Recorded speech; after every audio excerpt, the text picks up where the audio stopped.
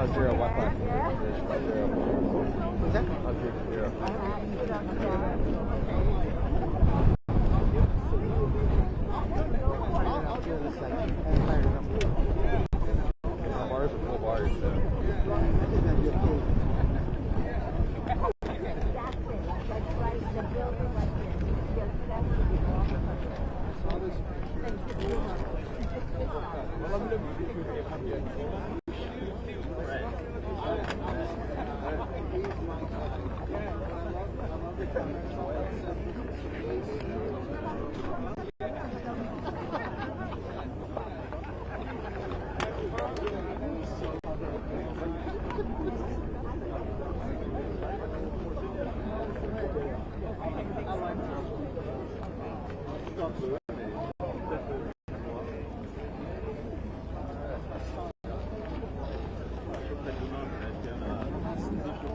not all full bars. They got like 2 bars, 3 bars, and 2 bars.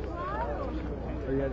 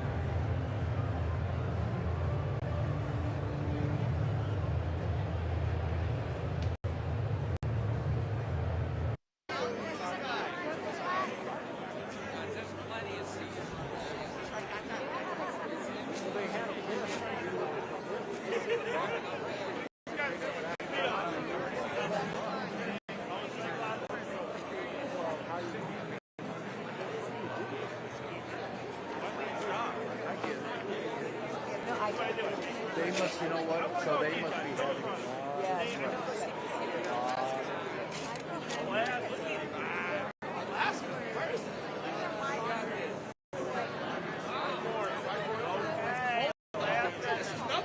Stop making friends. You don't need to bring everybody in. Oh. They gave me hand warmers. I heard Ryan, Amy.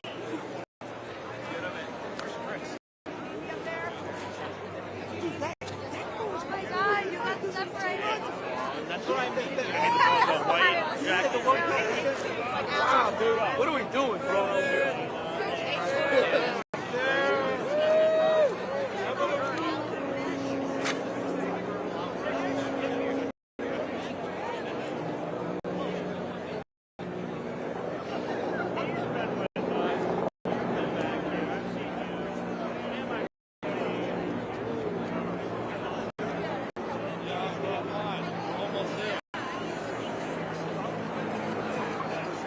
Trying to get to the Capital One Arena.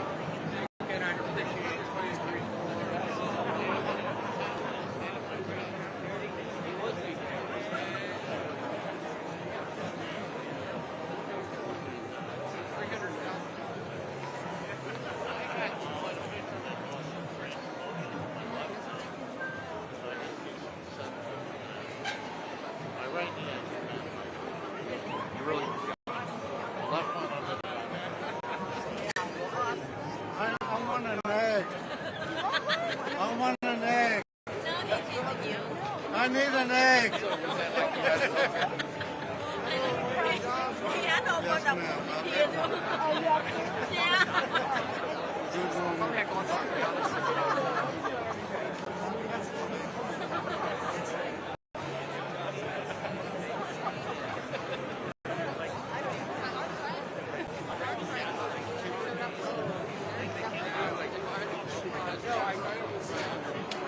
Those are not people. Where you go?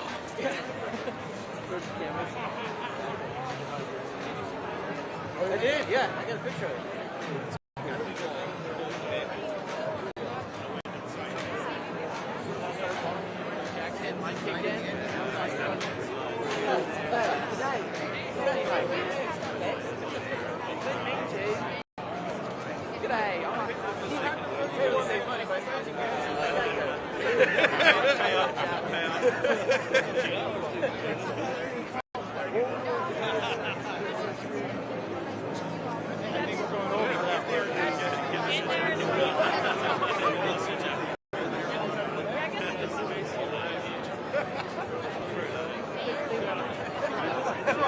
Why are you looking high to find me?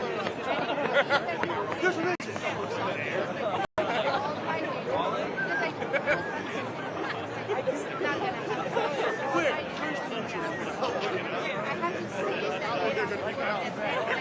it.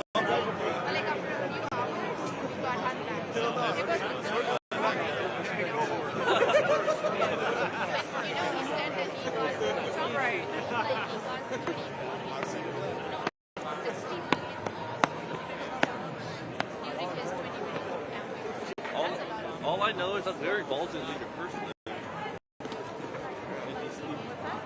It's coach too.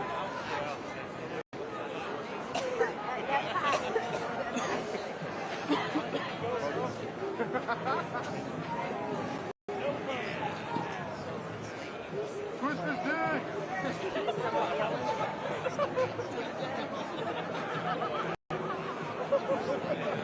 Hey, we're here.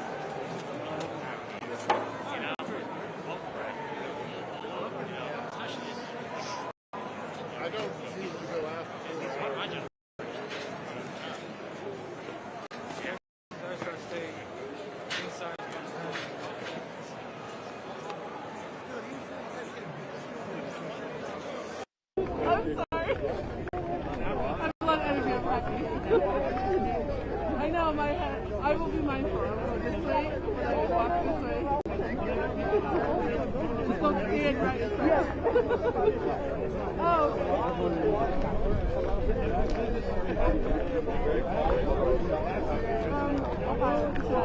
It's not bad. I mean, that's somewhere.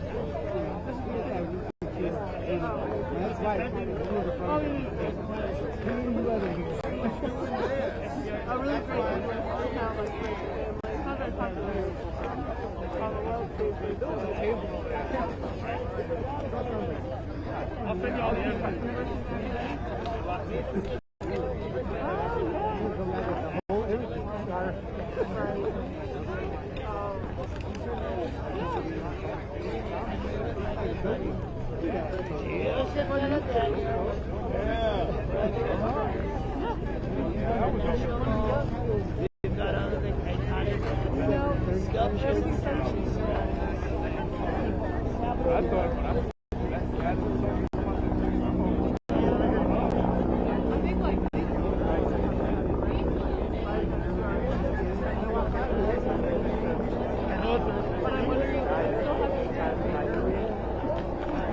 There were rumors about somewhere else.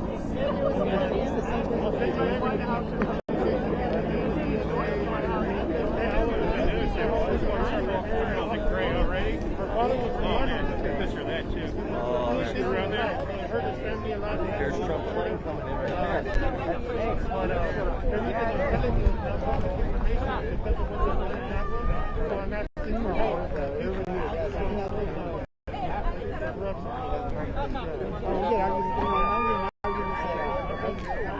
Thank you so much.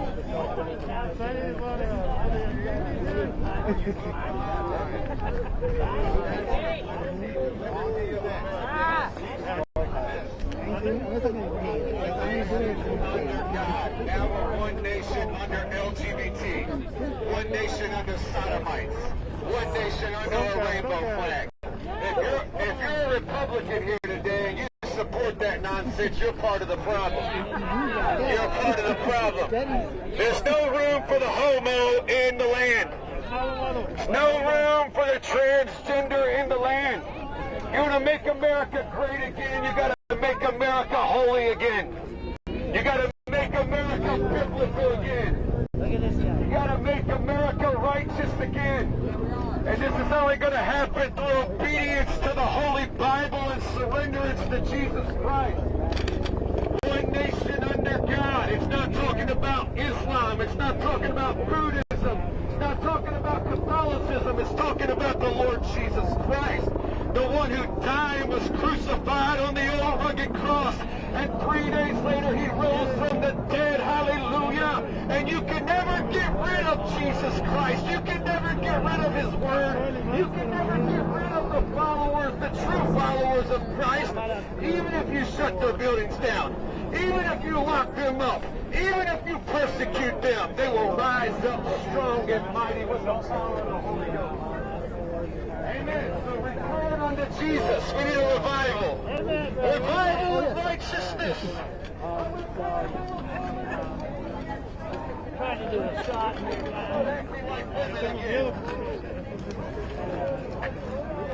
It's okay. Yeah, you screw up, just start over. We should have had it, you know?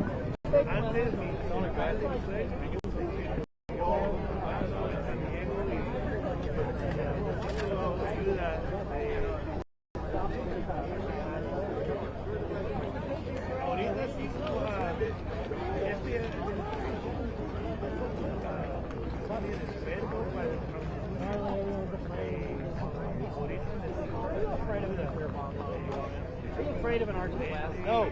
I'm not afraid. We need to stop living in fear, people. Stop living in fear. And get out here on the mall and go to the fire. Yes.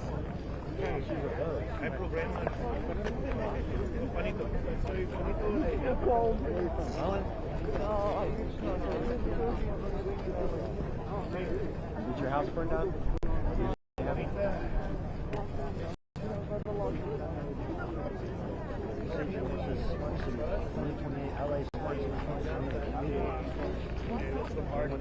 Everybody under their control. Tectonic slavery. Who am I talking about? Klaus Schwab was that fool that came over before. Please control. I plan on going to Davos after today. From IAD, from Dulles. Maybe I can be in front of preaching to the World Economic Forum. Yuval Harari, who said that the future isn't human. He's a transhumanist. And they have infected Holland, Serbia, Hungary somewhat. There's been a lot of pushback against the WEF in Holland, but not much. They want to ban farming. Just going to be audio, so. I'm going to go online with Invocation. Know about Alex Jones? Sorry, I'm trying to do better. Joseph Philip.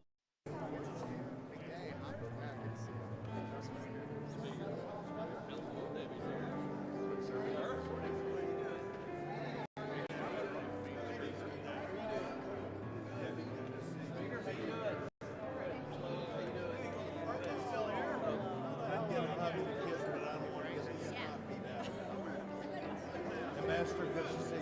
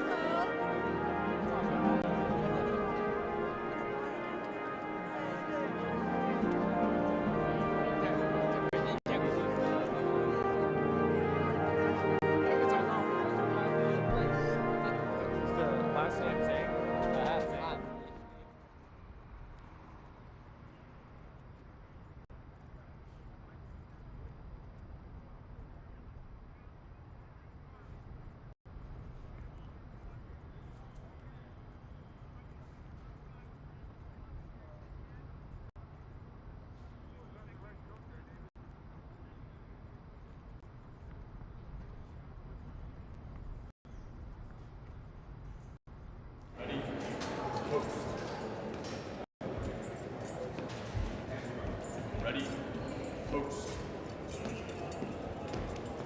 Ready, post.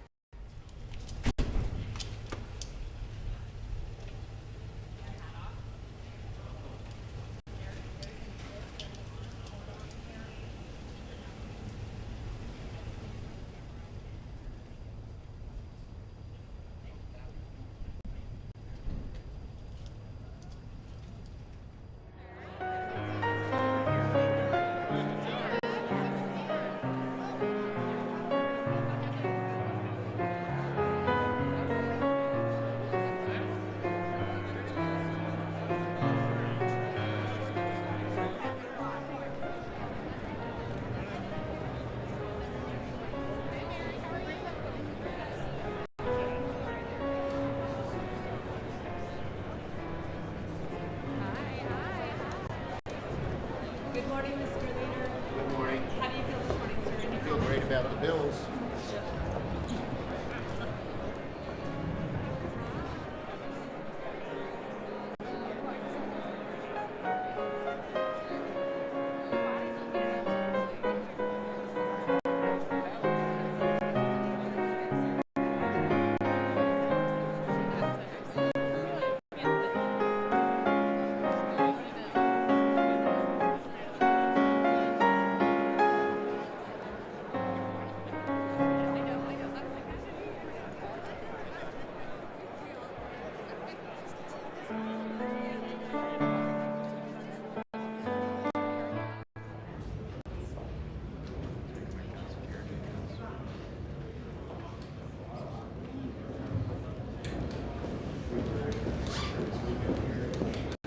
Mr. Speaker, good morning. How do you feel this morning? It's exciting. Bright, sunny outside, bright in our hearts. Sir, what are you expecting on executive orders?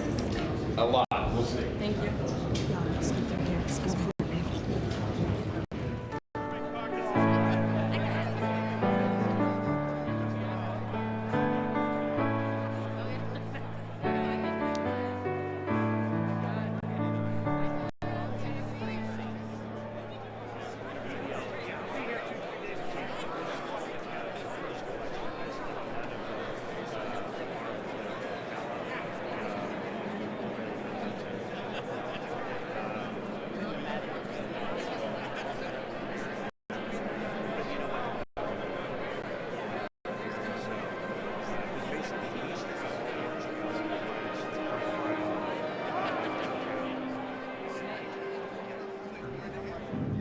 Mr. Majority Leader, good morning. How do you feel this morning? No interviews.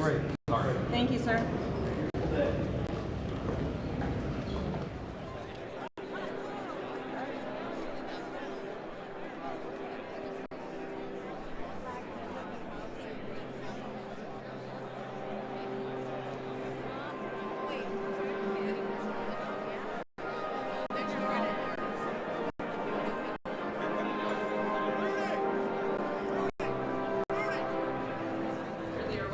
What is your message today? Sir, any comments? Thank you. No. You have it. You have it.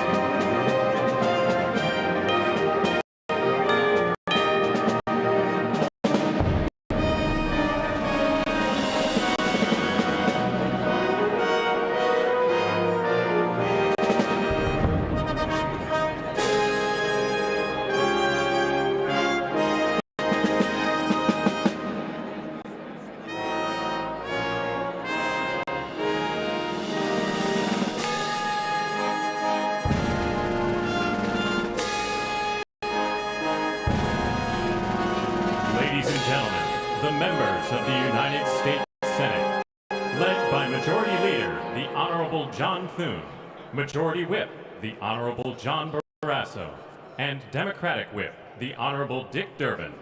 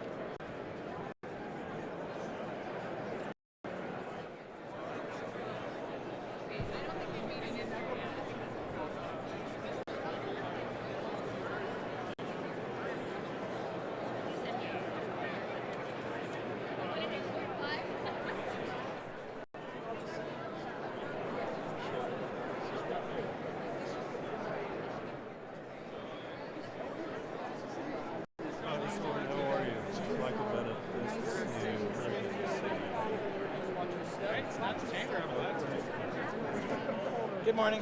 How are you? All right.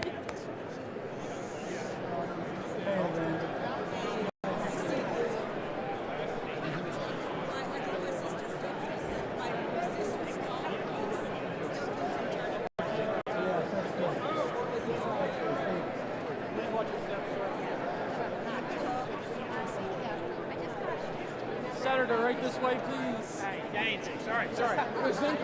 Focus. Go. We started. My man. Looking forward to working with her. Good to see you. Yeah. Ships. All right. Yeah. We missed you.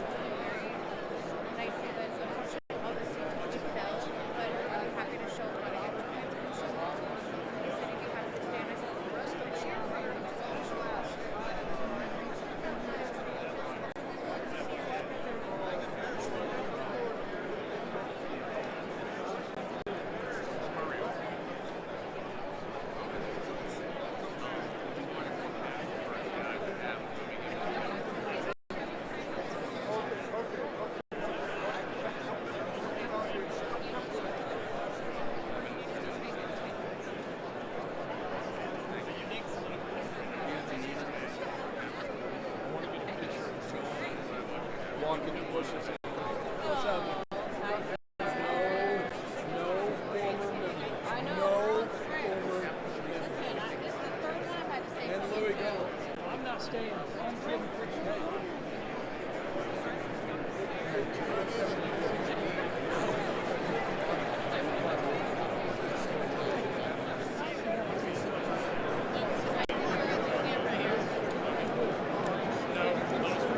Make sure it's a good shot.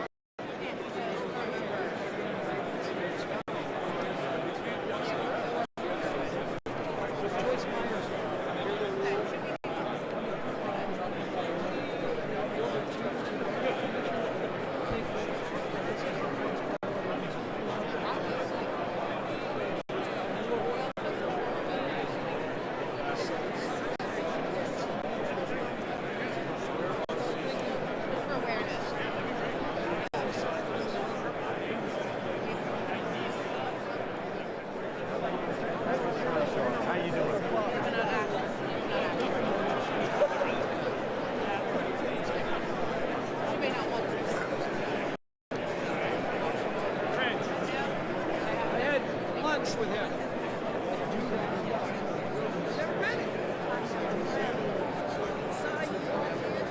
Ladies and gentlemen, the acting dean of the diplomatic corps.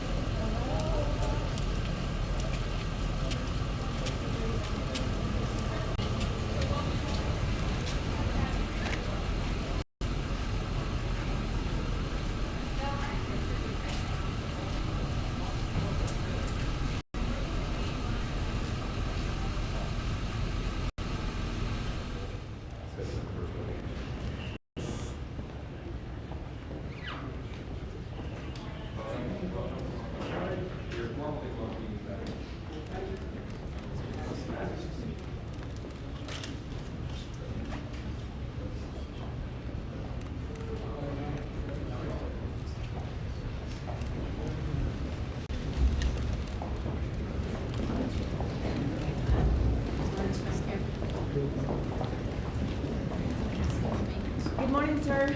How are you this morning? Good Mr. morning. Thank you. President Trump, how do you feel? President Biden? Well,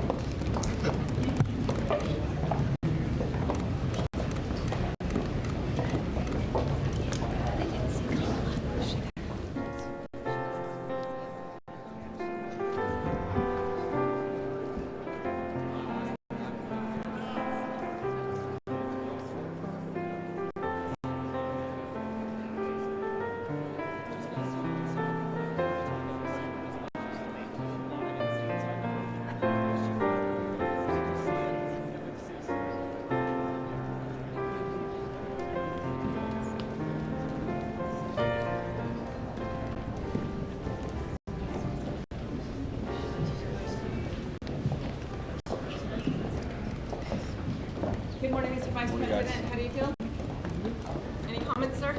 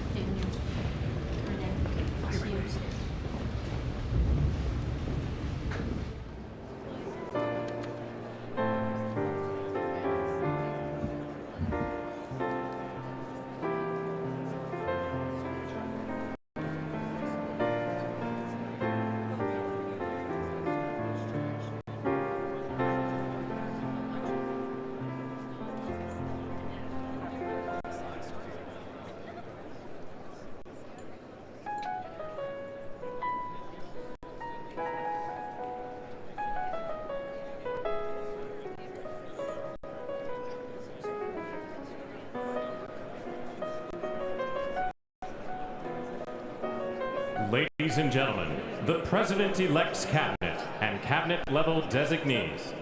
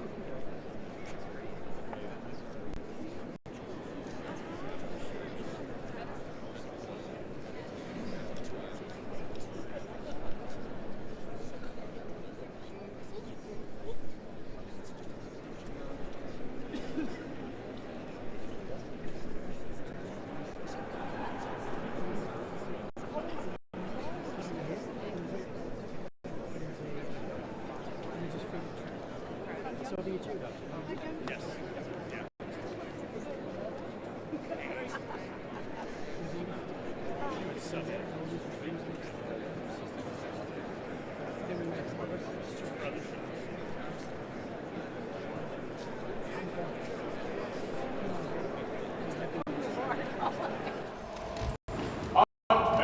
Attention!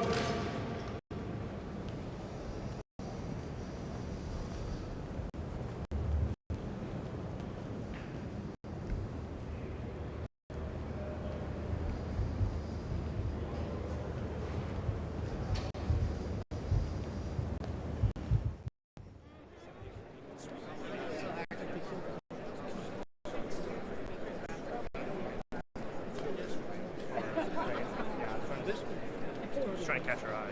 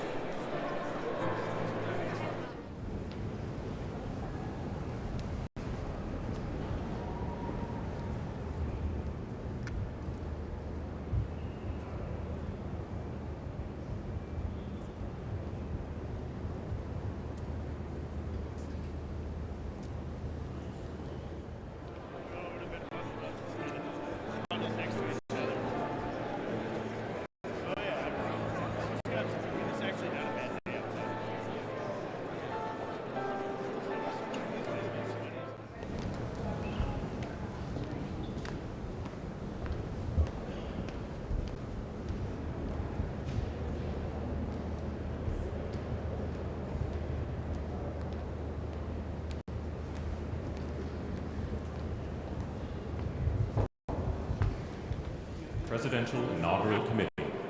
Committee Co-Chair, Mr. Steve Whitcomb.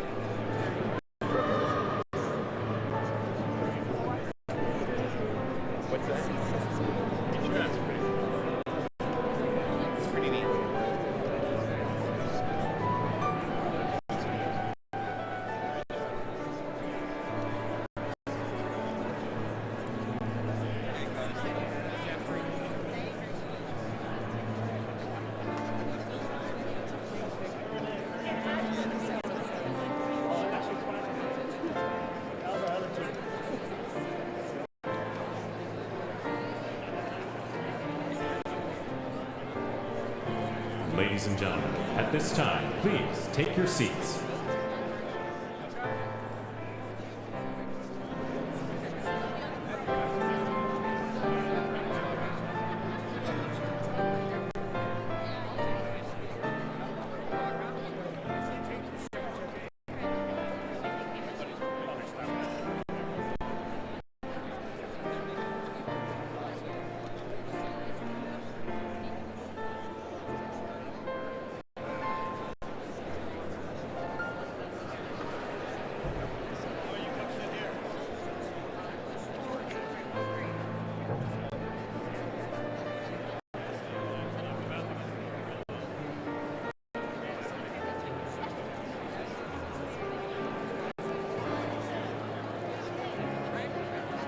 Ladies and gentlemen, at this time, please be seated.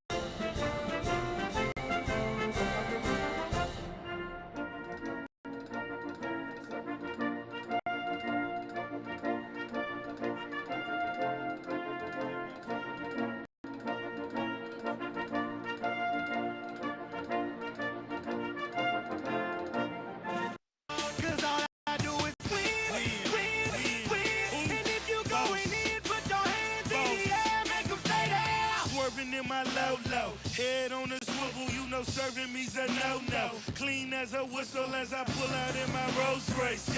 Yellow bone passenger, they see it, they say, oh boy. Tell Cali, back it up, my call me loco. Down for armed trafficking, don't make me pull up. Ask you what you laughing at, represent that mud life. Dirty money, better get your mud right. We come together holding hands and holler hood life. We all strapping all black, it's like,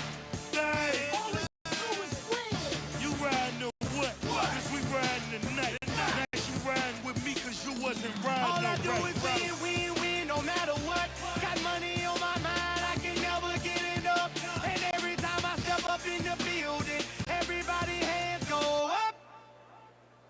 And they stay there, and they say yeah, and they stay there. Cause all I do is win, win, win. And if you going in, put your hands in the air, make them stay there. Heat in the kitchen, pot on the stove, water getting boiled. Being sold, Snoopy in the hookie, system overload. I've been running this rap game since I was 20 years old. I hung with the worst of them, bust till I burst them up. Check, hey, 1, 2, hey, hey. Check, check, 1, 2, hey. Check, 2, hey. 1, 2, hey. Yep. I am talking. Hello, Aria. Check, 1, 2, hey, hey. 1, 2, hey, 2, hey. 1, 2. Check, 1, 2, hey.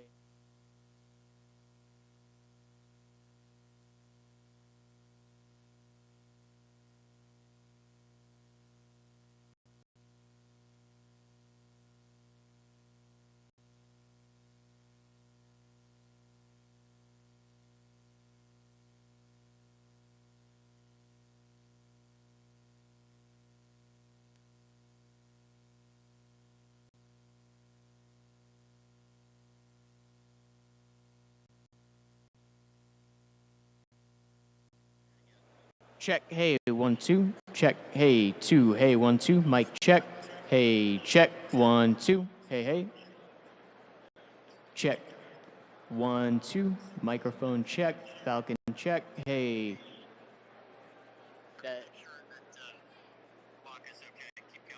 Yep. Check, hey.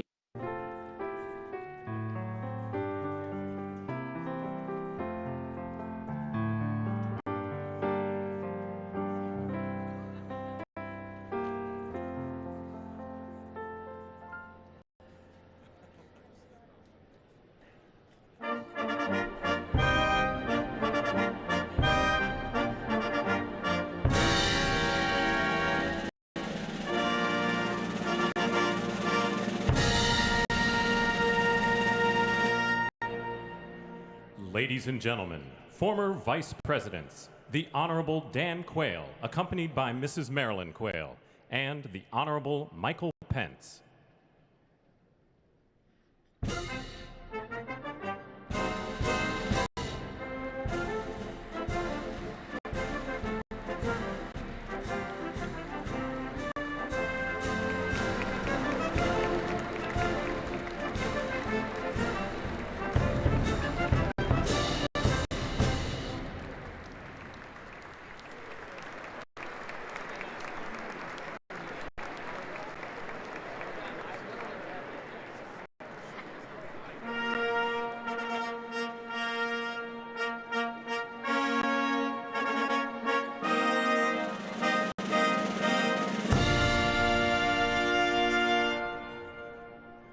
Ladies and gentlemen, the 42nd President of the United States, the Honorable William J. Clinton, accompanied by the Honorable Hillary Rodham Clinton.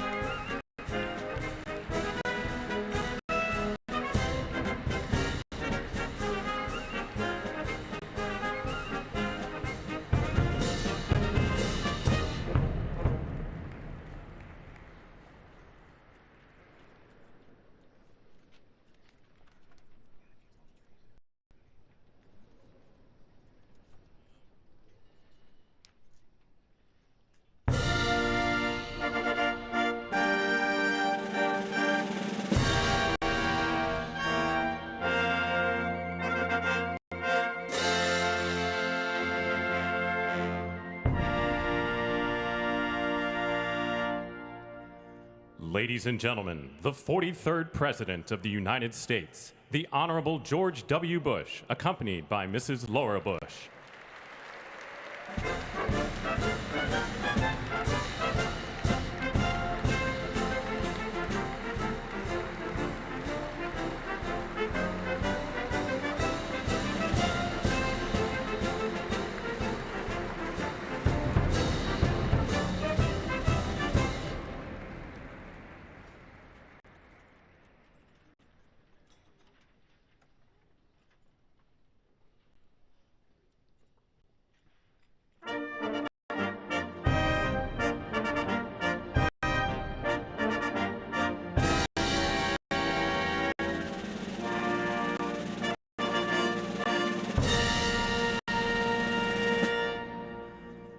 Ladies and gentlemen, the 44th President of the United States, the Honorable Barack H. Obama.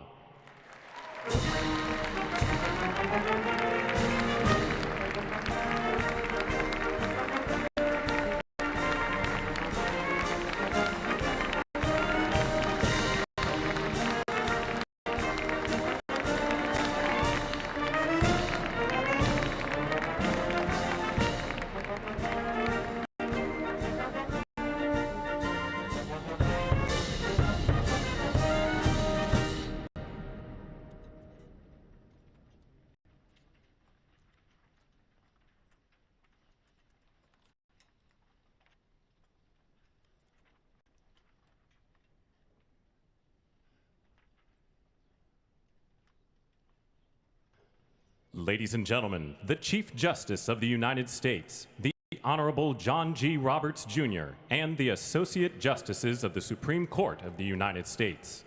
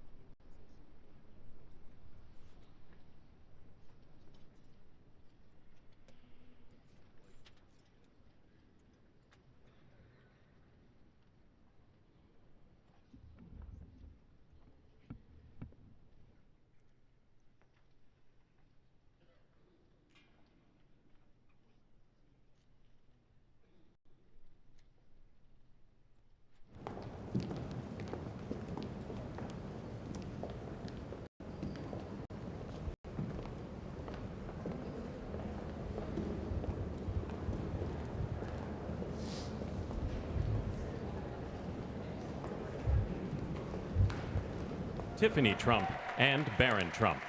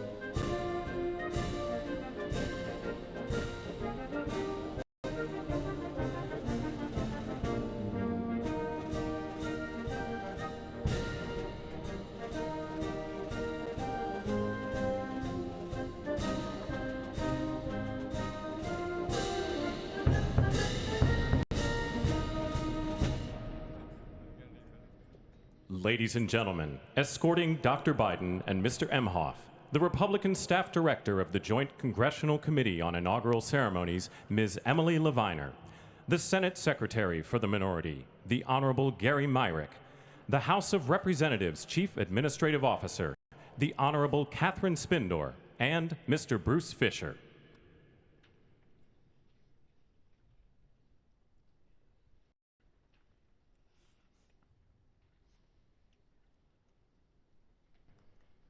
Ladies and gentlemen, Dr. Jill Biden and Mr. Douglas Emhoff.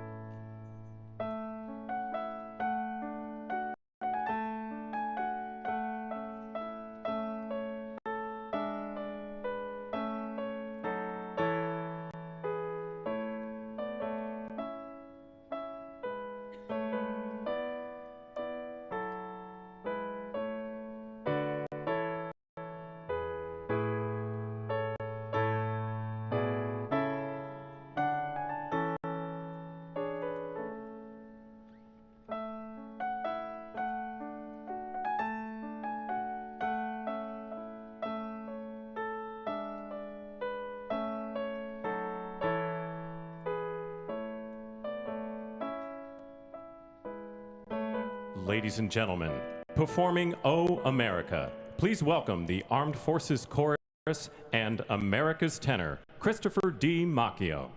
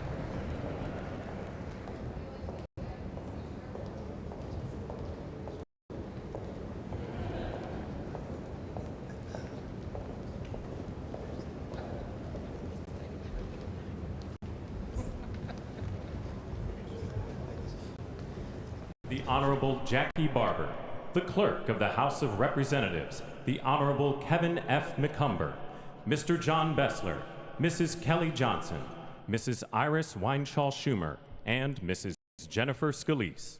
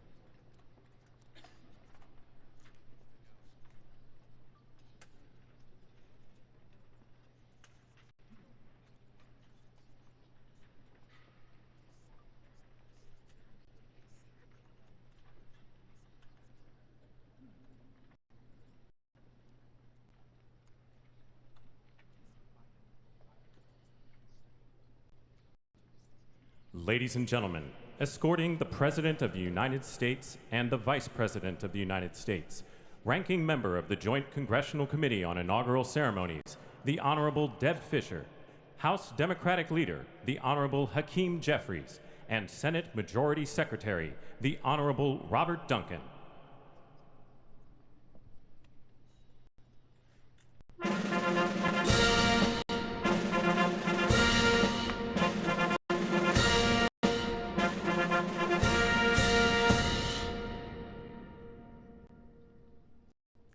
Ladies and gentlemen, the President of the United States, the Honorable Joseph R. Biden, Jr., and Vice President of the United States, the Honorable Kamala Devi Harris.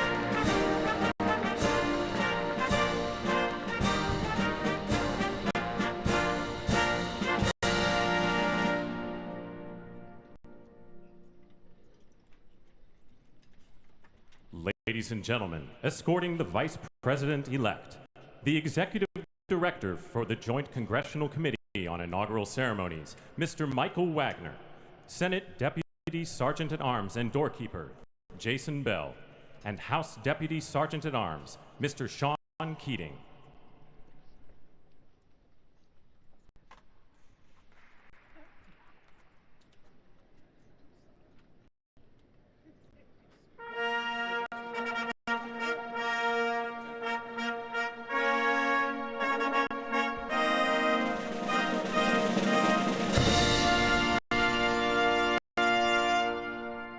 Ladies and gentlemen, the Vice President-elect of the United States, the Honorable J.D. Vance.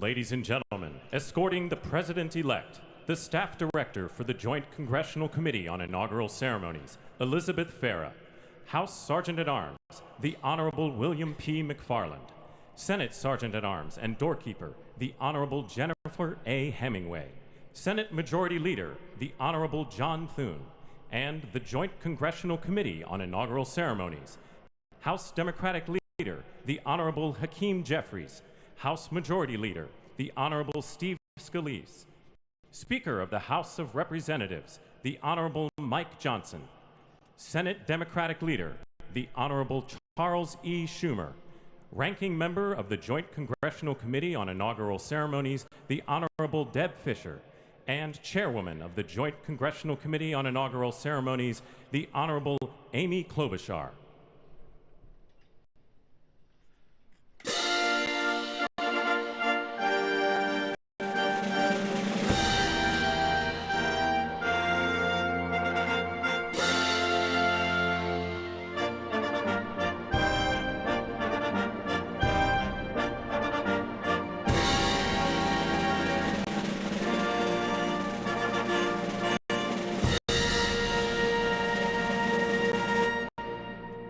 Ladies and gentlemen, the President-elect of the United States, the Honorable Donald John Trump.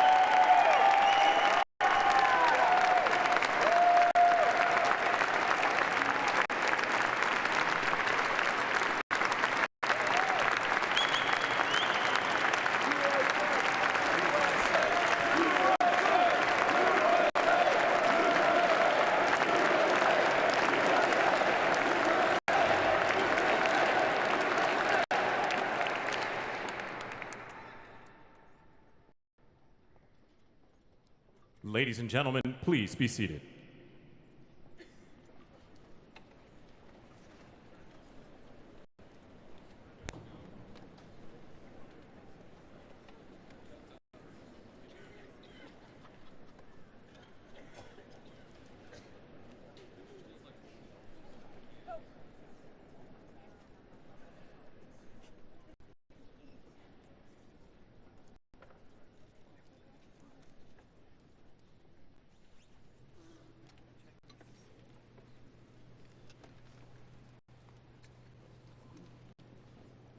Please welcome the chairwoman of the Joint Congressional Committee on Inaugural Ceremonies, the Honorable Amy Klobuchar.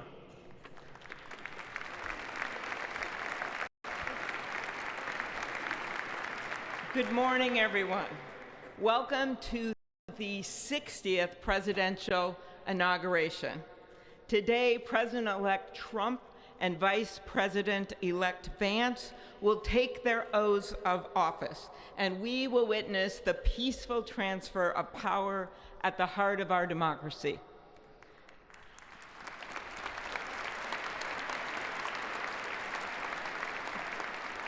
For the past year, I've chaired the Inaugural Ceremony Committee, which includes the leadership of Congress from both parties. We thank the committee and Capitol staff and law enforcement who worked so hard over the last year, and especially the last 3 days. You've done a beautiful job, and you have shown grace under pressure.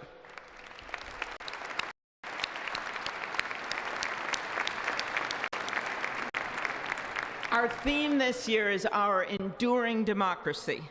The presence of so many presidents and vice presidents here today is truly a testament to that endurance. We welcome President Biden and Dr. Biden. We welcome Vice President Harris and Doug Emhoff, President Obama, President Clinton and Secretary Clinton, President Bush and Laura Bush, Vice President Pence, Vice President Quayle and Marilyn Quayle. The justices of the United States Supreme Court are with us, all 9 of them I counted, and of course the Trump and Vance families. This ceremony marks what will soon be 250 years of our democracy.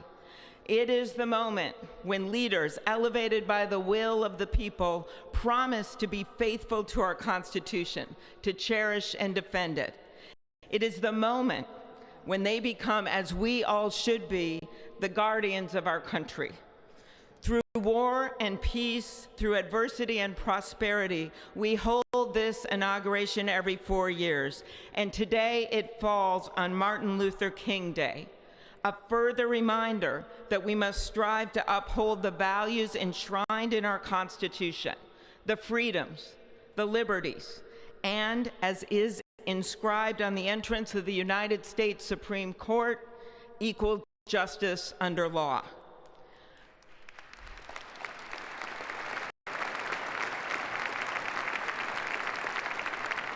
But what makes this moment more than a passing ceremony is all who are watching it across the country, the people of this nation, the ordinary people doing extraordinary things. President Kennedy, who at one point worked as a senator in this building and would often walk through this very rotunda, once said, "In a democracy, every citizen, regardless of interest in politics, holds office. Every one of us is in a position of responsibility." With that responsibility of citizenship comes an obligation not to seek out malice, as President Lincoln once reminded us, but to view others with a generosity of spirit despite our differences. With that responsibility of leadership comes an obligation to stand our ground when we must and find common ground when we can. With everything swirling around us, the hot mess of division, it is on all of us, to quote an incredible songwriter who just happened to be born in my state, to ensure that our nation's democracy is our shelter from the storm. There's a reason this ceremony takes place at the Capitol. In other countries, it might be in a presidential palace or a gilded executive office building. Here it is traditionally held at the Capitol, the People's House. It is a fitting reminder of the system of checks and balances that is the very foundation of our government, 3 equal branches of government. That is how, for nearly 250 years, our great American experiment, grounded in the rule of law, has endured. So, as we inaugurate a new president and vice president, let us remember that the power of those in this room comes from the people. The construction workers who build our country, the teachers and healthcare workers who nurture us, the troops defending our freedoms, and yes, the firefighters in Los Angeles putting themselves on the line for us.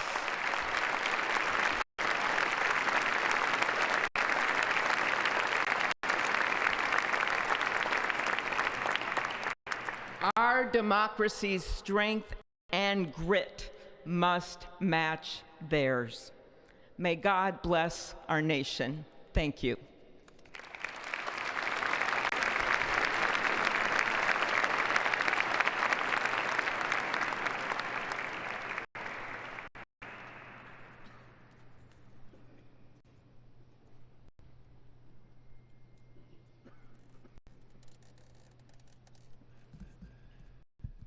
Good afternoon. Endurance through the years is the ultimate test. To persevere through time is the truest measure of an idea, an institution, and a nation. Our founders wrote the Constitution so that America could withstand all the twists and turns of time. They wrote it to guide us and to preserve forever our right of life, liberty, and the pursuit of happiness. But as much as the truths and principles enshrined in our Constitution remain the same, our democracy promises the American people the power to change, to chart their own destiny. That's the beauty. That is the importance of democracy. It allows the endurance, the permanence of a nation through change. It allows nations like our United States both to avoid the obstacles and to seize the opportunities God has placed before us, all while staying true to our founding principles. Today is our country's 60th inauguration ceremony. Like all the others before it, it is a celebration of our right to set our uniquely American course. The past several years have been trying at times for many, many Americans, and also for the nations of the free world that we humbly strive to lead. In November, Americans chose again to steer this nation towards greatness, the secure, safe, and prosperous future that our founders envisioned for all of us. And today, we celebrate not only their decision to do so, but also the simple right and wisdom of a free people to make their own choice so that their nation might endure. And now, allow me to welcome Archbishop Timothy Dolan and Reverend Franklin Graham, who will deliver our invocation. Please rise.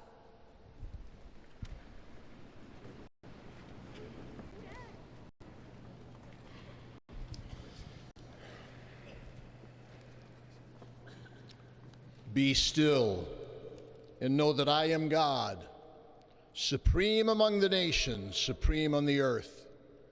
Let us pray. Remembering General George Washington on his knees at Valley Forge, recalling Abraham Lincoln at his second inaugural, with malice toward none, with charity for all, with firmness in the right as God gives us to see the right. Remembering General George Patton's instructions to his soldiers as they began the Battle of the Bulge 8 decades ago. Pray. Pray when fighting. Pray alone. Pray with others. Pray by night. Pray by day. Observing the birthday of the Reverend Martin Luther King, who warned, without God, our efforts turn to ashes.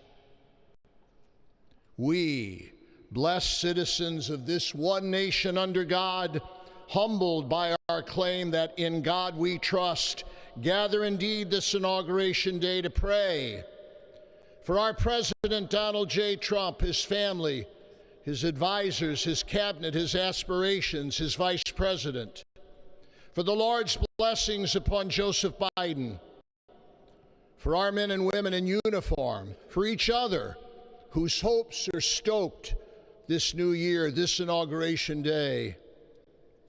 We cannot err in relying upon that prayer from the Bible, upon which our president will soon place his hand in oath, as we make our own the supplications of King Solomon for wisdom as he began his governance. God of our fathers, in your wisdom you set man to govern your creatures, to govern in holiness and justice, to render justice with integrity. Give our leader wisdom, for he is your servant, aware of his own weakness and brevity of life. If wisdom which comes not from you be not with him, he shall be held in no esteem. Send wisdom from heavens that she may be with him, that he may know your designs. Please, God, bless America. Please, mend her every flaw. You are the God in whom we trust, who lives and reigns forever and ever. Amen.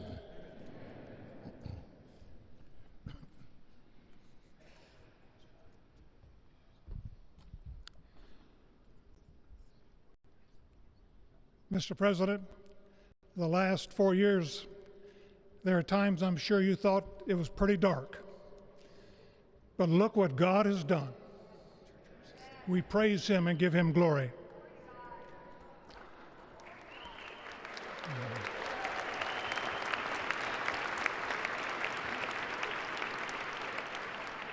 Let us pray. Our Father and our God, thou hast said, blessed is the nation whose God is the Lord. As the prophet Daniel prayed, blessed be the name of God forever and ever. For wisdom and might are his. He changes the times and the seasons. He removes kings. He raises up kings. He gives wisdom to the wise and knowledge to those who have understanding. Our Father, today, as President Donald J. Trump takes the oath of office once again, we come to say thank you, O Lord our God.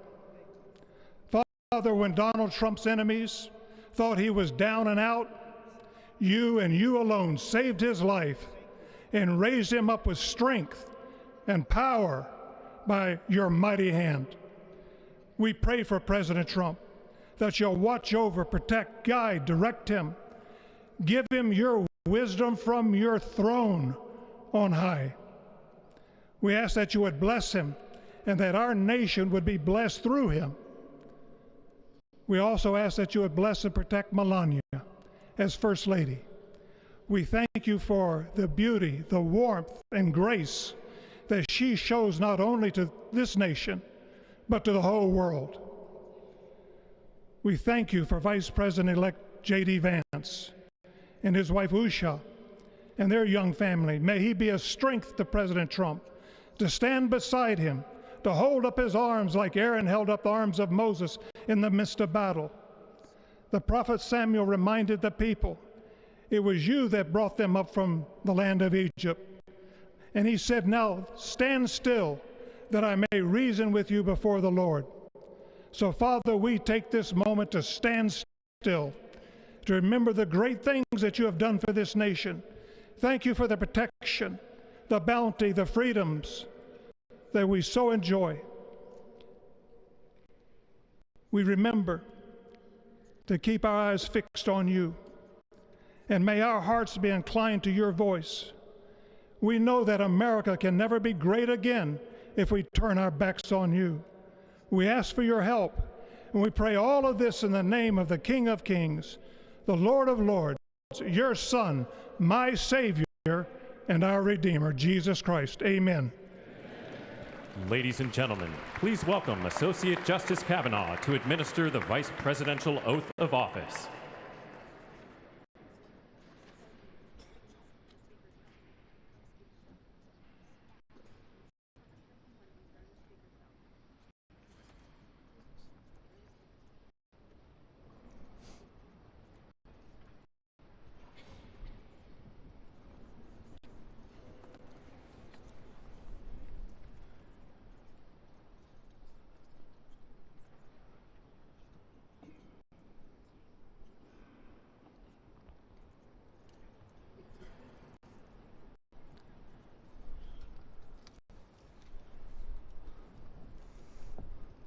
Please raise your right hand and repeat after me. I, James David Vance, do solemnly swear. I, James David Vance, do solemnly swear that I will support and defend the Constitution of the United States. that I will support and defend the Constitution of the United States against all enemies, foreign and domestic. against all enemies, foreign and domestic. That I will bear true faith That I will bear true faith and allegiance to the same. and allegiance to the same. That I take this obligation freely. That I take this obligation freely without any mental reservation. without any mental reservation or purpose of evasion. or purpose of evasion. And that I will well and faithfully discharge. And that I will well and faithfully discharge the duties of the office. the duties of the office On which I am about to enter. on which I am about to enter. So help me God. So help me God. Congratulations, Mr. Vice President.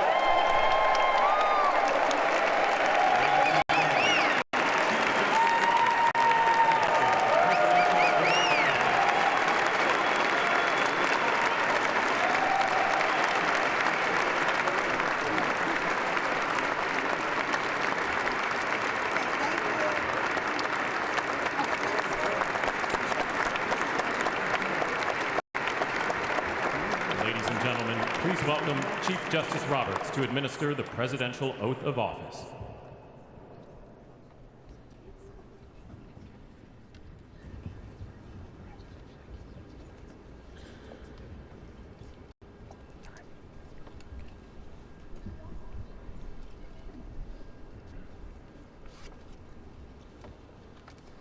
Please raise your right hand and repeat after me. I, Donald John Trump, do solemnly swear. I, Donald John Trump, do solemnly swear that I will faithfully execute the office of President of the United States the office of President of the United States and will, to the best of my ability, preserve, protect, and defend preserve, protect, and defend the Constitution of the United States. the Constitution of the United States. So help me God. So help me God. Congratulations, Mr. President.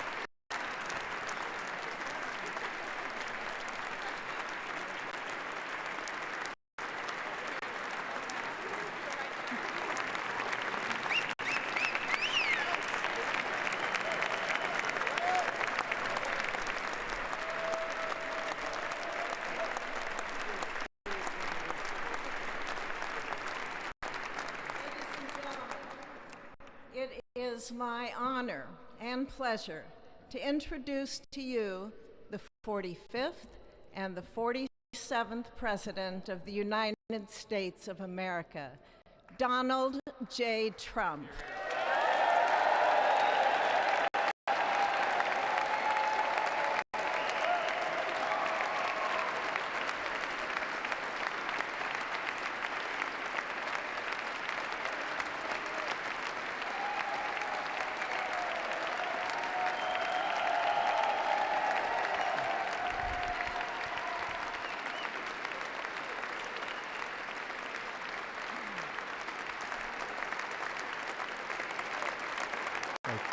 Thank you very much, everybody. Well, thank you very, very much. Vice President Vance, Speaker Johnson, Senator Thune, Chief Justice Roberts, Justices of the United States Supreme Court, President Clinton, President Bush, President Obama, President Biden, Vice President Harris, and my fellow citizens. The golden age of America begins right now.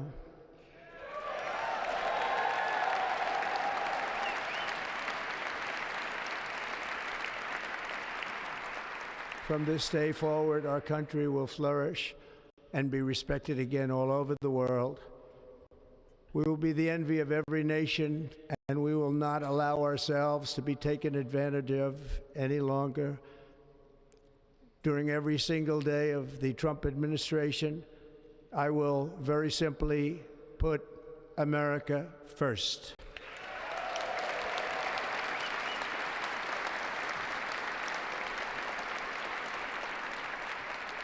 Our sovereignty will be reclaimed.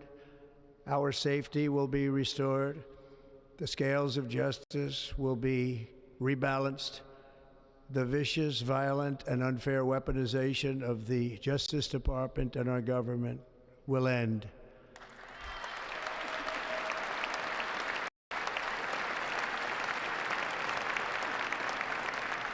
And our top priority will be to create a nation that is proud, prosperous, and free.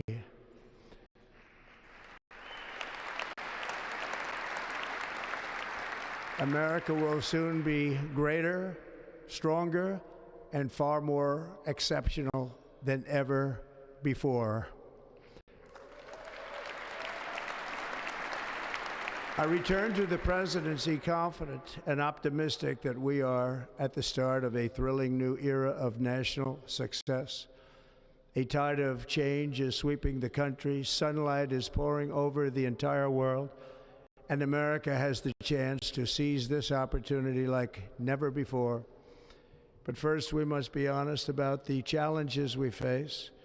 While they are plentiful, they will be annihilated by this great momentum that the world is now witnessing in the United States of America. As we gather today, our government confronts a crisis of trust. For many years, a radical and corrupt establishment has extracted power and wealth from our citizens while the pillars of our society lay broken and seemingly in complete disrepair. We now have a government that cannot manage even a simple crisis at home, while at the same time stumbling into a continuing catalog of catastrophic events abroad. It fails to protect our magnificent, law-abiding American citizens, but provides sanctuary and protection for dangerous criminals, many from prisons and mental institutions that have illegally entered our country from all over the world. We have a government that has given unlimited funding to the defense of foreign borders, but refuses to defend American borders or, more importantly, its own people.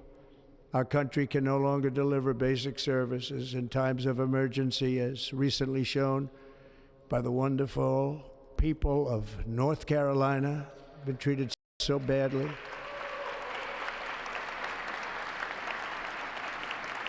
And other states who are still suffering from a hurricane that took place many months ago. Or more recently, Los Angeles, where we're watching fires still tragically burn. from weeks ago without even a token of defense. They're raging through the houses and communities, even affecting some of the wealthiest and most powerful individuals in our country, some of whom are sitting here right now. They don't have a home any longer. That's interesting. But we can't let this happen. Everyone is unable to do anything about it. That's going to change.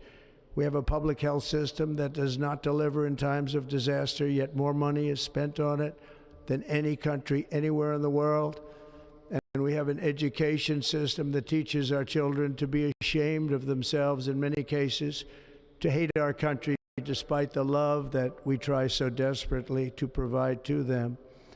All of this will change starting today, and it will change very quickly.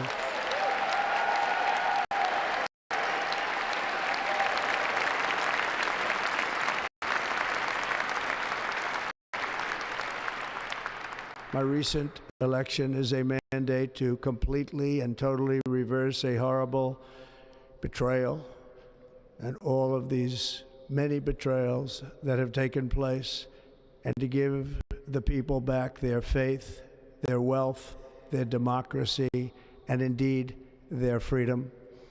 From this moment on, America's decline is over.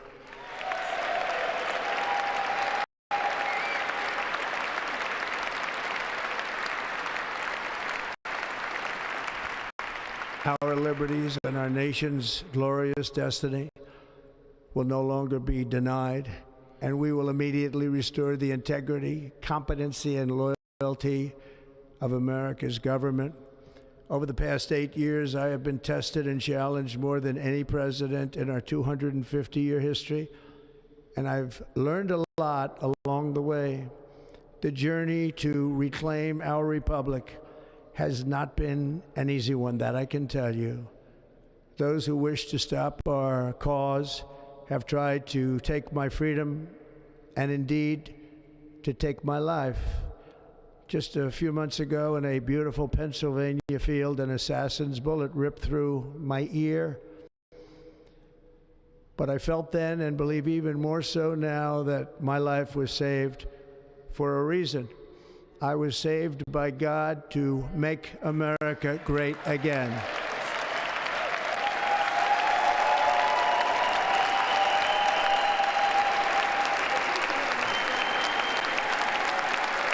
Thank you.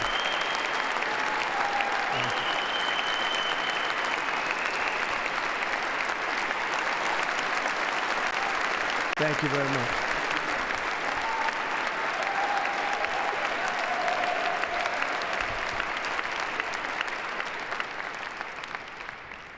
That is why each day under our administration of American patriots, we will be working to meet every crisis with dignity and power and strength. We will move with purpose and speed to bring back hope, prosperity, safety, and peace for citizens of every race, religion, color, and creed. For American citizens, January 20th, 2025 is Liberation Day.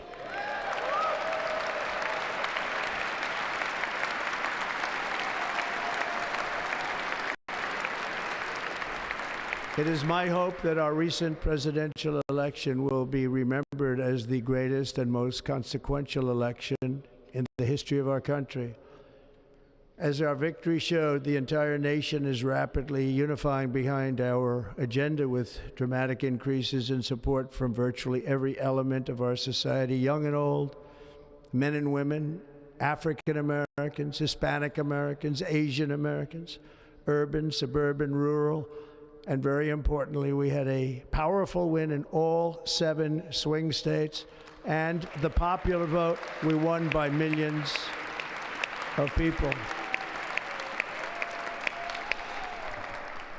To the Black and Hispanic communities, I want to thank you for the tremendous outpouring of love and trust that you have shown me with your vote. We set records, and I will not forget it. I've heard your voices in the campaign, and I look forward to working with you in the years to come. Today is Martin Luther King Day, and his honor, this will be a great honor, but in his honor we will strive together to make his dream a reality. We will make his dream come true.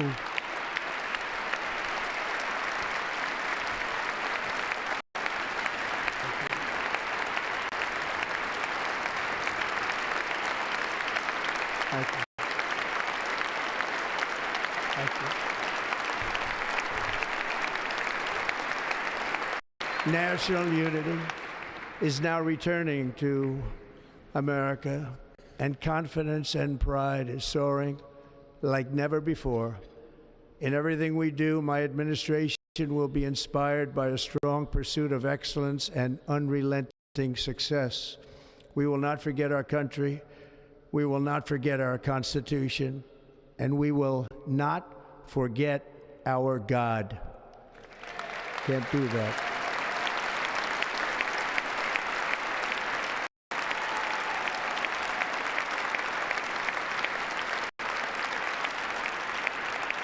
Today I will sign a series of historic executive orders. With these actions, we will begin the complete restoration of America and the revolution of common sense. It's all about common sense. First, I will declare a national emergency at our southern border.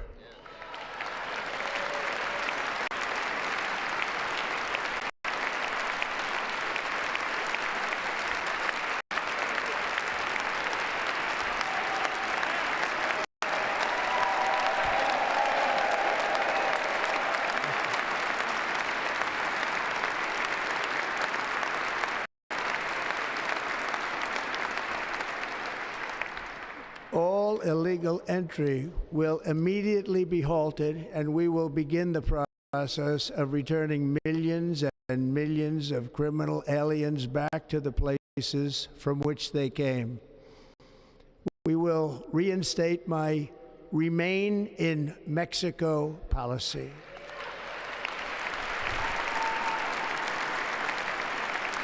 I will end the practice of catch and release.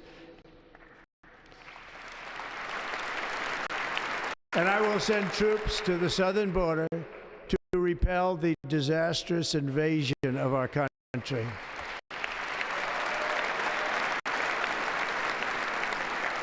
Under the orders I signed today, we will also be designating the cartels as foreign terrorist organizations.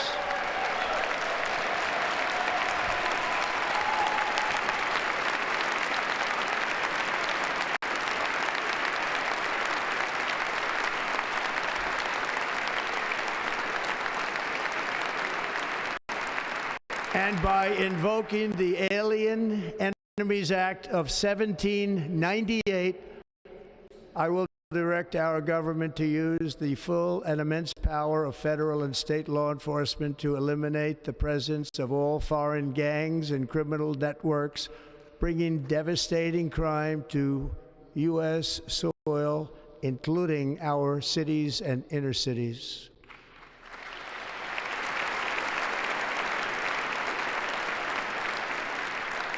As Commander-in-Chief, I have no higher responsibility than to defend our country from threats and invasions, and that is exactly what I am going to do. We will do it at a level that nobody's ever seen before. Next, I will direct all members of my cabinet to marshal the vast powers at their disposal to defeat what was record inflation and rapidly bring down costs and prices.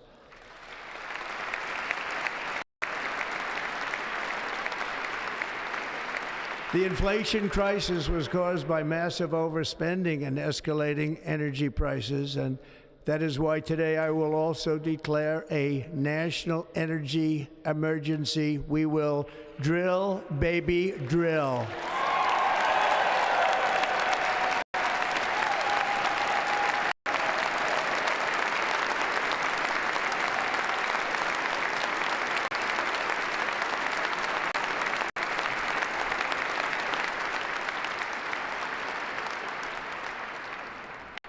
America will be a manufacturing nation once again, and we have something that no other manufacturing nation will ever have, the largest amount of oil and gas of any country on earth, and we are going to use it.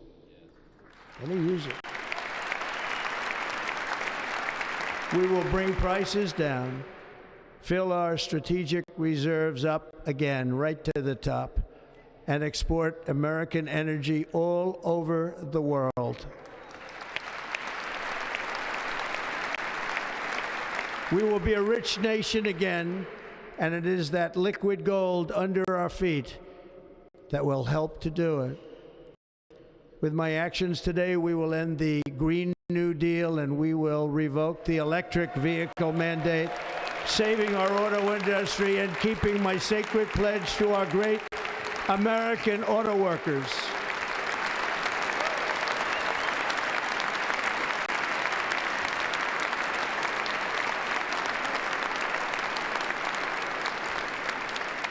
In other words, you'll be able to buy the car of your choice. We will build automobiles in America again at a rate that nobody could have dreamt possible just a few years ago.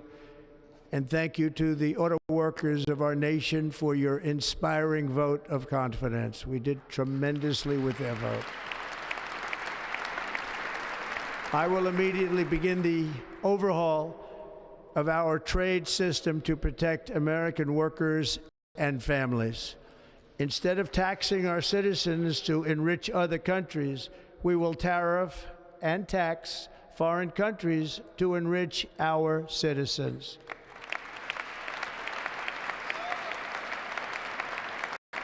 For this purpose, we are establishing the External Revenue Service to collect all tariffs, duties, and revenues. It will be massive amounts of money pouring into our treasury, coming from foreign sources.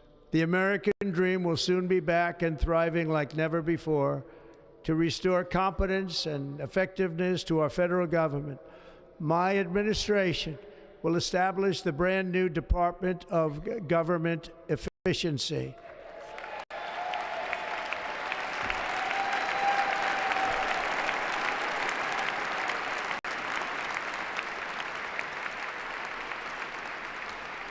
After years and years of illegal and unconstitutional federal efforts to restrict free expression, I will also sign an executive order to immediately stop all government censorship and bring back free speech to America.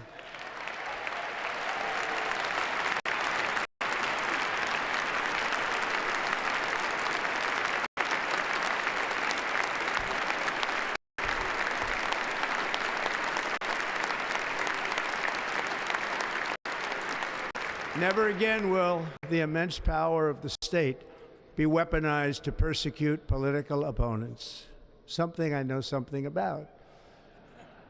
We will not allow that to happen. It will not happen again. Under my leadership, we will restore fair, equal, and impartial justice under the constitutional rule of law.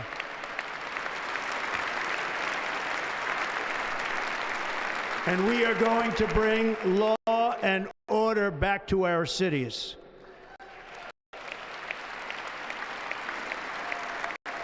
This week, I will also end the government policy of trying to socially engineer race and gender into every aspect of public and private life.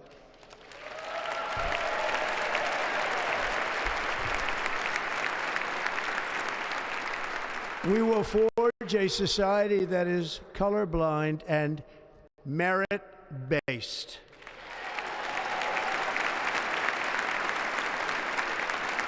As of today, it will henceforth be the official policy of the United States government that there are only two genders, male and female.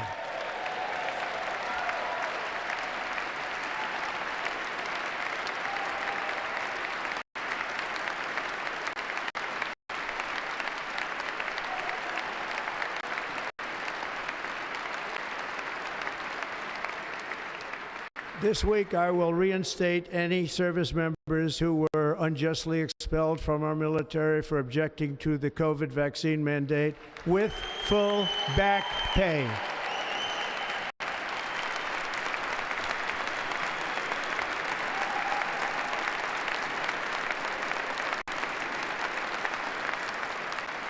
And I will sign an order to stop our warriors from being subjected to radical political theories and social experiments while on duty. It's going to end immediately.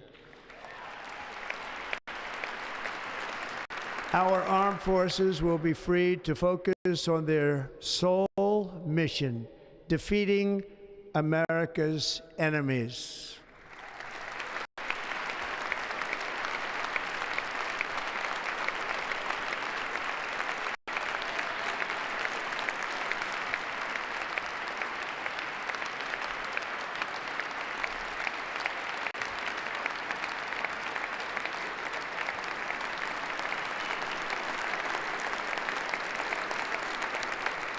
Like in 2017, we will again build the strongest military the world has ever seen. We will measure our success not only by the battles we win, but also by the wars that we end, and perhaps most importantly, the wars we never get into.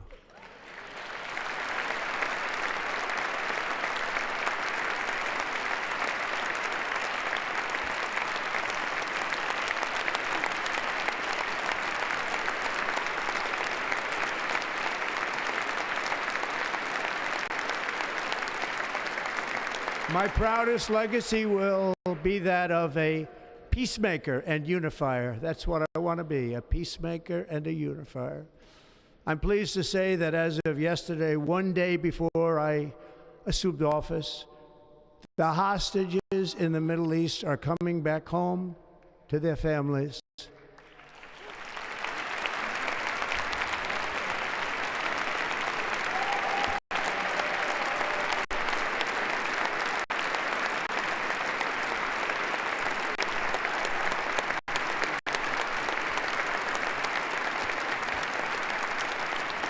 Thank you. America will reclaim its rightful place as the greatest, most powerful, most respected nation on earth, inspiring the awe and admiration of the entire world. A short time from now, we are going to be changing the name of the Gulf of Mexico to the Gulf of America, and we will restore the name of a great president, William McKinley, to Mount McKinley, where it should be and where it belongs.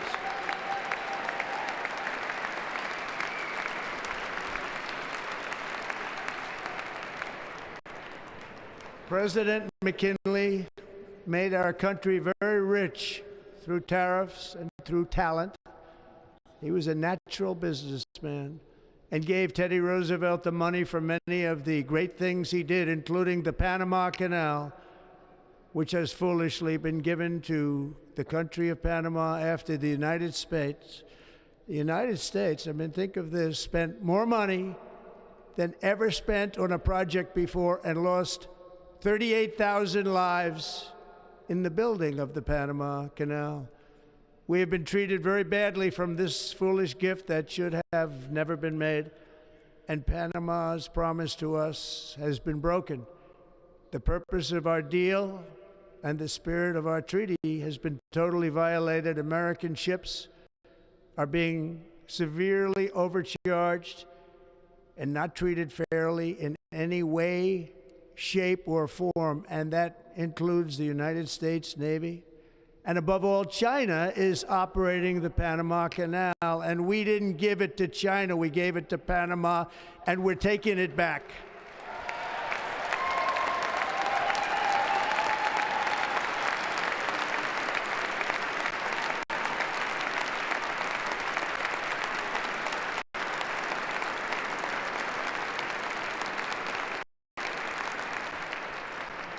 Above all, my message to Americans today is that it is time for us to once again act with courage, vigor, and the vitality of history's greatest civilization.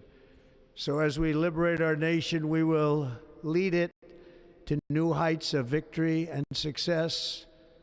We will not be deterred.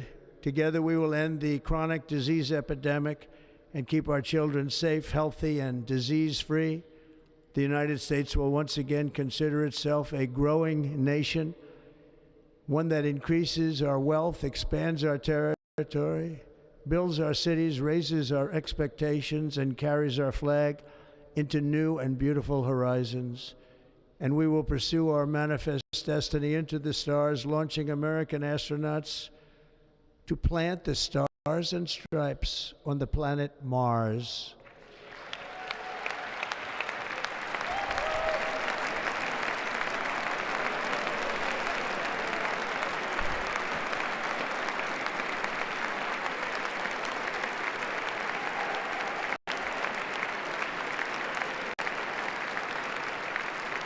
Ambition is the lifeblood of a great nation, and right now our nation is more ambitious than any other. There's no nation like our nation.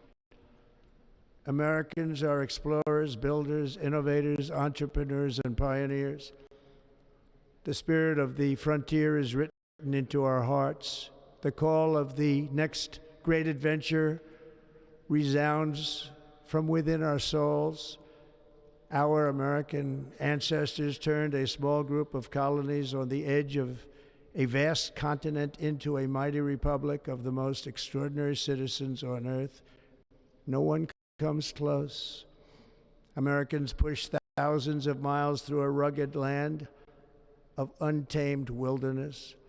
They crossed deserts, scaled mountains, braved untold dangers, won the Wild West, ended slavery, rescued millions from tyranny, lifted billions from poverty, harnessed electricity, split the atom, launched mankind into the heavens, and put the universe of human knowledge into the palm of the human hand. If we work together, there is nothing we cannot do and no dream we cannot achieve. Many people thought it was impossible for me to stage such a historic political comeback. But as you see today, here I am. The American people have spoken.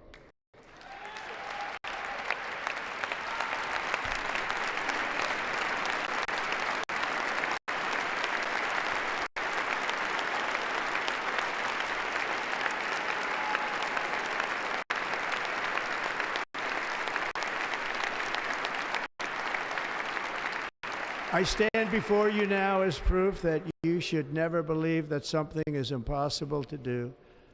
In America, the impossible is what we do best.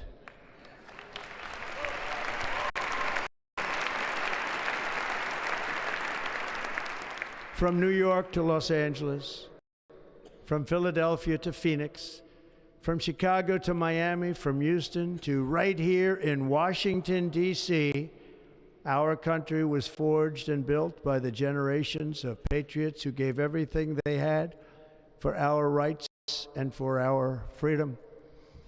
They were farmers and soldiers, cowboys and factory workers, steel workers and coal miners, police officers and pioneers who pushed onward, marched forward, and let no obstacle defeat their spirit or their pride. Together they laid down the railroads, raised up the skyscrapers, built great highways, won 2 world wars, defeated fascism and communism, and triumphed over every single challenge that they faced. After all we have been through together, we stand on the verge of the 4 greatest years in American history. With your help, we will restore America, promise, and we will rebuild the nation that we love, and we love it so much. We are one people, one family, and one glorious nation under God. So to every parent who dreams for their child, and every child who dreams for their future, I am with you, I will fight for you, and I will win for you. We are going to win like never before.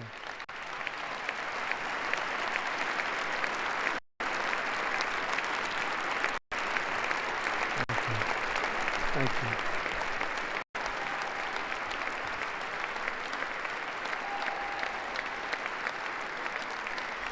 Thank you. Thank you. In recent years, our nation has suffered greatly, but we are going to bring it back and make it great again, greater than ever before. We will be a nation like no other, full of compassion, courage, and exceptionalism. Our power will stop all wars and bring a new spirit of unity to a world that has been angry, violent, and totally unpredictable. America will be respected again and admired again, including by people of religion, faith, and goodwill. We will be prosperous. We will be proud. We will be strong, and we will win like never before. We will not be conquered. We will not be intimidated. We will not be broken, and we will not fail. From this day on, the United States of America will be a free, sovereign, and independent nation. We will stand bravely. We will live proudly. We will dream boldly, and nothing will stand in our way because we are Americans. The future is ours, and our golden age has just begun. Thank you. God bless America. Thank you all. Thank you. Thank you very much. Thank you very much. Thank you.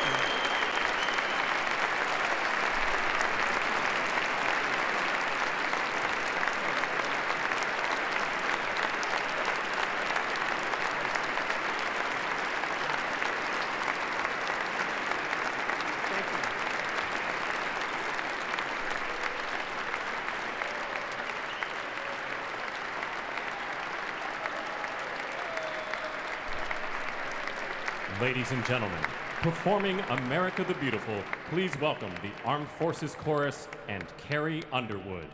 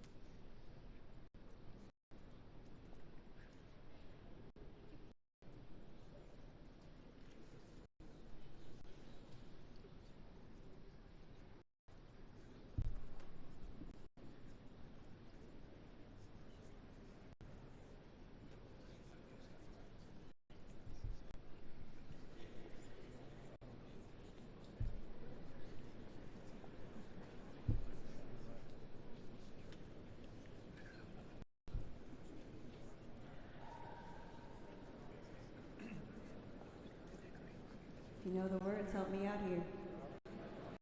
Oh, beautiful for spacious skies, for amber waves of grain, for purple mountain majesties above the fruited plain. America, America, God shed His grace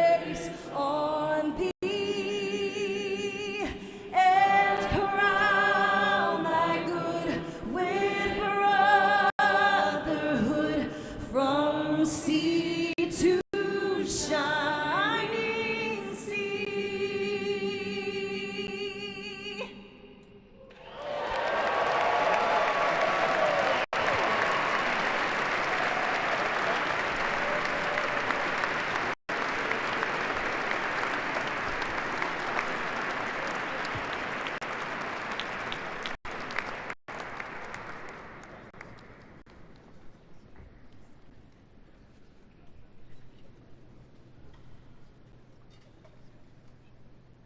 Ladies and gentlemen, Senator Fisher will now introduce the benediction clergy. I now call on Rabbi Ari Berman, Pastor Lorenzo Sewell, and Reverend Frank Mund to provide prayers of benediction.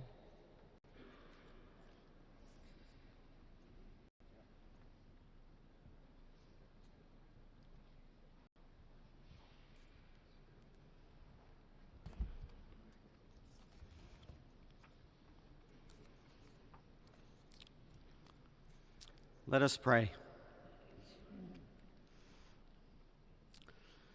Almighty God, your prophet Jeremiah walked the streets of Jerusalem and blessed its inhabitants with the Hebrew words, Baruch HaGever Asher Yiftach BaHashem. Blessed is the one who trusts in God. Thousands of years later, this great nation, which adopted these words as its motto, "In God we trust," stands at a moment of historic opportunity. Americans are searching for meaning. Our merciful Father, help us rise to meet this moment. Bless President Donald J. Trump and Vice President J.D. Vance with the strength and courage to choose the right and the good. Unite us around our foundational biblical values of life and liberty, of service and sacrifice, and especially of faith and morality, which George Washington called the indispensable supports of American prosperity. Guide our schools and college campuses, which have been experiencing such unrest, to inspire the next generation, to pair progress with purpose, knowledge with wisdom, and truth with virtue. Hear the cry of the hostages, both American and Israeli, whose pain our president so acutely feels. We are so thankful for the 3 young women who yesterday returned home, and pray that the next 4 years brings peace to Israel and throughout the Middle East. Almighty God, grant all Americans the opportunity to realize our shared dream of a life filled with peace and plenty, health and happiness, compassion and contribution. Stir within us the confidence to rise to this moment. For while we trust in God, God's trust is in us, the American people. America is called to greatness, to be a beacon of light and a mover of history. May our nation merit the fulfillment of Jeremiah's blessing. The like a tree planted by water, we shall not cease to bear fruit. May all of humanity experience your love and your blessing. May it be thy will, and let us say, Amen. Let us pray for our 47th president.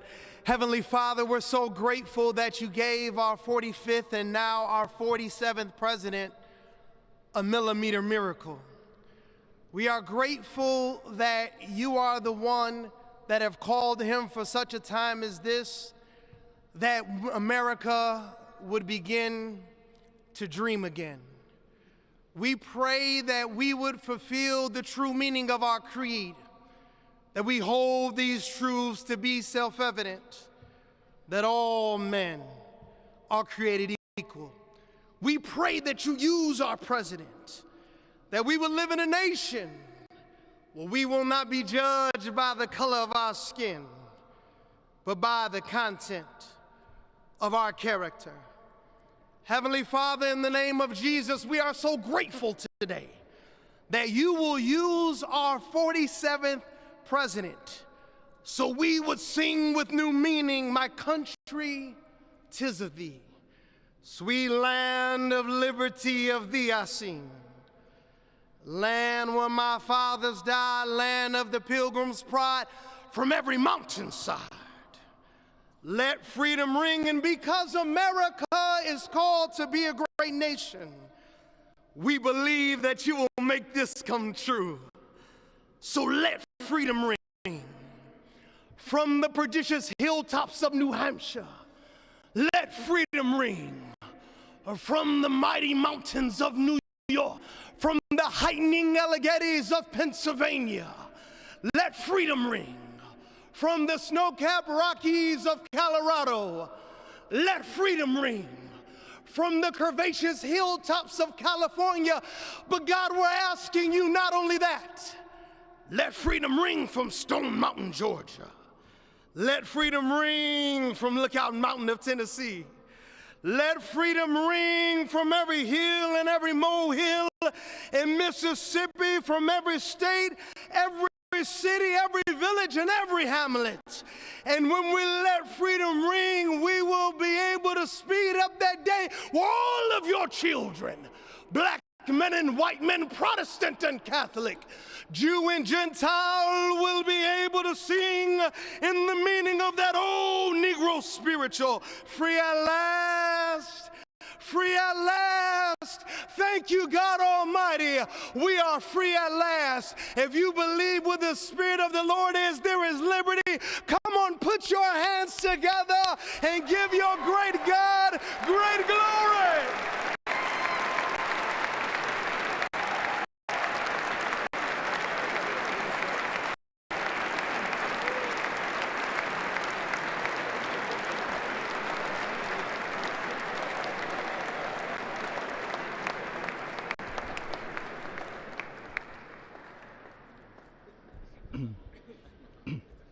Almighty and eternal God, we gather here today in reverence, joined in our shared hopes and dreams for our beloved nation. In this sacred moment of the inauguration of President Donald J. Trump and Vice President J.D. Vance, we turn our hearts to you, seeking your divine assistance and abundant blessings upon this pivotal moment in history. We come before you with profound gratitude for the many gifts you have bestowed upon our land. Thank you for the freedoms we cherish, for the strength of our communities, and for the resilience of our spirit.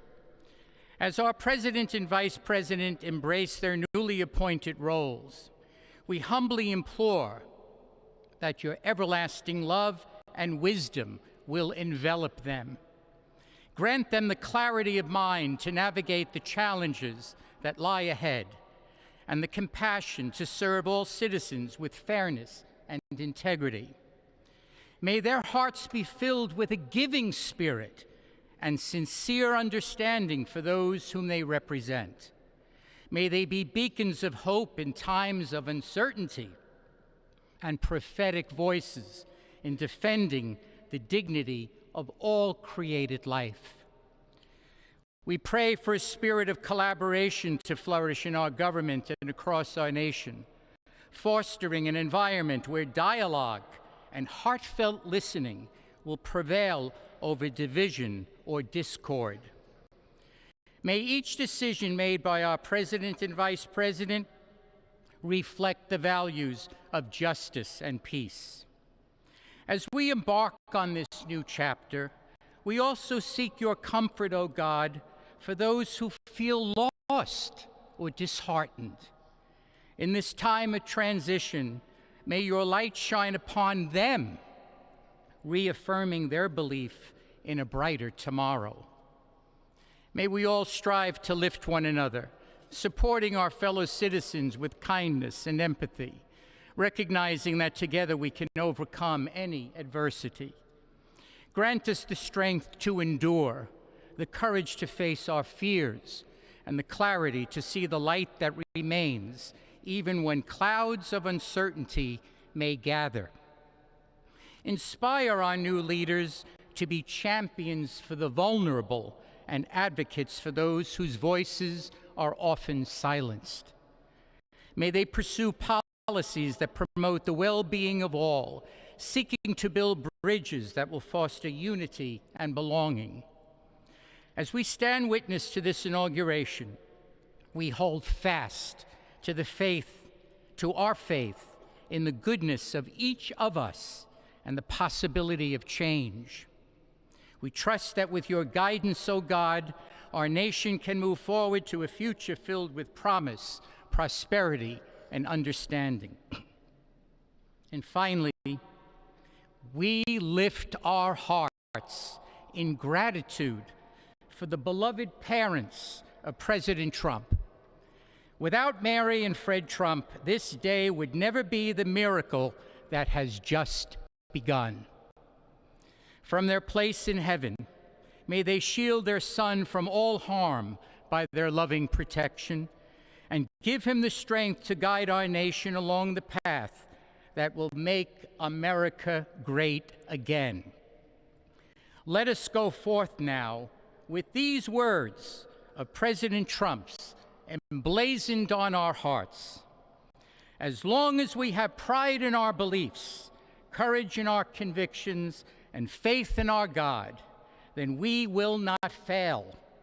We stand tall, we stand proud, because we are Americans, and Americans kneel to God, and to God alone.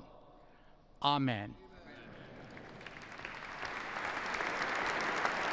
Ladies and gentlemen, please remain standing for our national anthem.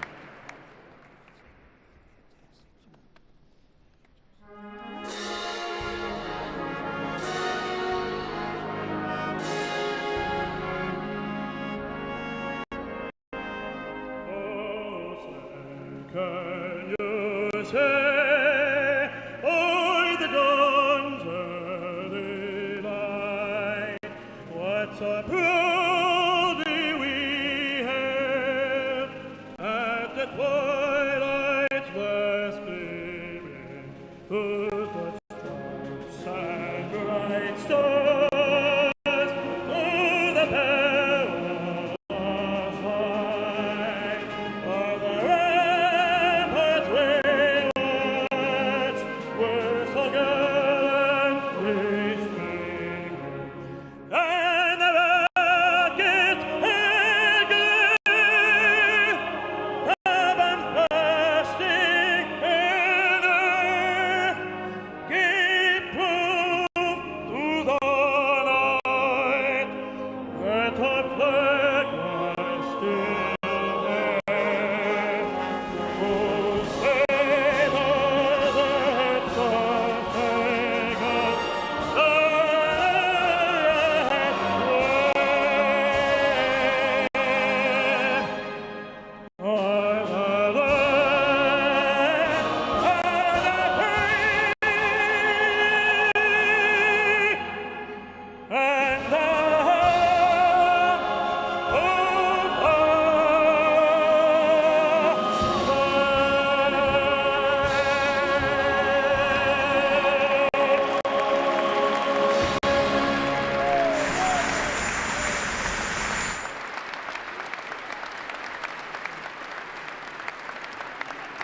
Ladies and gentlemen, please be seated.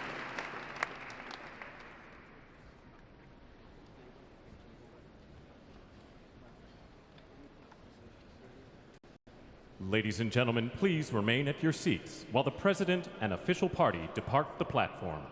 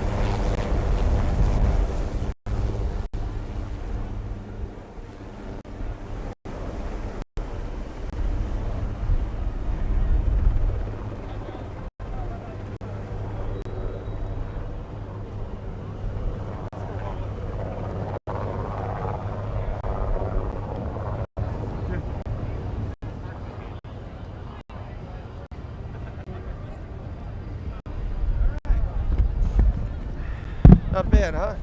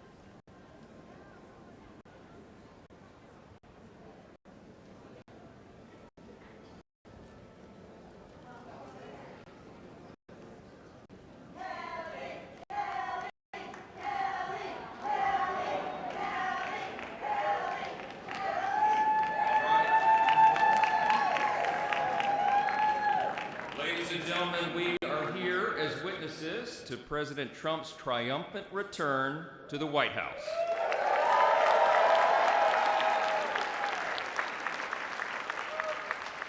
Right now, already this morning, you can feel it around the country. We certainly felt it here in the city.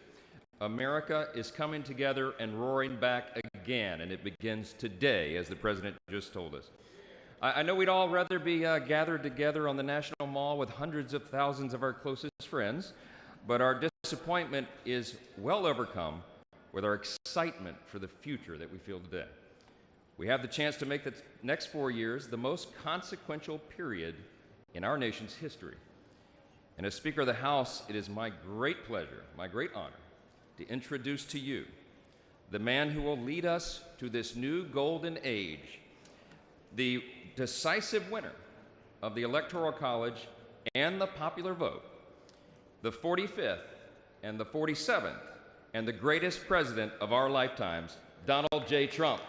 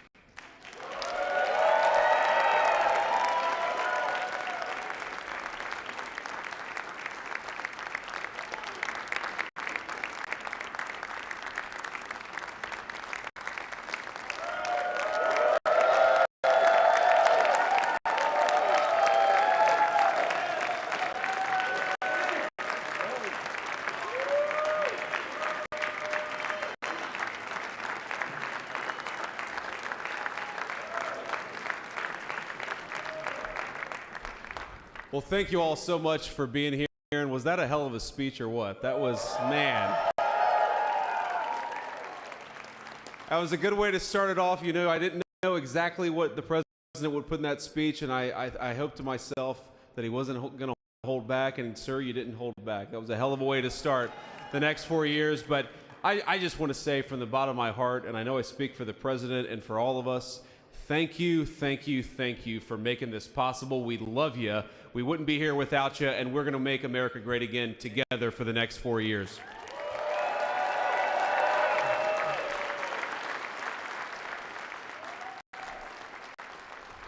And the last thing I'll say is, you know, having stood outside for about 5 minutes to wave goodbye to the Bidens, thank God we moved that thing indoors because it was a beautiful ceremony and it was cold as hell outside. So, sir, the 45th and 47th President of the United States, Donald J. Trump.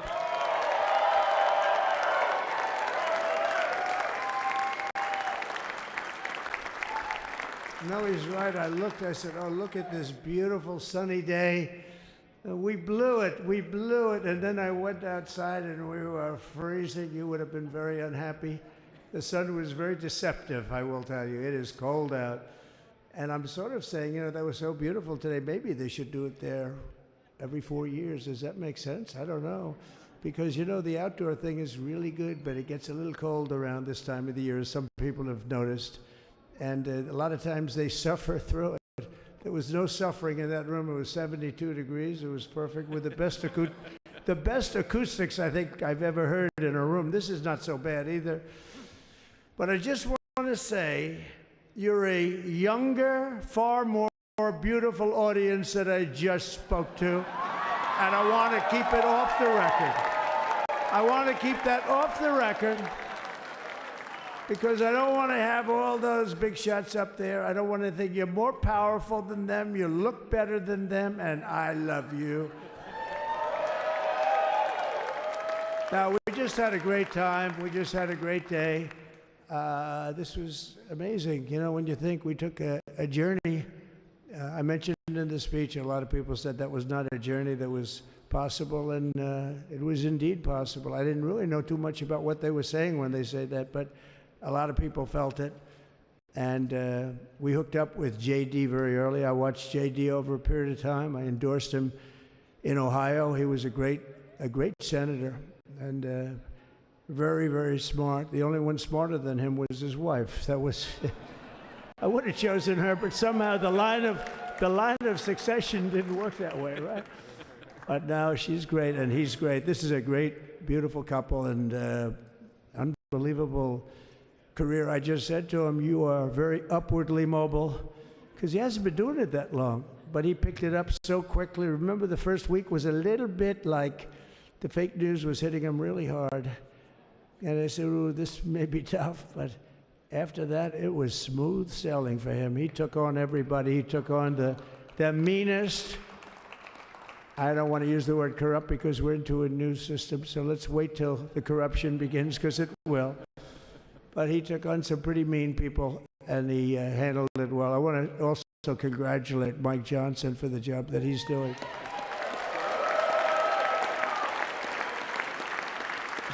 Steve, we gave him a majority of almost nothing, and then I said, to make it tougher on him, let me take 2 or 3 of the people, right? I said, he'll only have to suffer with that for about 3 months. How are they doing, by the way? Are they, is that moving along? Totally unified. I said, do you mind if I take this one, that one, and a couple of others? He didn't mind. He can handle it. No, he's a man that's liked by everybody. I've never met a man like this. You've got how many is it, 219 or 220 or something? 220. And of the 220, 219 really like him. I noticed he got 1 negative vote once about 2 weeks ago. But I think even 220 like him, if you want to know the truth. And that's very unusual. I know a lot of nice guys in Congress, and they have 35 people that hate them.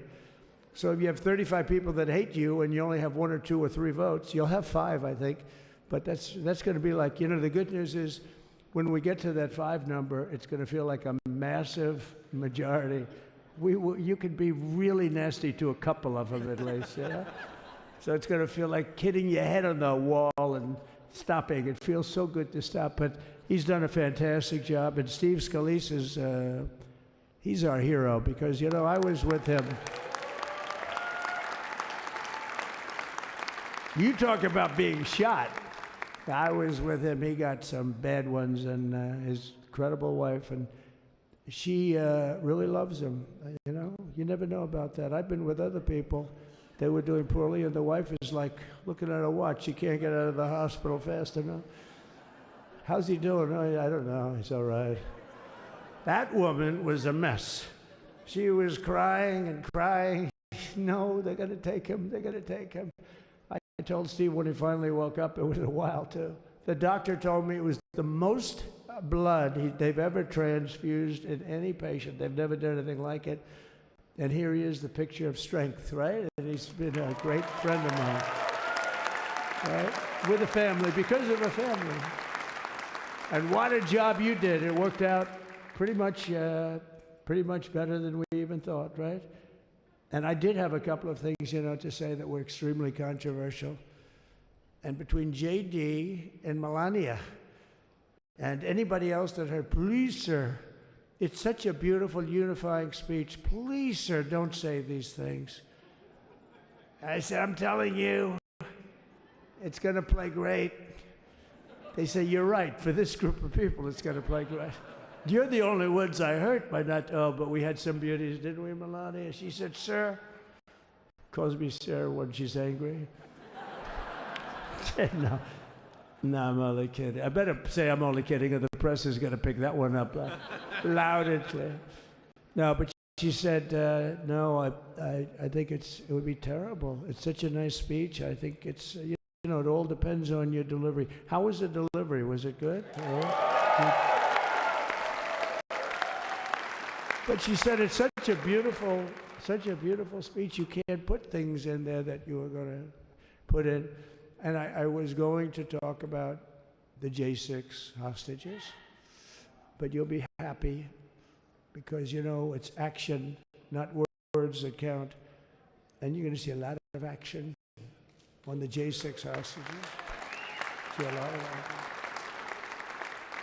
And I was going to talk about the things that Joe did today with the pardons of people that were very, very guilty of very bad crimes, like the Unselect Committee of Political Thugs, where they literally, what they did is they destroyed and deleted all of the information, all of the hearings, practically not a thing left.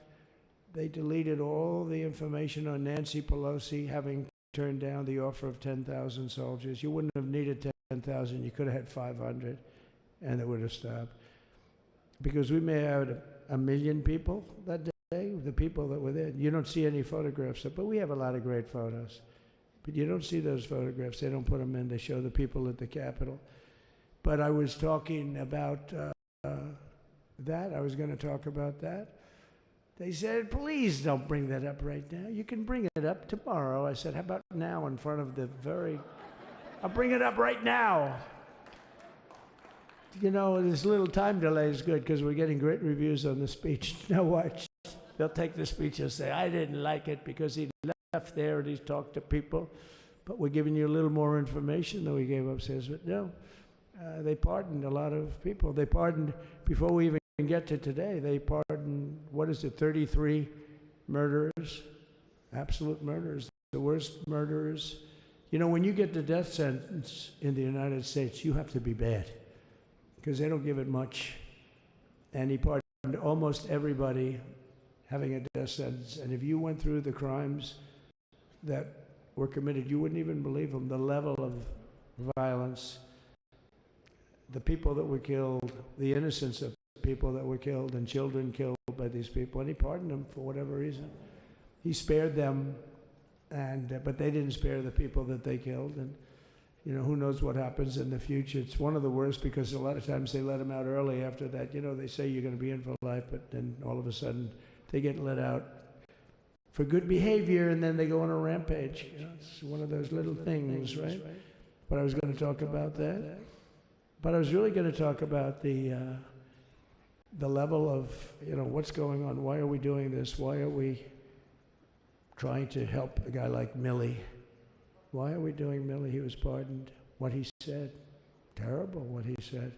Why are we helping some of the people?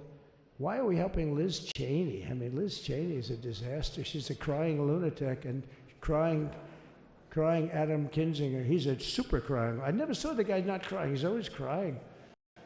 I looked at him. I remember years ago he was actually on my side. And then one day, you know, when you don't want to kill people in wars, they turn against you. Liz Cheney hated the concept of not going to war with everybody. Let's kill everybody. Let's spend a lot of money on military equipment. You know, where her father works, right?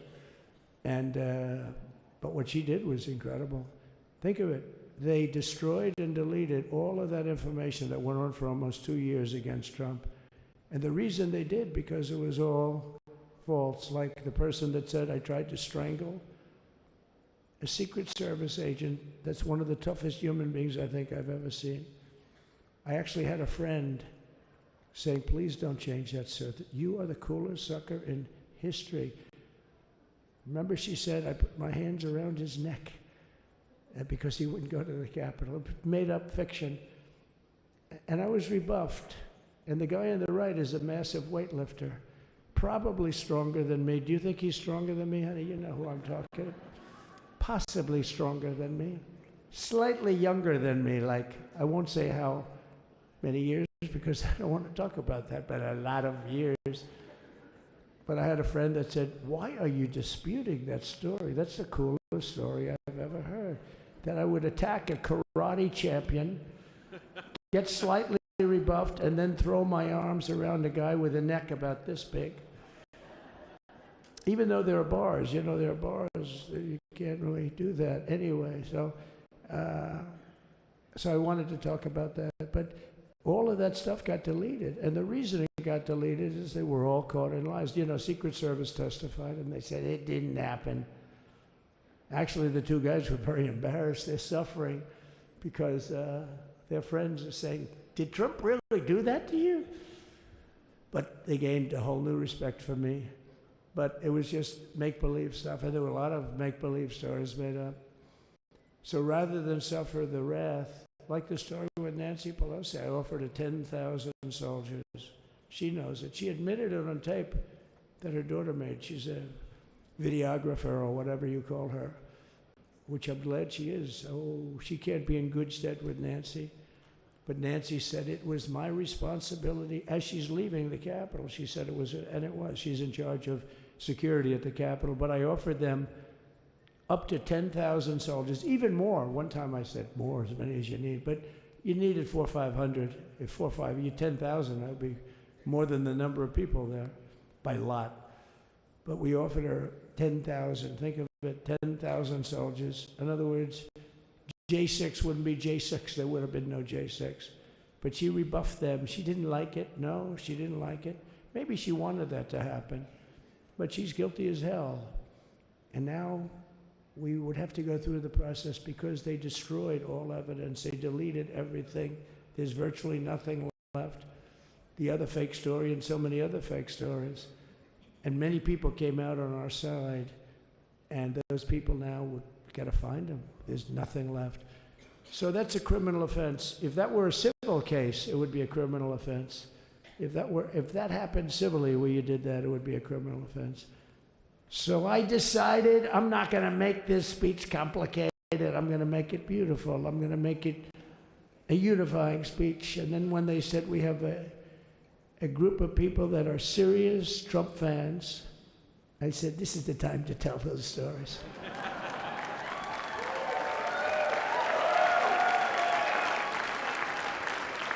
He knows. So anyway, but seriously, I'd like to, I think it was a tremendous success. I think we're very lucky we put it inside because it is really cold. We just went to the helicopter out of respect to something that's taken place for a long time. I guess it's as old as helicopters. You used to get into a stagecoach, now you get into a helicopter. Times change. But it's pretty old custom.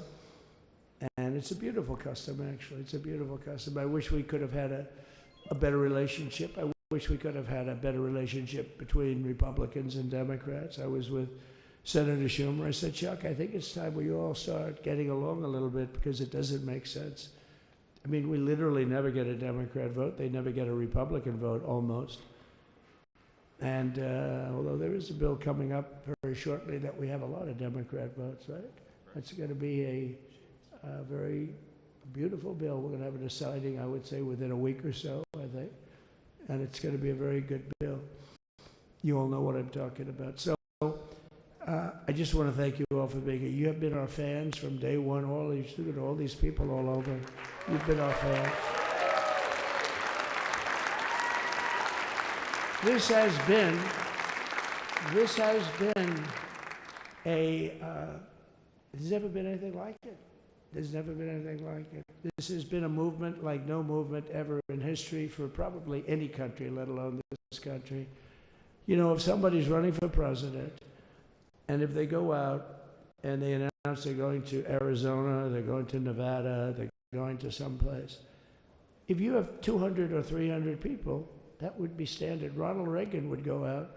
I mean, outside of the last couple of days where people get a little excited, but even then you have a couple of thousand people. But if you're going to go someplace, any place, any one of the swing states, any one of the other states, I mean, how about the non-swing states? We won Alabama by 48 points. We won Tennessee by massive numbers. Wyoming, we won by numbers that are, nobody's ever seen numbers like that. And, you know, places like California, we did great, but when they send out like 38 million ballots, and nobody knows where the hell they're sending them, and then they come pouring back, the whole thing. You know, they passed a law in California that if you work in an election bureau, and if you so much as ask for a voter ID, if you say, sir, ma'am, could I please look at your voter ID? They have the right to put you in jail. You're a criminal. Can you believe that?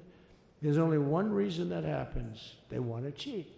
So they had it where voter ID wasn't accepted. But now if you even ask for it, this is seriously a bill that was just signed, passed in their legislature, and it was signed.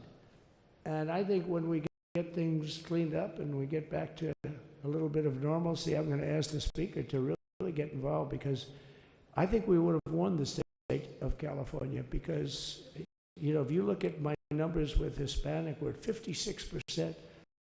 And we won the Texas border that had never been won, as the governor said. He's doing a good job, the governor, by the way, of Texas. But as the governor said, it hasn't, oh, did I get lucky? Did I get lucky? Supposing I said, you know, he's not here, but the governor of Texas has done a terrible job. Wow, look at you. You mean we couldn't get you up in the front row? I tell you. Supposing I said, J.D., the governor of Texas, he's not doing his job. You heard what I said. See, I didn't know you were there. I said he's doing a great job. He's doing a phenomenal job. But now you're going to have a partner that's going to work with you because you didn't have, not only didn't he have a partner, he had people selling the wall, right? We have a fence structure that we worked on, the governor worked on with me. And I didn't love it, to be honest with you. I wanted a nice precast concrete, 40, 50 feet high, like a beautiful, could have been a T-shape, Y-shape. I love construction. I wanted that sucker to go up maybe 50, 60 feet. It would have looked beautiful, a nice Y shape. And they said, the problem is, sir, they climbed that like a rabbit. I said, what do you mean? No way. And they brought some of these guys out. They climbed it like... And the other thing is you hit it with acid and the thing will disintegrate. They have things for concrete. So they needed very hardened steel, very special steel. And then they needed 7,000-pound concrete inside that steel, inside that steel. And then they have a rebar that's the toughest steel made. Very hard to cut. So this is why very little is cut. I mean, it's right. And then they put a anti-climb panel on top. I hated it. I said, it's so unattractive. And I said, why would that work? I don't believe it works. And I went to watch the Border Patrol, gave a display. We had actually 2 sets of climbers. The guys that climb up walls with drugs on their back, I mean, they got like 60, 70 pounds of drug, and they go as fast as you can walk. They go bip, bip, bip. Or we have Mount Everest type climbers. And honestly, the drug guys were much better. I couldn't believe it. The drug guys blew them away, right? But it's true, the anti-climb panel, they couldn't get around it. They just couldn't. You didn't have it. So sometimes you sacrifice beauty for efficiency.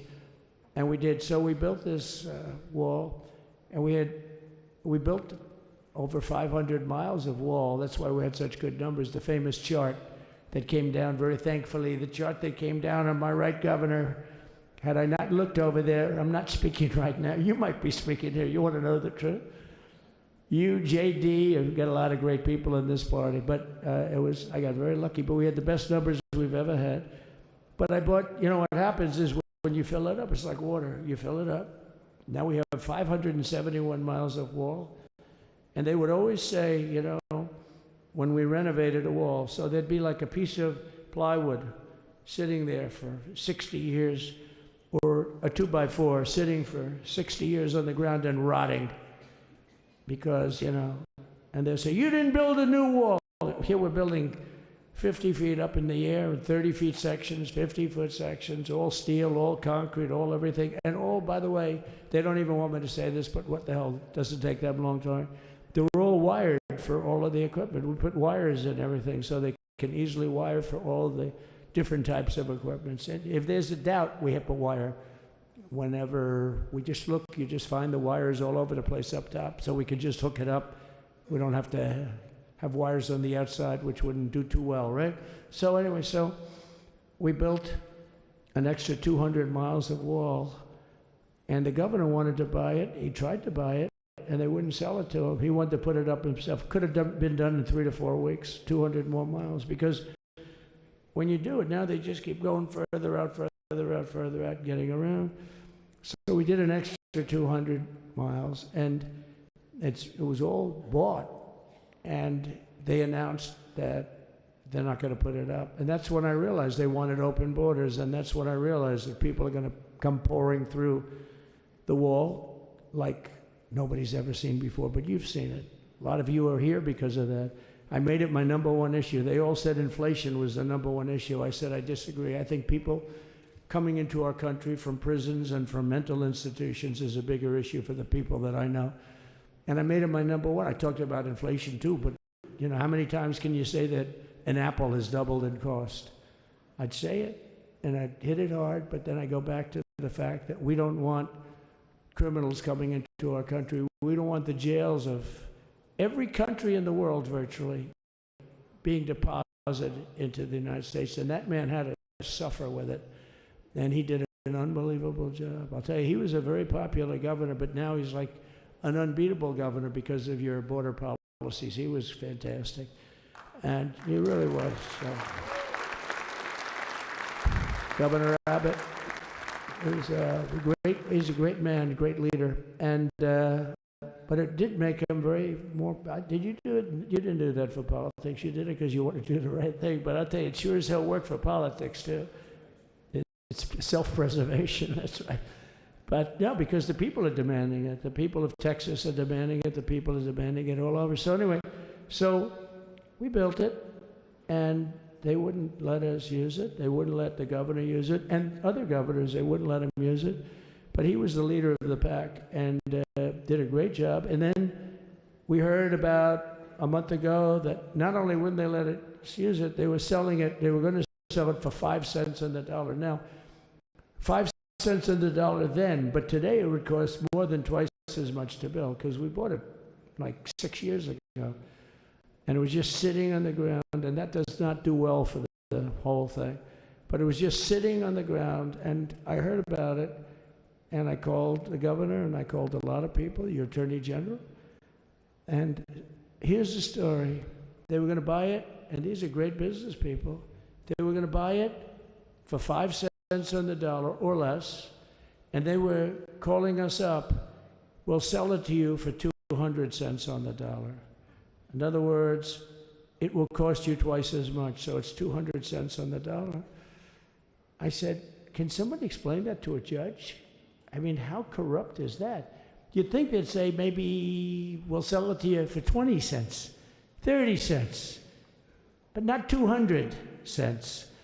So they were going to buy something for 5 cents, and they were going to sell it to us for a fortune. They were going to make it would be, they'd have it down at, in Fortune magazine, they'd put it of the deal of the year, okay? You buy something like that. But it was so corrupt and so horrible. And when we told that to the administration, they didn't care. They just kept going forward. They couldn't care less. And they kept going forward. They knew that they were trying to sell it back to us. They would have sold it back to us. You would have ended up buying it. You would have paid probably 50, 60 cents. Who knows? But they were going to use it for scrap metal, but then they made a much better deal. They could just buy it and sell it to us for 15, 20 times what they paid. 20 times, think of it, like 20 times what they paid. And we wouldn't let it happen. And the governor with his attorney general, Ken Paxton, they made a fantastic, they're a good lawyer. He's pushed around pretty good by people, right? I said, you got a great attorney general. They should leave him alone. He was with me. But Ken and the governor went to court, and a judge actually became incensed and actually called for an investigation. How could a thing like this happen? So he stopped it. So we're waiting to put that wall up. And now that you have a new president, that wall will go up so fast. The governor will complain, sir. This is Greg Abbott, sir. Please, the wall is going up too fast. Please don't do that. You know the story about winning. No, we're going to win too much. We're winning too much, please. So stop. People always love that one. We'll do this with the wall. Governor Abbott calls, sir, the wall is going up too fast. We can't take it. We just can't take it. No, I think you'll be very happy if the wall goes up too fast, right? But we'll get that dude and we'll work with you on that. But it was a great decision by a great Texas judge, right? And it was beautiful, beautiful to watch. We stopped them right in their track.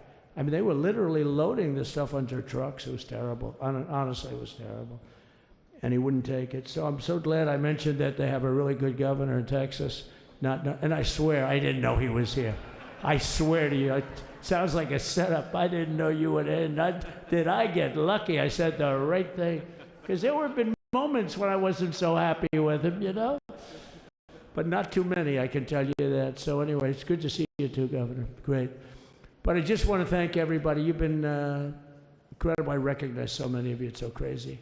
But this has been a long journey. This was a journey that started in 2015, probably started 20 years before that. People used to say, you're going to run for president? You're going to run?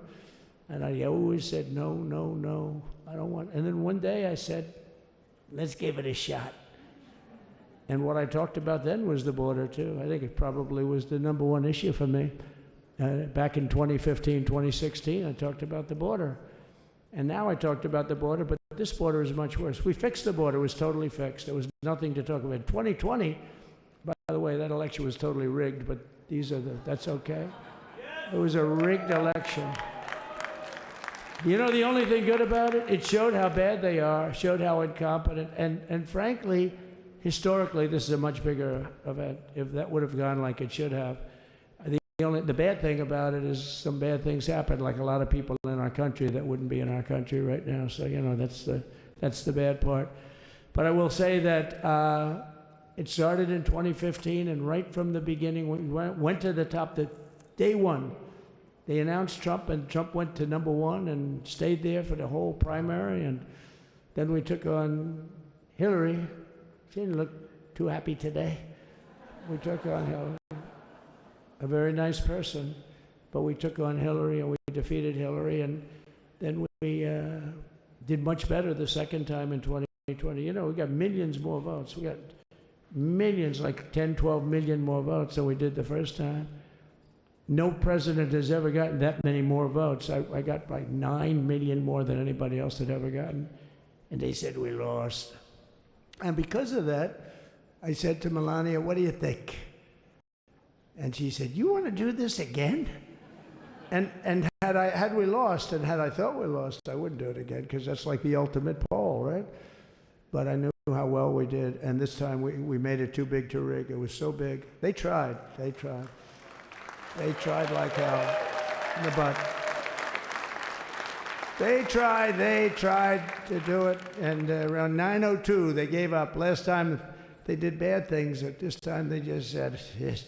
You know, I don't know if you saw, Mr. Speaker, in Washington, they had placards. They were all set to march. They thought it'd be closer. A gentleman asked me, a very respected gentleman asked me yesterday, how come the polls were so wrong? They showed you winning, but not in a landslide. I said, because people that are true Trumpers are so angry at the whole polling system and at the writers, the fake news, that they don't want to talk to anybody. So when you call somebody from Trump, who are you voting for? They say, it's none of your business. I'm not telling you.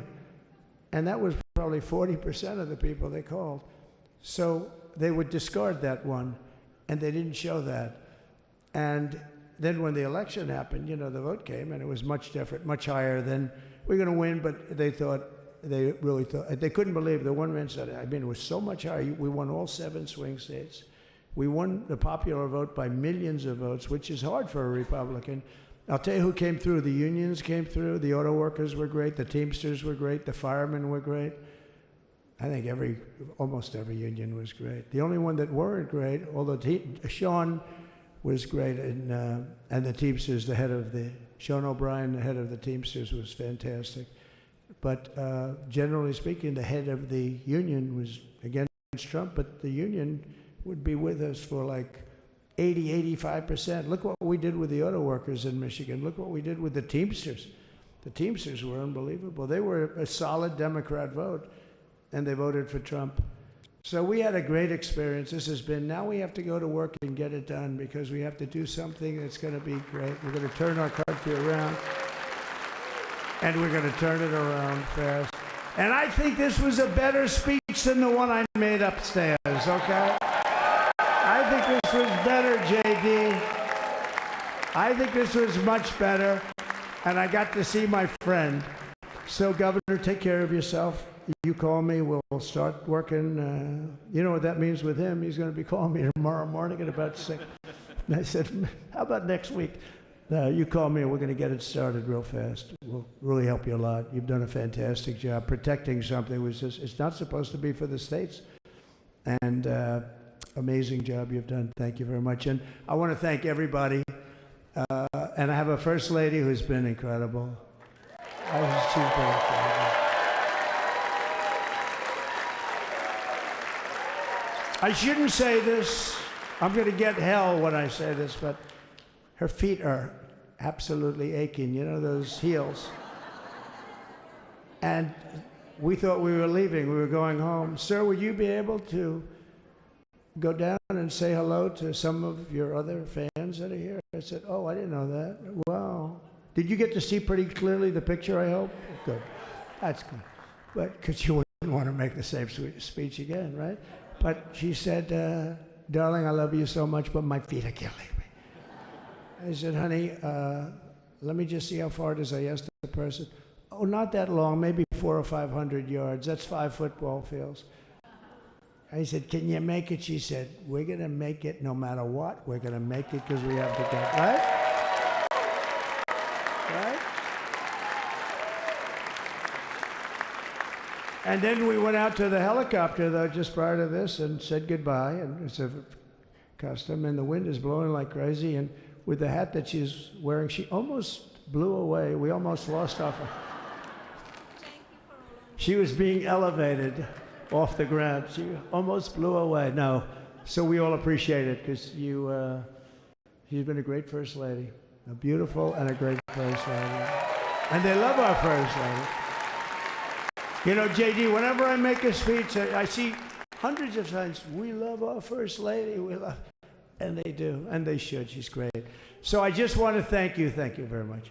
I just want to thank everybody. And I felt that I said to JD, should we give him the A treatment, the B treatment, the C, the D, or the F? You know what the F is? Hello, everybody. Thank you for being here. Bye-bye. I gave you the A+ treatment. Thank you. Thank you all. Thank you, Governor. Thank you all very much. Appreciate it.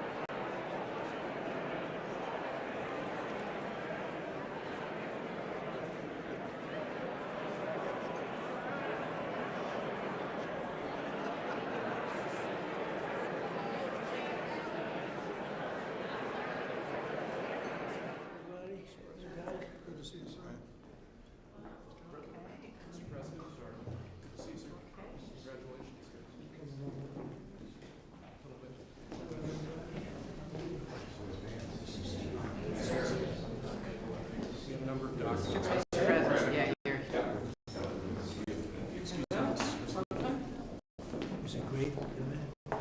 We went to the helicopter. It was freezing. The sun is a little deceptive. Yes, it is. So what would you like us to do? Sign your orders. Official documents. Okay, I assume they're going to be happy with these documents? Yeah, they're we might not be here. It's the next step. It's a tradition. Sir, the first is 22 cabinet and cabinet level appointments for your signature. Okay.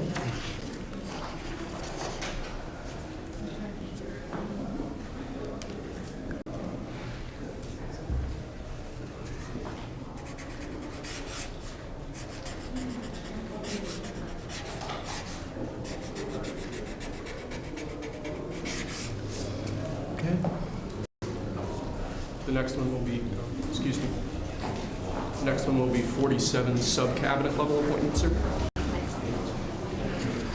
But you don't have to sign 47 times.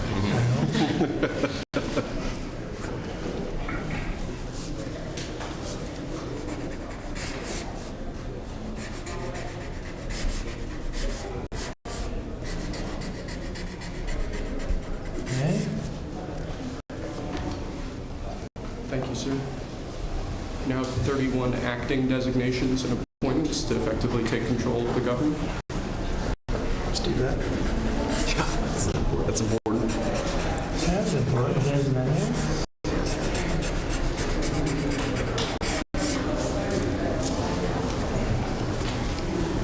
Thank you. And we have 15 commission chairman and acting chairman appointments. Send him. Commission chairman and acting chairman.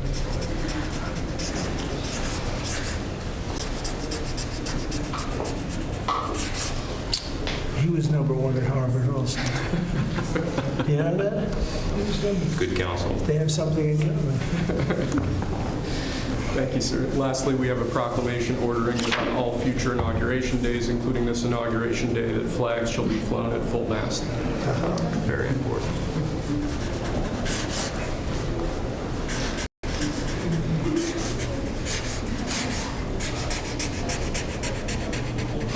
That was a beautiful place to have an inauguration tonight. The sound was so good. The temperature was 72 degrees, but the sound was so good. So maybe something to think about. Thank you. Okay. The good acoustics. Yes. All right. Now That's it. we go to lunch. Great. Very Nice good. to meet you. Thank you very much. There you go. Take that. See you. Thank you, sir. Mr. President, did you have a good meeting with former President Biden? Very nice. Very nice. It's a beautiful custom. Mr. President, It goes back as long as I comes. Before that, it was a stagecoach. But it was, I thought it was beautiful. Thank you. Great job. Great job. Thank you.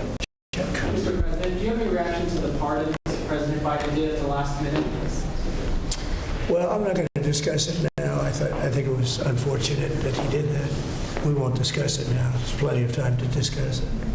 Thank you very much, guys. Should we go to lunch? Okay. Okay. Head to lunch.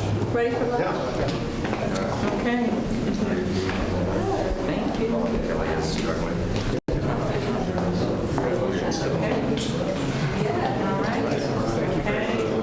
That was 3 times the number of appointments you did in 2017, sir, on day 1.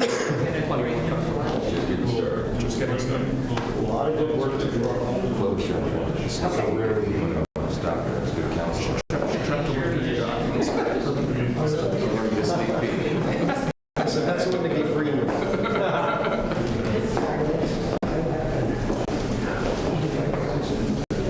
Thank you. That was great. That was great. That was great. Standing ovation. I liked it.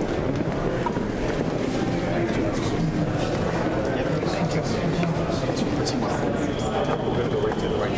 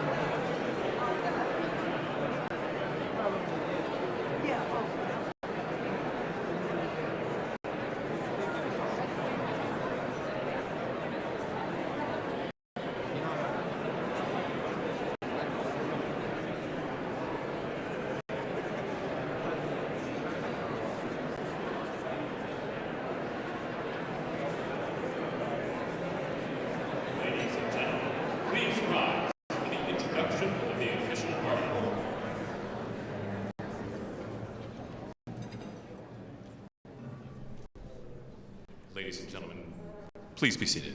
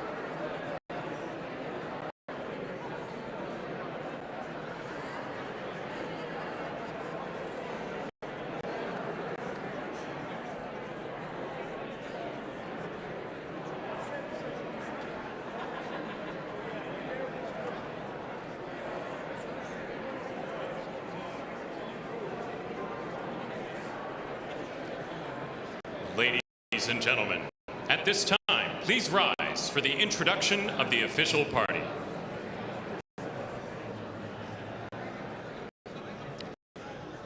Please welcome members of the Joint Congressional Committee on Inaugural Ceremonies, the Speaker of the House, the Honorable Mike Johnson, accompanied by Mrs. Johnson, Senate Democratic Leader, the Honorable Charles Schumer, accompanied by Mrs. Weinshaw Schumer, House Majority Leader, the Honorable Steve Scalise, accompanied by Mrs. Scalise, and House Democratic Leader, the Honorable Hakeem Jeffries.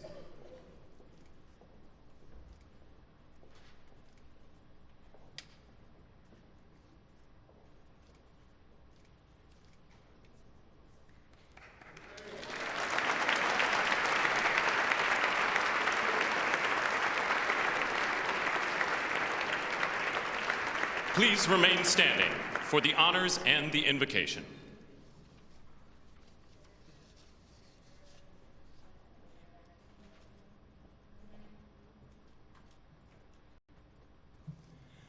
Ladies and gentlemen, escorting the Vice President of the United States, ranking member of the Joint Congressional Committee on Inaugural Ceremonies, the Honorable Deb Fischer and Mr. Fischer.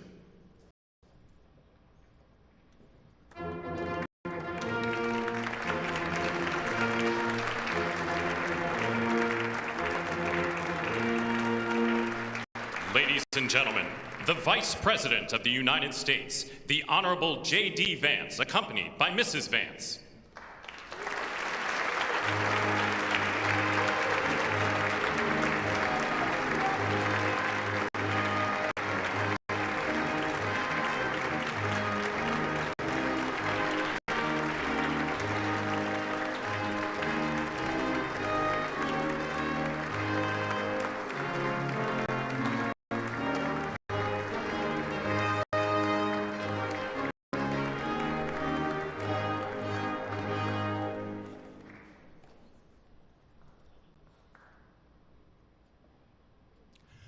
Ladies and gentlemen, escorting the President of the United States, the Chairwoman of the Joint Congressional Committee on Inaugural Ceremonies, the Honorable Amy Klobuchar and Mr. Bessler.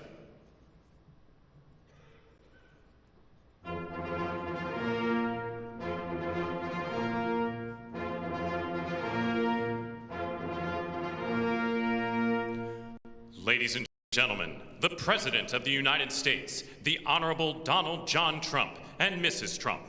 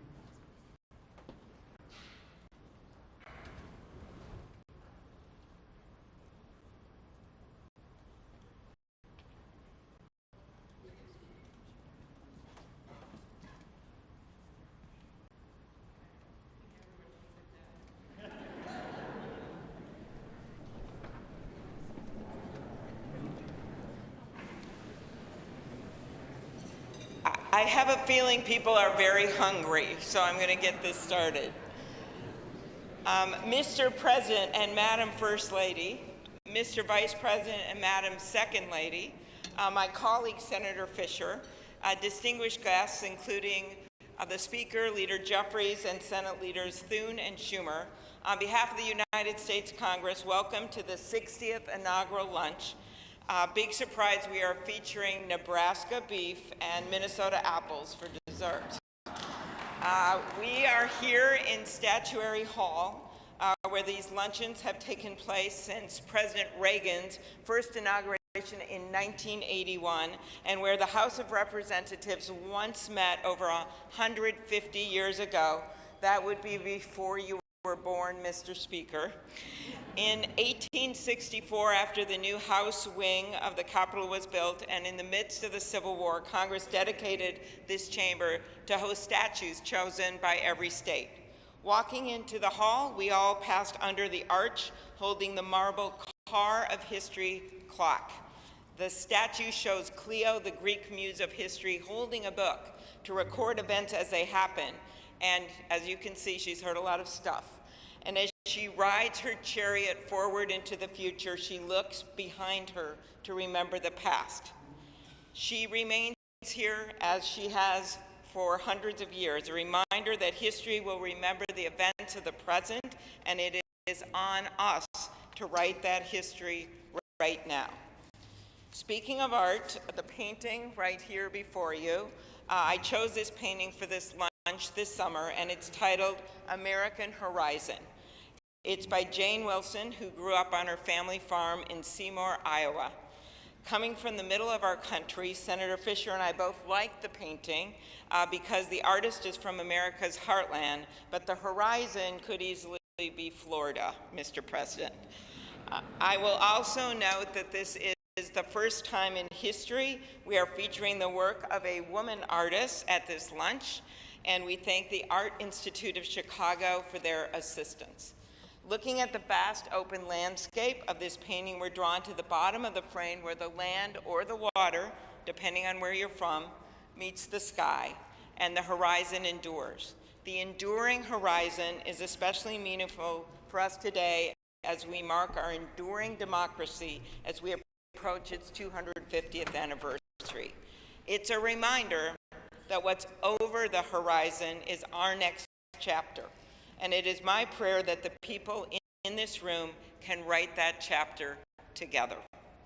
I'd now like to ask U.S. Senate Chaplain Dr. Barry Black, and we thank God he is back with us and in good health, to deliver the invocation, after which lunch will be served. Thank you.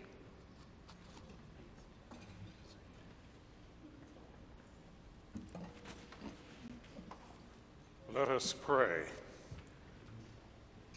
King of kings and Lord of lords, whose kingdom is above all earthly kingdoms, and who judges all lesser sovereignties, look with favor upon President Donald John Trump and Vice President James David Vance. Empower them with the wisdom and courage needed for our times. Protect them from the vicissitudes and challenges that obstruct the making of a world of justice, peace, and righteousness. Lord, give them a deep desire to do their best for our country and world, and a determination to act in ways pleasing to you. Preserve their families in health and strength by your grace and power. Bless now this luncheon as each of us finds your grace sufficient for every need. We pray in your sovereign name. Amen.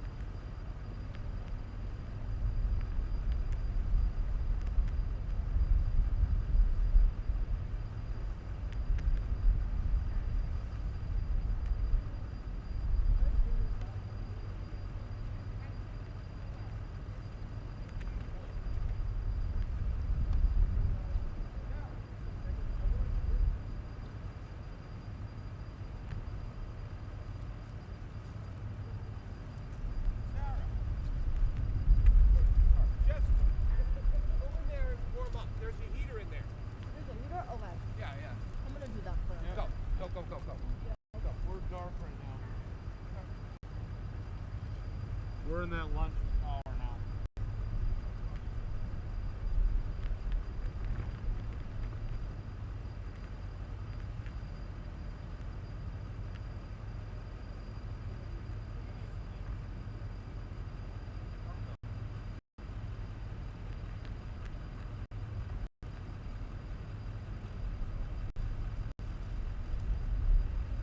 All right. Supposedly have 30 minutes.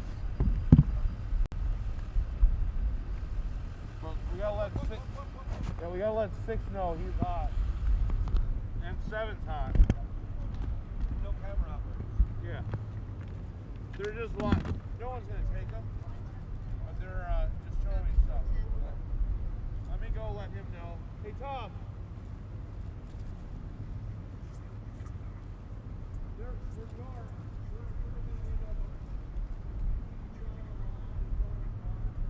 They're showing 6 and 30.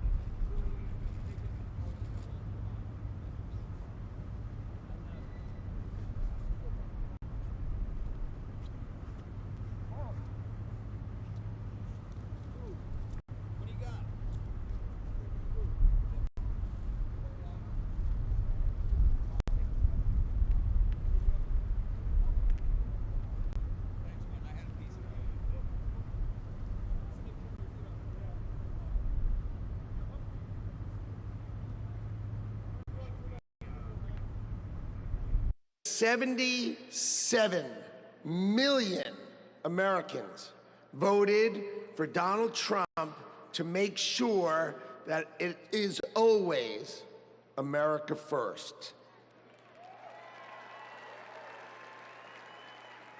So I want to tell you some stories because no president, you know, Donald Trump is now the oldest president to take office, but no president has ever had his work ethic, his energy, or his intuition.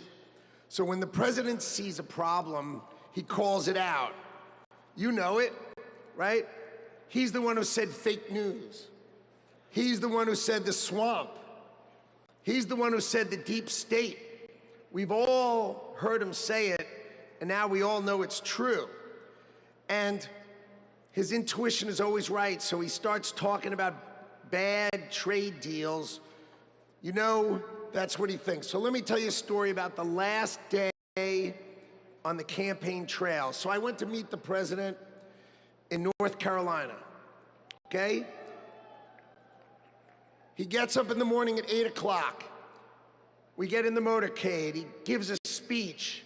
He goes to 3 states, 4 rallies, an hour and a half each rally, finishes midnight. We start 8 a.m., he finishes midnight, gets on the stage midnight in Grand Rapids, Michigan, speaks for 2 hours. 2 hours, never takes a nap, and when he's on the stage, he's never taken a sip of water. The man is power. He is power.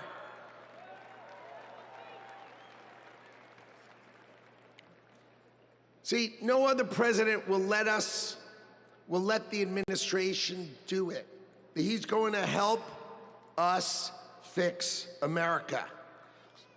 So, I've never been in politics before. I spent my life working and building companies, and I worked hard to build a life that really it's only possible in America. But on September 11th, when we saw our darkest day, it changed my life forever. See, my company was located on the 101st to the 105th floors of the World Trade Center. We lost 658 of our 960 New York-based employees. My younger brother, Gary, got killed. He was 36. My best friend, Doug, 39. 658 of my friends and colleagues got killed. So 9/11 could have broken us, but we Americans, we're strong. We don't break. So we all, my employees and I, we dedicated ourselves to rebuilding the company so we could take care of the 658 families that we lost.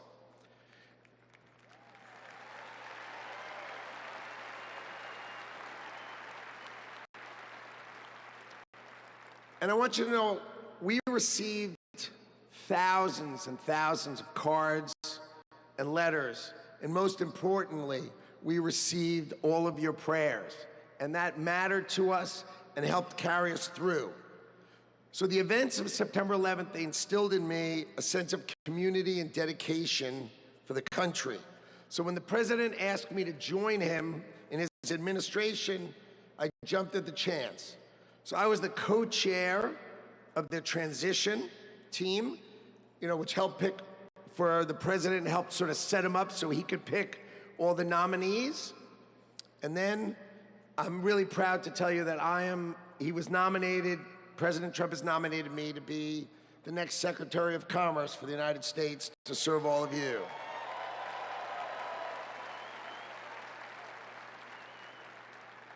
So let's talk about commerce. You see, we plan to end the decades of policies that threw American workers to the wolves. Factories were closed, jobs were lost, wages decreased. We left Americans out in the cold while country after country of this world took us to the cleaners and made money off of us. And that is going to end today.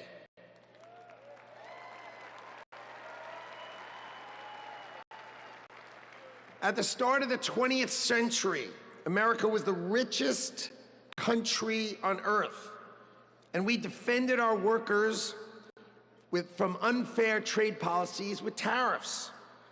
And we only made money. We had no income tax. All we did is charge other countries and foreign companies, if they wanted to sell to America, you had to pay for entry. Okay, so imagine this. The US government had no income tax. Americans got to keep all their hard-earned money, and foreigners paid the price. So now, what's happened? We have the Internal Revenue Service.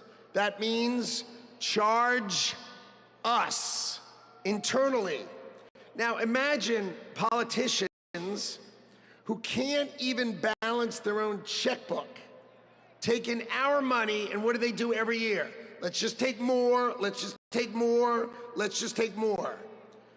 So this is how Donald Trump is going to end it and fix it. Last week, he announced that we're going to return America to greatness by creating, and today is its birth date, the External Revenue Service. So if you're always wondering, is some bureaucrat going to cut your benefits? Not under Donald Trump. Not under Donald Trump. It means foreign companies are going to pay if they want to come and sell products to the wealthiest country on earth.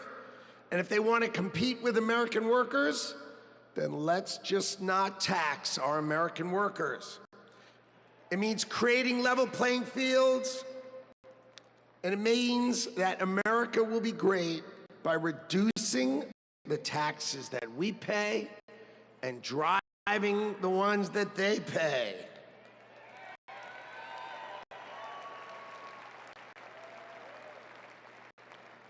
So what that means is the External Revenue Service will put up tariffs or walls that protect you. And that means if these companies don't want to pay, there's only one thing they can do: build their factories in America, hire Americans with great high-paying jobs. Let's double the size of our unions in America, but not just by adding more and more great-paying jobs. That's our objective. So today is the beginning of celebrating the return of common sense and ending the decades of disrespecting the American worker and the disrespect and unfair treatment of our workers. Today, Donald Trump returns to the White House and prosperity returns to America. Thank you all. And I love today. What a day.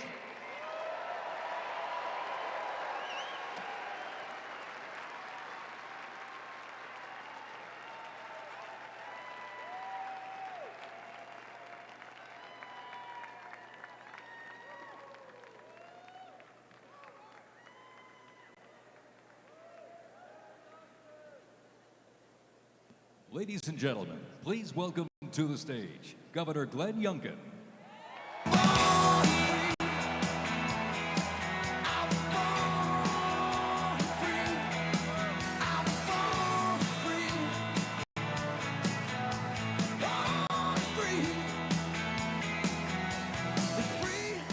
Thank you. Well, come on now, can't you feel it? The American spirit is alive and well.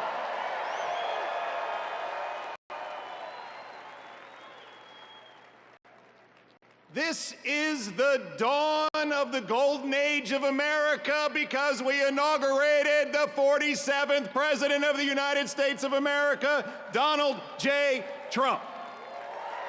Come on. What a day to be in Washington, D.C. You know, I live right across the river in Virginia. And by the way, in Virginia, we know that taxes have to be low, jobs have to be plentiful, and it's your money, not the government's. But we also know that in Virginia and in America, freedom is not free. We know that our military heroes heroes and their families sacrifice everything. We know that law enforcement stands in the breach. We must back the blue, and I want everybody here to give a rounding applause for the 25,000 military and police officers keeping us all safe today in Washington, D.C.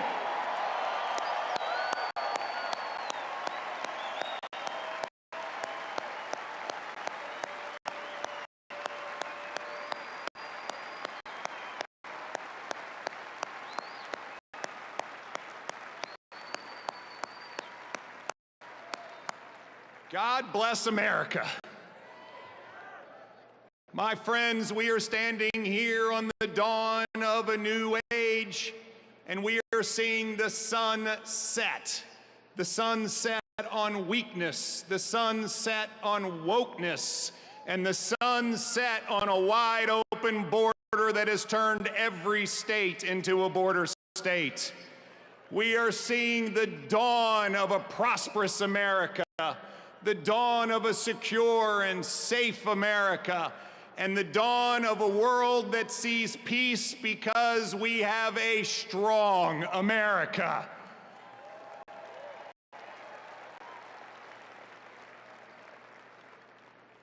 Our new president, Donald J. Trump, has never, ever lost faith in America. They tried to take him down legally. They tried to put him in jail. They tried to even assassinate him.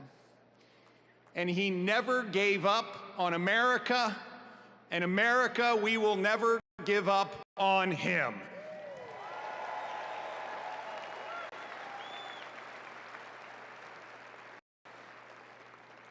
And as we stand here on this dawn of the next golden age in America, we all have a responsibility.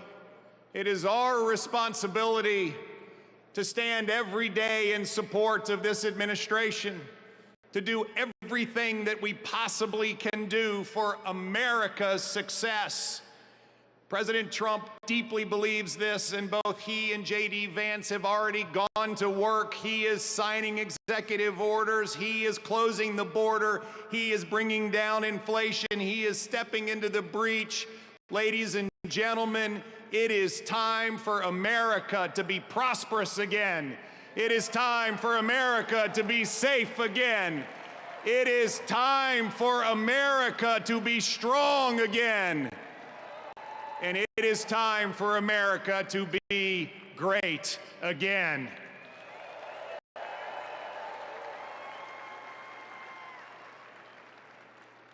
I hail from the great Commonwealth of Virginia, and we know a few great Americans in our history, from George Washington to Thomas Jefferson to James Madison to Patrick Henry, who echoed, "Give me liberty," or "Give me death." My friends, those words that Thomas Jefferson penned, which are the greatest words, at least in this hemisphere, ever written, that we hold these truths to be self-evident, that all men are created equal and we are endowed by our Creator with certain unalienable rights, and among them are life, liberty, and the pursuit of happiness. Well, ladies and gentlemen, we stand here on the dawn of a new age where life, liberty, and the pursuit of happiness are available to every American. And we must stand together as we collectively say, God bless America, and God bless Donald J. Trump and J.D. Vance. Thank you all very much. God bless you.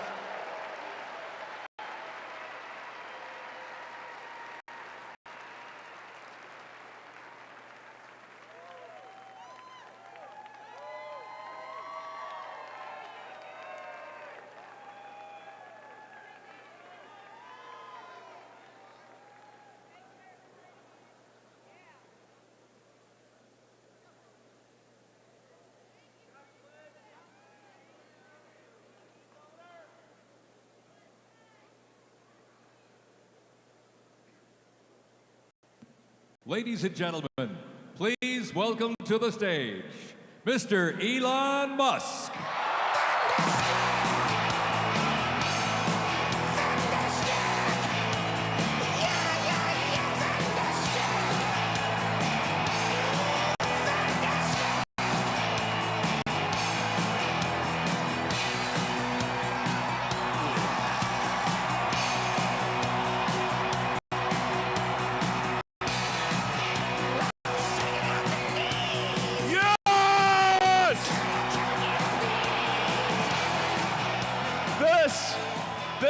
is what victory feels like. Yeah! And this was no ordinary victory. This was a fork in the road of human civilization. Okay. You know, there are elections that come and go. Some elections are, you know, important, some are not. But this one, this one really mattered. And I just want to say thank you for making it happen. Thank you.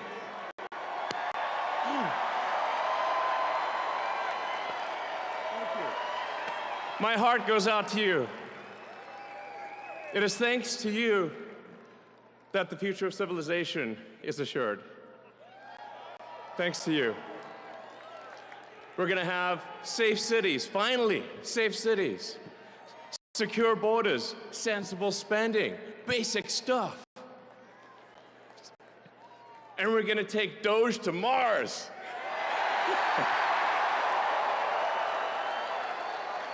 I mean, can you imagine how awesome it will be to have American astronauts plant the flag on another planet for the first time? Bam! Bam! Yeah!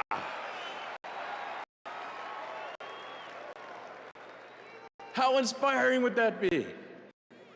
You know, there's always problems in life. You know, there's this problem, solve that problem. But you know, there need to be things that inspire you. There need to be things that make you glad to wake up in the morning and say, I'm looking forward to the future. Yeah. And I love you guys.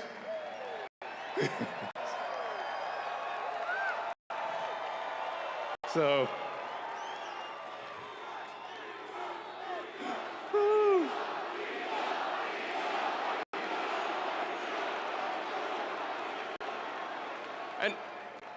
and let me tell you, I'm gonna work my ass off for you guys. So, I really will.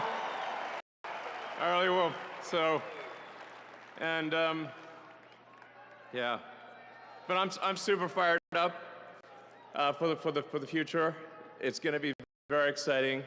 As the president said, we're going to have a golden age. It's going to be fantastic. And one of the fundamental things, one of the most American values that I love is optimism. And this feeling like we're gonna make the future good. We're gonna make it good. So, man, I can't wait. This is gonna be fantastic. So thank you again, and yeah, I'm just so excited about the future. Thank you guys. Thank you.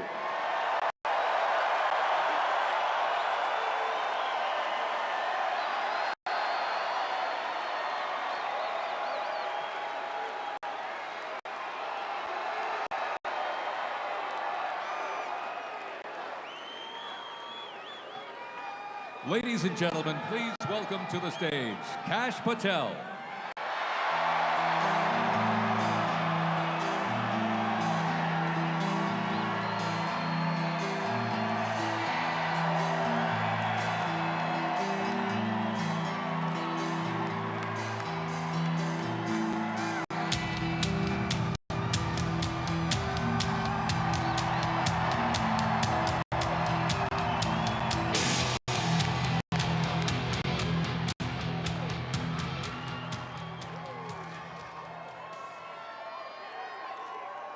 My, oh my, how do you follow Elon Musk when he tells you you're going to take you to Mars? I'll tell you how. He and I share something deeply. We love the American dream. And we have been given a gift by God today to usher in a new dynasty because we just inaugurated Donald J. Trump as our 47th president. And we just inaugurated J.D. Vance as our Vice President of the United States. And we did that because the American dream is alive and well, because you chose that our dream can be the dream for our children and the dream for our world. And we are at a crossroads here in America, but our future is bright because you had the courage to stand for your convictions. So I'm humbled here to talk to you about why I love the American dream. My story is pretty simple, it's unique, and some of you share in it. My parents were born and raised in East Africa.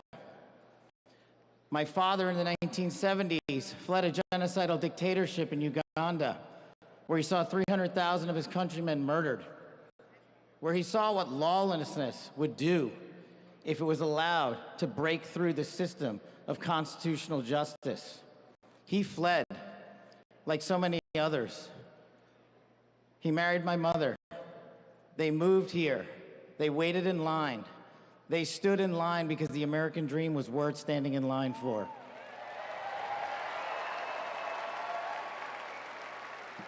That dream is woven into the fabric of this nation, and our immigration policy is the greatest policy in the world. And now that we have Donald J. Trump and J.D. Vance, it will become the greatest policy in the world again.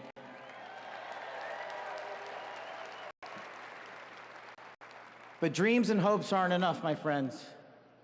We got to get to work. And we got to accept the realities that too many of you know from your communities. President Trump launched in his first term priorities of national security, law enforcement, economy, and global diplomacy. But now we have to retread some of that. And I'd just like to go over a few of the things that our community has been living under these last few years. In the last calendar year alone, we had 100,000 drug overdoses. In the last calendar year alone, we had over 100,000 rapes. In the last calendar year alone, we had 17,000 homicides. That is unacceptable in 2025 in the United States of America. That is why we need constitutional law and order. When I read the statistic that for the age group of 18 to 45, the #1 cause of death is CCP fentanyl. We are not prioritized to go after the threats that face this country, and most of all, that face our future generations. But thank God, we will be starting right now.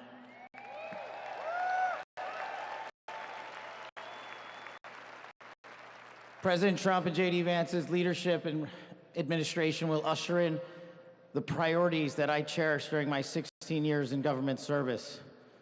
That we will always, always honor the men and women who wear the cloth of our nation and stand on that wall and tell you nothing's getting by them tonight. And so to them, thank you.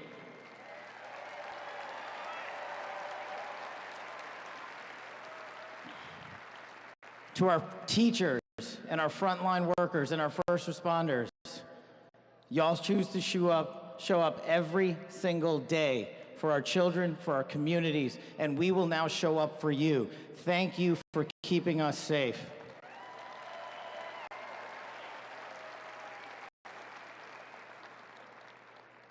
To the men and women in law enforcement, and maybe I'm biased on this one, our police officers, our sheriffs, our federal agents are some of the greatest warriors that God has ever created. And we will put them first because they have our backs, and now we will have your backs.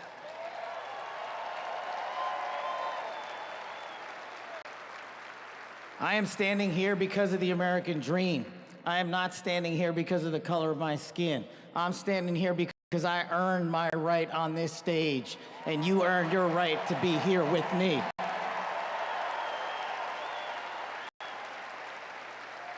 And I promise you this, with every fiber of my being, that our law enforcement, that our teachers, that our first responders, that our veterans, that our men and women in uniform who dare to serve this country and put themselves below the rest of our needs will be reprioritized to the top of the heap because they are standing on that wall, and we will not let that light go dark on them.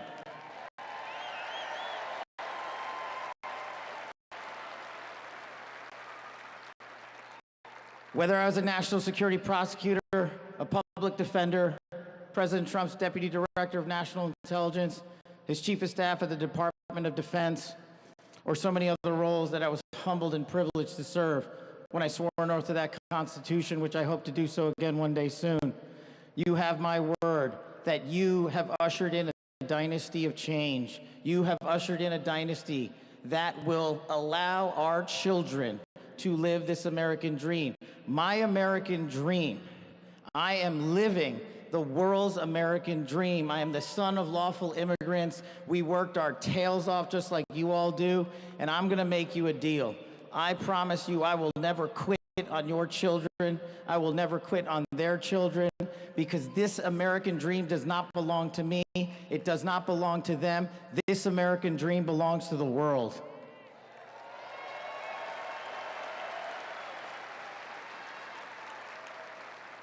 So in closing, I just want to tell you this. It's pretty cool to be speaking in Capital One Arena right before the boss.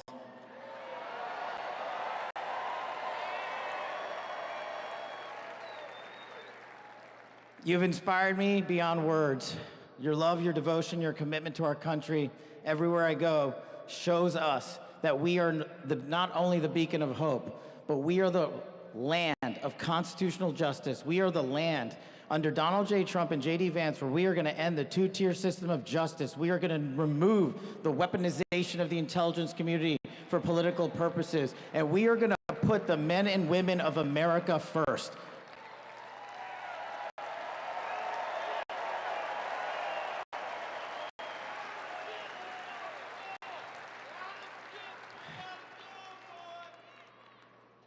So listen, there's just one thing left to do.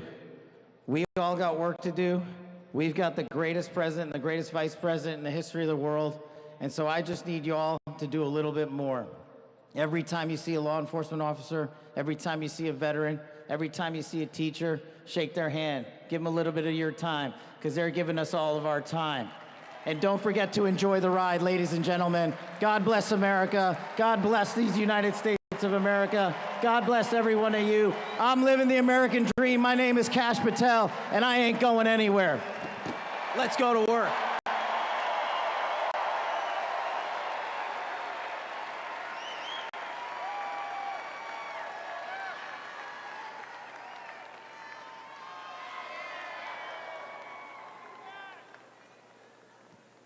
Ladies and gentlemen, please welcome to the stage, Dan Scavino.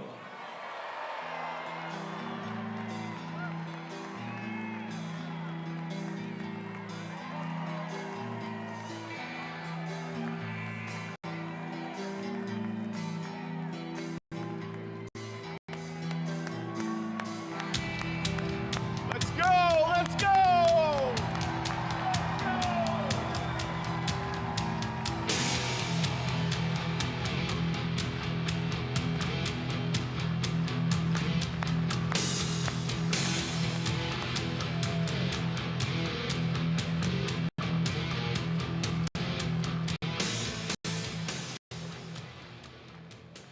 Hello, Patriots. How's everybody doing this evening? We're back!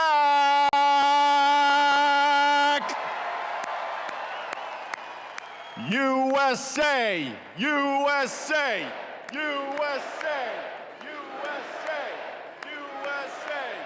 USA! USA!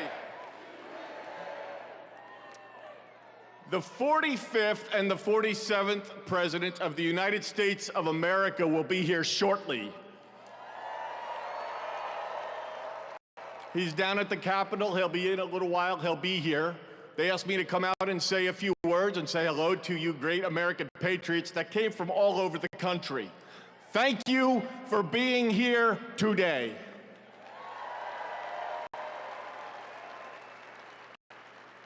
One thing I just noticed when we were leaving the Capitol after the swearing in that really hit me hard after the journey we have been on over the last 9 years, especially over the last 4 years. It really hit me when they took the presidential seal right here and put it on front of the podium for when the president gets here. President Trump often says to us on Team Trump over the years, "You're so lucky that I took you on this journey." In the good times and the bad times, no matter what would be happening, we'd be sitting on Trump Force One, Air Force One, in the Oval Office, at Mar-a-Lago, no matter where it may be. Good times, bad times. You are so lucky I took you on this journey. And you know what, Mr. President? You are damn right. You took all of us on this journey.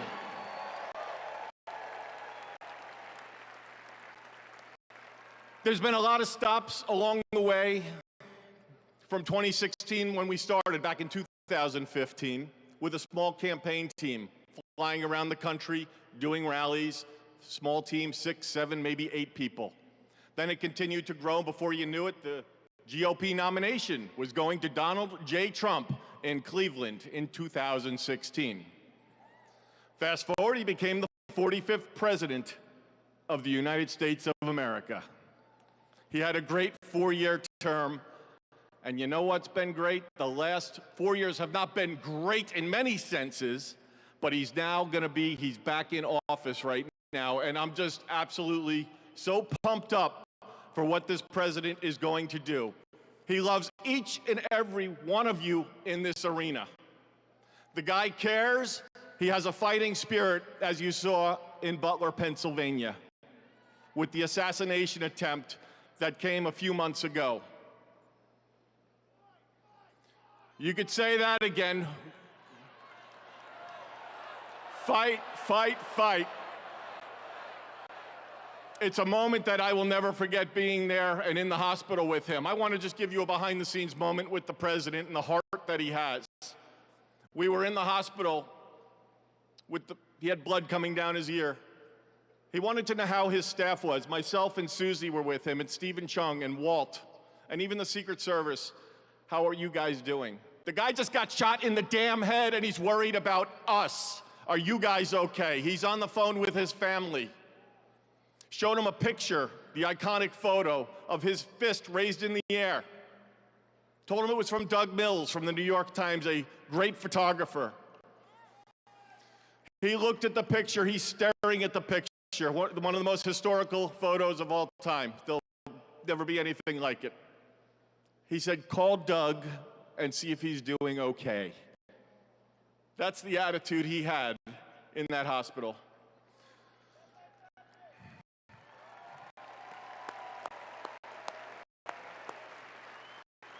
Our president has been resilient through a lot, and I don't need to get into all of it because you're all familiar with it, and I'm convinced much of it that went on over the last 4 years is why he won the election in an electoral landslide.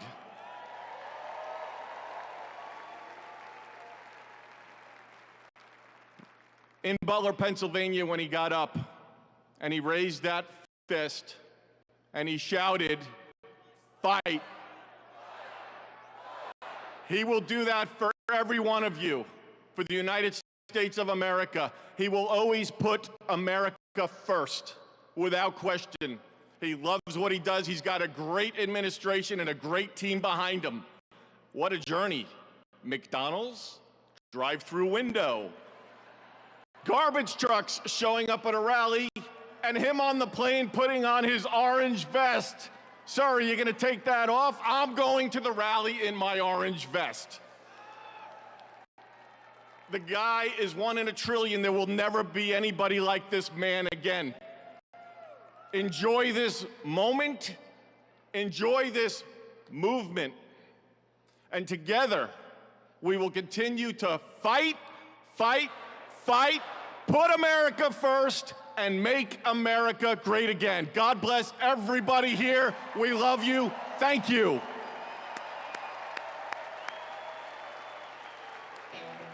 Josie's on a vacation far away. Come around and talk it over. So many things that I wanna say. You know I like my girls a little bit older.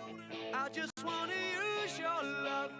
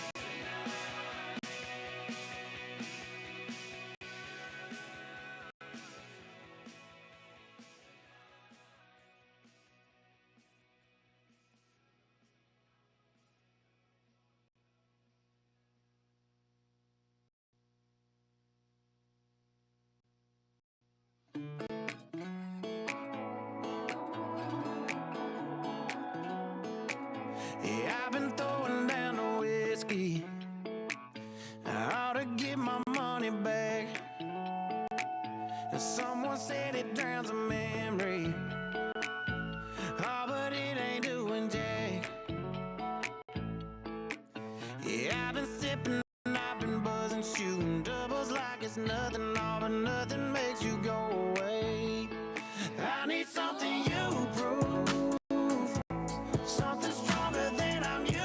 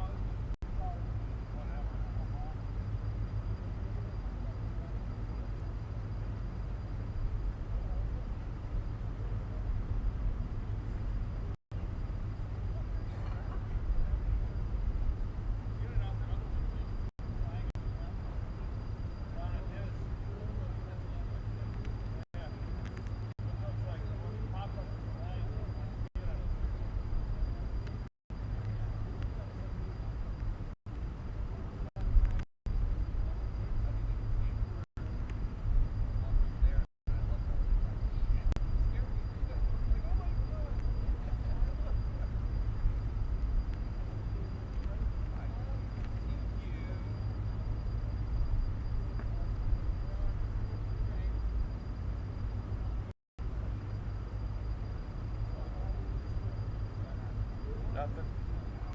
Not a darn thing. No one's talking. Yep, we're sitting on a watchdog.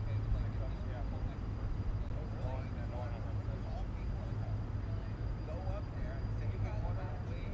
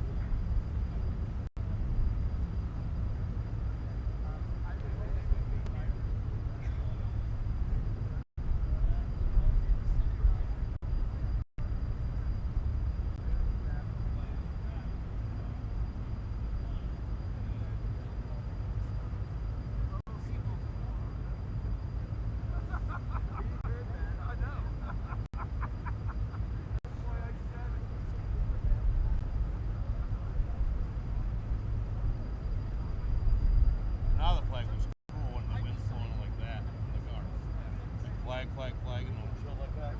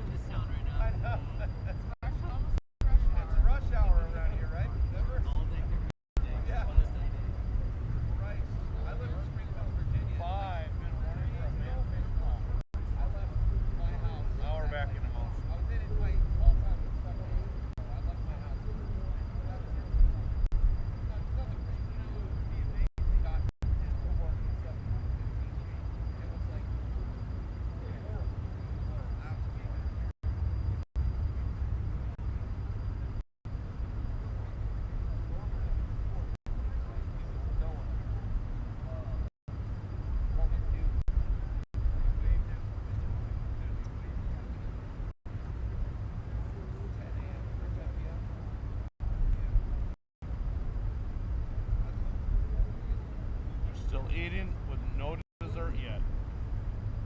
Huh? They're still eating and they haven't had dessert.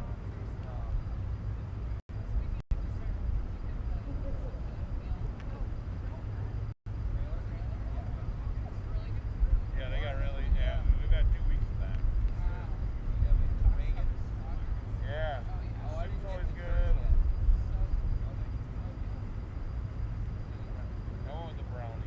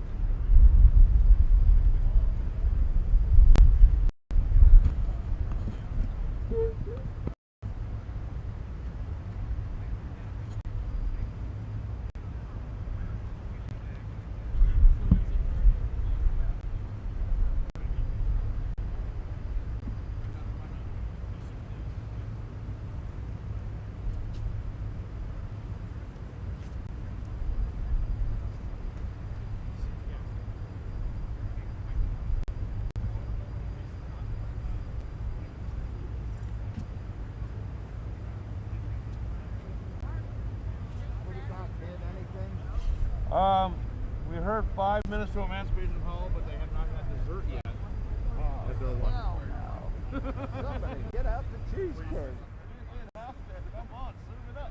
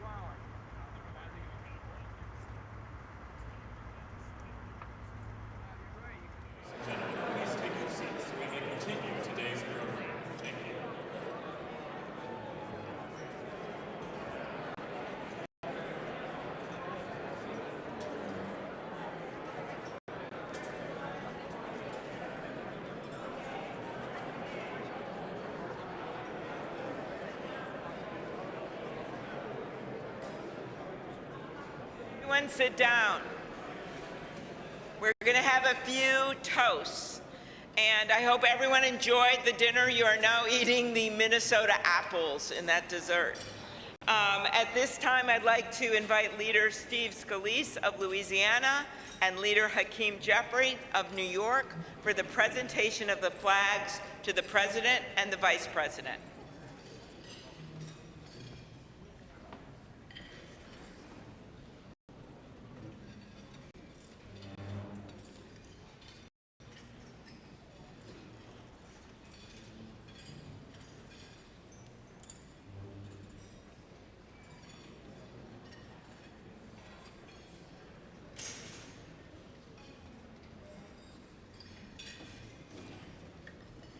Mr. President, Madam First Lady, Mr.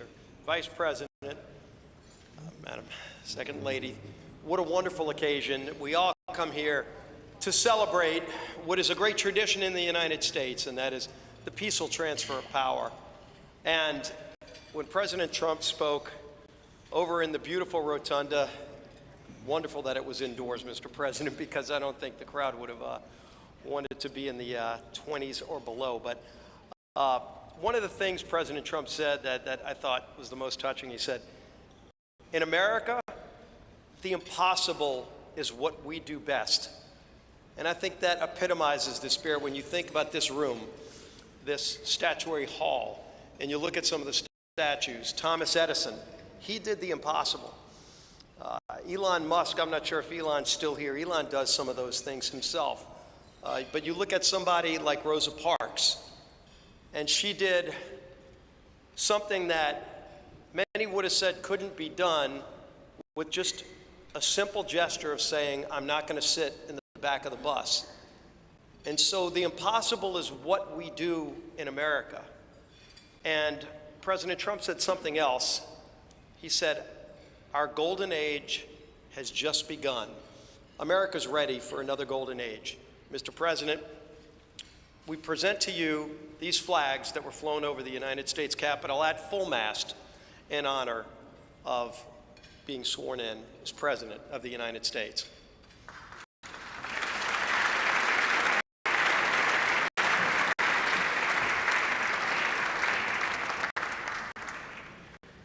Thank you, Chairwoman Klobuchar, for your leadership of today's ceremonies.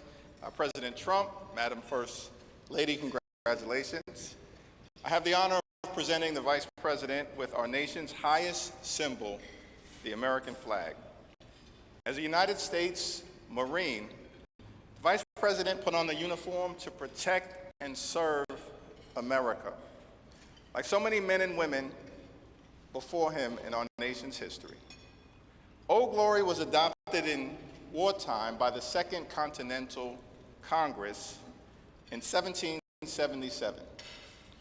A full 12 years before the office of the Vice Presidency was even created, or the House of Representatives convened for the first time.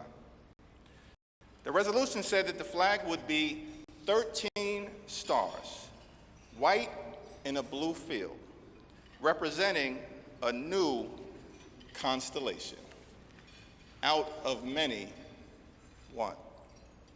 Some 250 years later, from Appalachia to Anacostia, Middletown to Mar-a-Lago, the Bayou to Brooklyn, we remain one nation under God.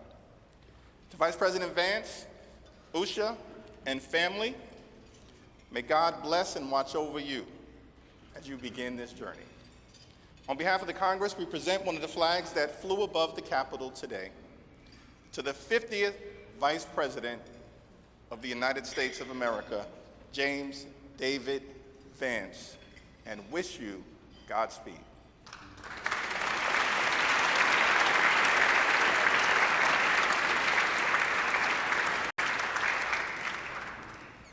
Thank you, Leaders Scalise and Jeffries. I now ask my friend Senator Deb Fischer of Nebraska, as in the beef you had for the entree, who has been an excellent partner in planning today's events, to come up and present the inaugural photographs. Well, my thanks to Chair Klobuchar for putting together again in the last 2 days the 60th inaugural ceremony here at the United States Capitol. Amy did a wonderful job along with all of the committee, all of our staffs, in order for this to come together and be a very memorable experience. It is a tradition that the committee give our new President and First Lady, our Vice President, and Mrs. Vance the official photographs taken at the swearing-in ceremony. And so it is such an honor to be able to have those presented to you. I hope you will display them with pride, with honor, and with a humbleness that I know you will carry with you every single day that you serve the people of this country. May God bless you all.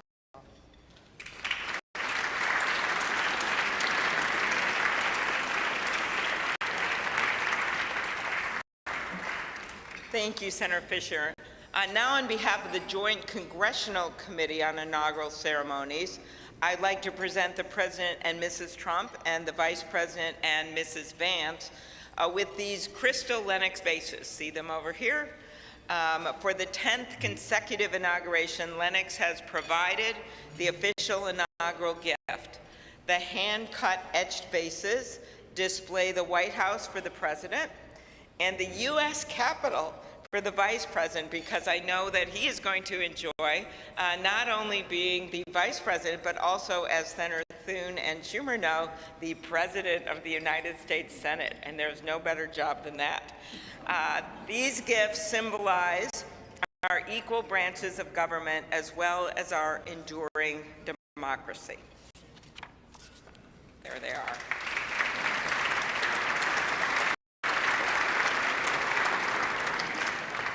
I will now invite Speaker of the House, Mike Johnson of Louisiana, to give the toast to the Vice President.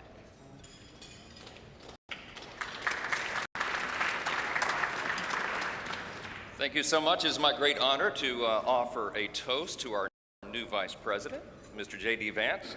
J.D., you wrote something very poignant in your memoir, actually many things very poignant, but let me quote you here.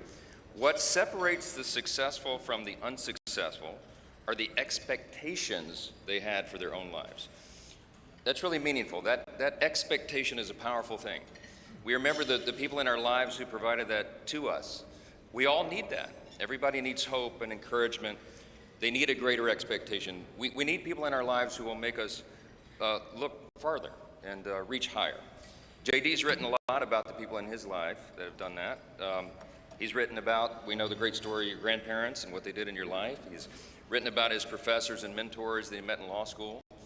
He speaks a lot about his gracious, beautiful wife, our new second lady, Usha. Is a great inspiration as well. And JD, you yourself have been inspiring people. Your story really has. It's one of the reasons that I believe God has raised your platform as he has, because you've been so faithful to tell that story and to inspire so many others. And so our hope and our prayer is, as you continue to do this, that as you go to help us execute on the America First agenda, that you also do what you've been doing so well all along, and that is providing a model for what is possible in America. What a great story, what an inspiring story you've had, and it's just getting started. I pray specifically that you inspire a lot of the young men in America. Some of them feel hopeless and stagnant sometimes, and you're a great example to all of them and to all of us, that if you work hard and you play by the rules and you do the right thing, you can make a better life. You're now the Vice President of the United States, my friend. So everyone, will you please join me in raising a glass to our own mentors, the people who inspired all of us, to the possibilities of our own future, to these great new horizons. What a perfect choice this was for the painting, the artwork today, and to the great example of our new Vice President, Mr. J.D. Vance. You're here.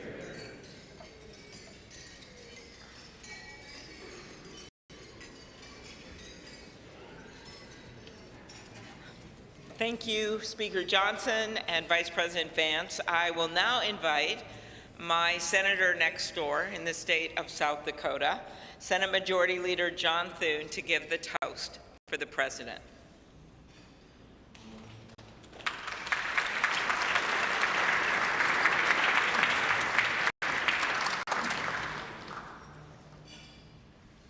Mr. President, Madam First Lady, congratulations. It is an honor for all of us to be able to be here today with you on this historic day as we celebrate your inauguration. Mr. President, one of the most important influences in my life when I was getting started in politics was Ronald Reagan.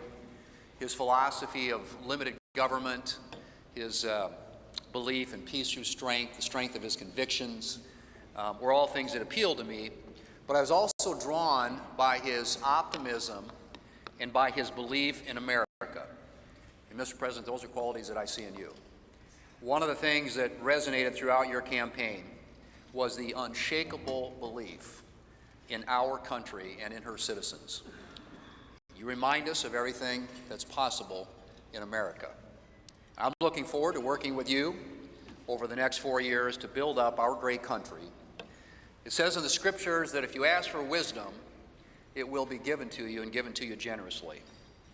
And so I pray, and our prayer is, that God will richly bless you in the years ahead and grant you not only strength, but wisdom. And ladies and gentlemen, I ask you to join me in raising a glass to the President of the United States, President Donald Trump. Hear, hear.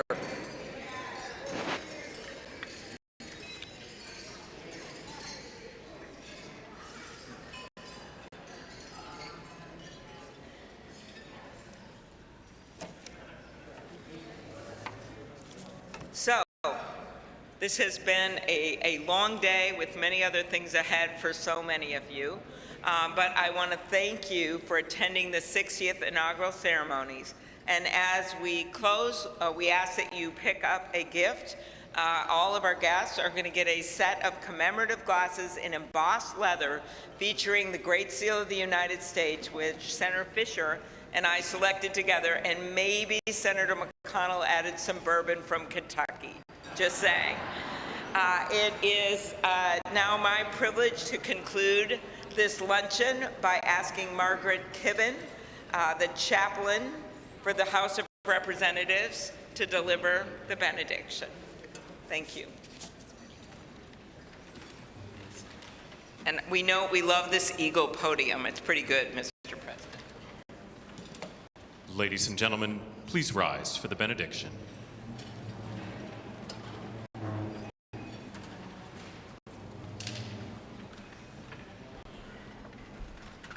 Would you pray with me? Holy and merciful God, having witnessed another successful moment in the experiment that you have entrusted into the hands of the American people, we pray your blessing on our 47th President of these United States, Donald J. Trump, and Vice President James D. Vance. Ensure that this mantle of singular responsibility that you have laid upon our President's shoulders remains secure in your will and safeguarded in your keeping. Uphold him as he preserves, protects, and defends the Constitution to the best of his abilities, relying on your divine help. God of power and might, grace and mercy, grant that your spirit of counsel has access to the President's heart to search it, to his mind to examine it, to his will to test it, that his faithfulness would bear witness to your truth. Surround him with angels and advisors who will serve as your agents to guide and guard him, caution and encourage him to remain upright and blameless in your sight. Buckle the belt of truth around his waist. Place the breastplate of righteousness over his heart. Fit his feet with readiness, that your gospel of wisdom and justice will shine forth throughout President Trump's administration. We offer this prayer to the one whose voice we follow to guide all that we do and all that we hope for. Amen. Ladies and gentlemen, please be seated. Please remain at your seats as President Trump, Vice President Vance, the Joint Congressional Committee on Inaugural Ceremonies, and the official party depart National Statuary Hall.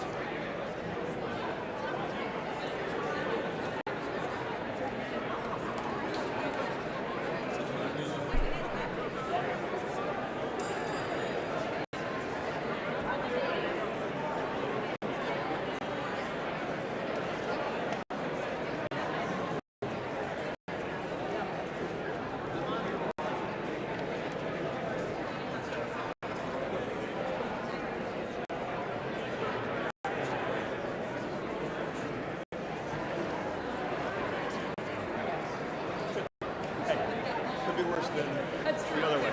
Right.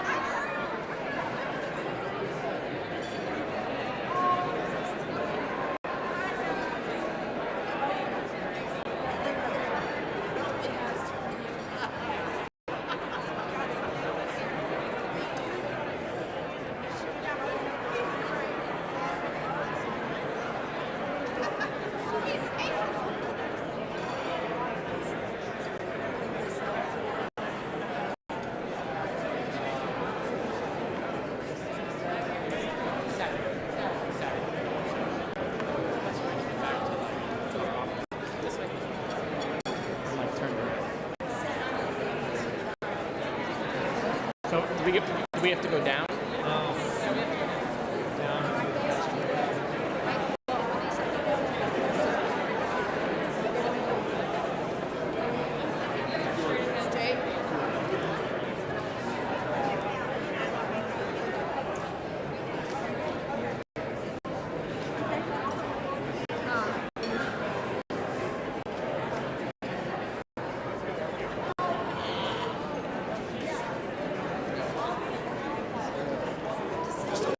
Step to the governor's mansion, and then 1600 Pennsylvania.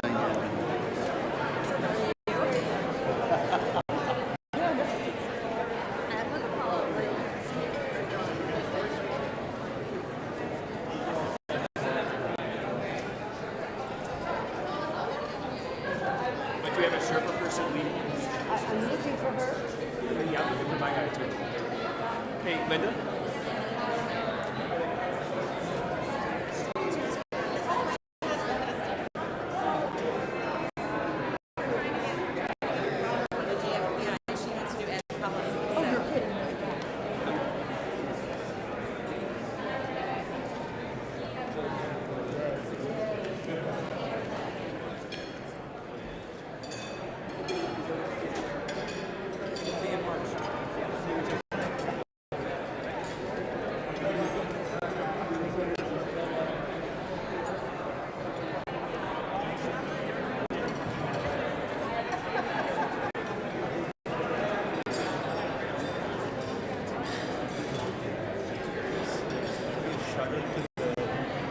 Village Hotel, and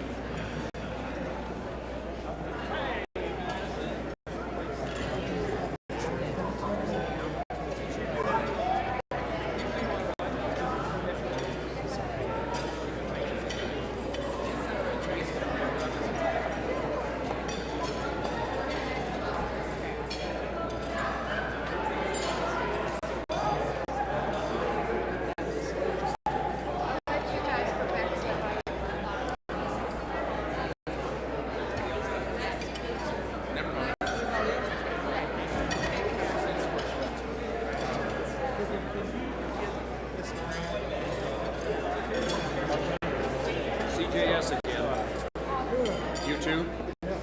I'm Jerry Moran. Hello there. Hello, Cynthia.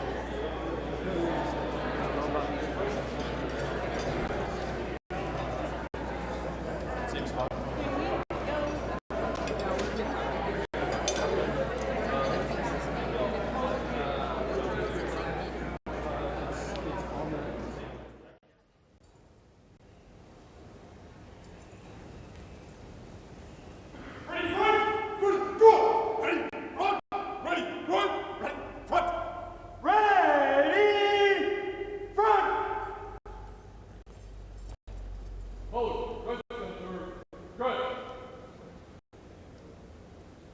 Officers, just center. Just! Hold, ready, front. Officers, ready, front. Ceremonial. Ceremonial. At ease. Hold, stand at ease. Attack. Ceremonial. At ease.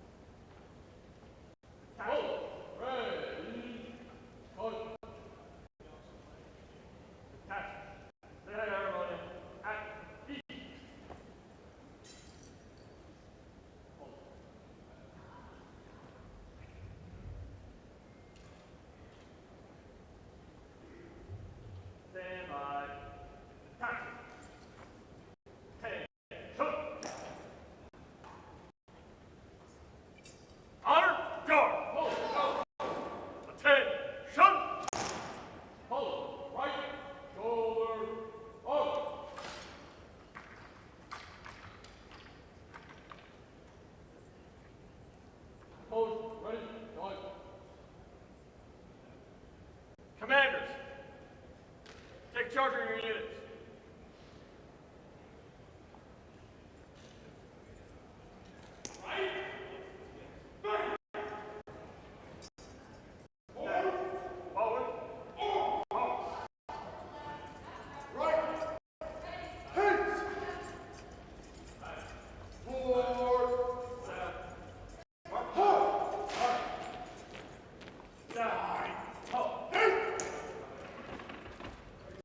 Forward.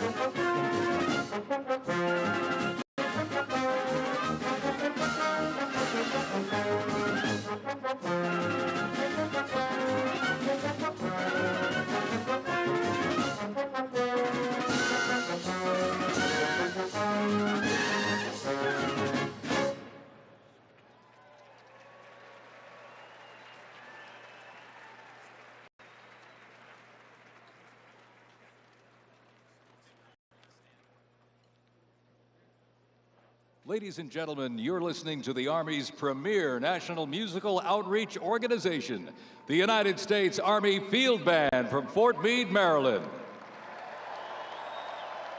They are led by Commander and Conductor Lieutenant Colonel Domingo S. Robinson.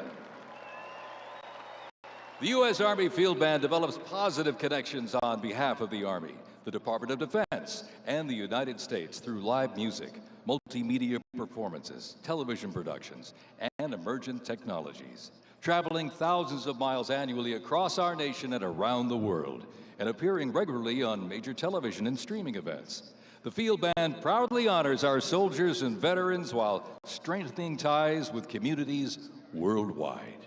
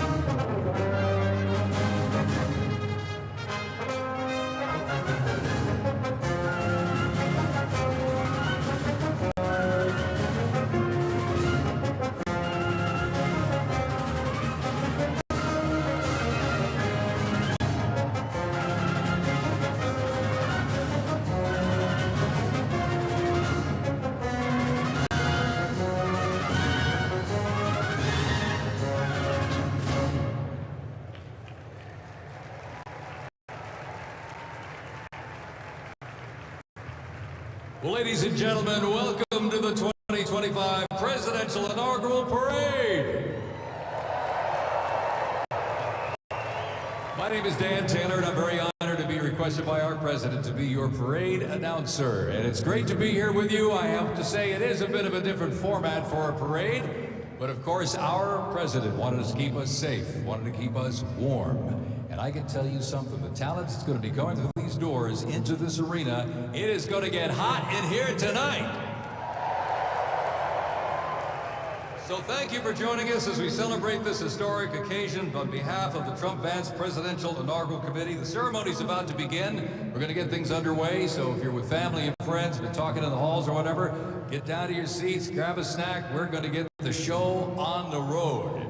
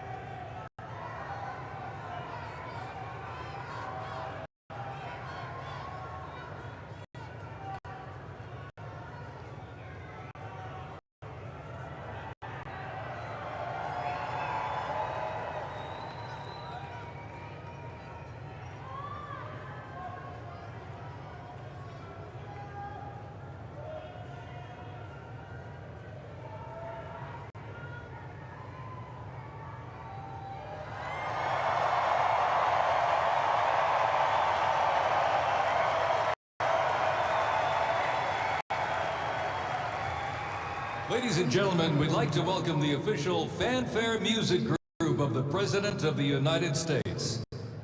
Under the direction of Major Aaron Morris, the U.S. Army Band Herald Trumpets performing their fanfare that's actually written for the 47th President of the United States. Listen to this, it's amazing. This is Brass and Glory.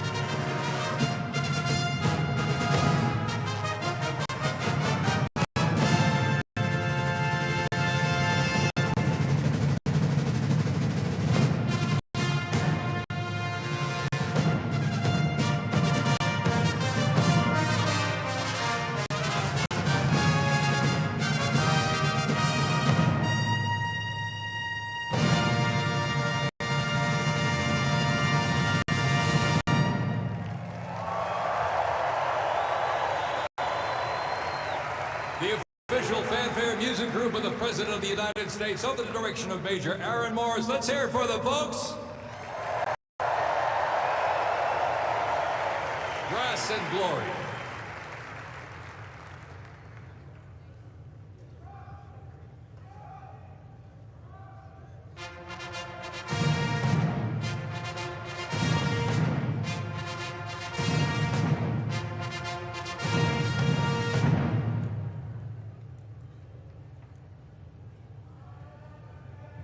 Ladies and gentlemen, please welcome the 50th Vice President of the United States of America, Vice President J.D. Vance, accompanied by the Second Lady, Mrs. Usha Vance.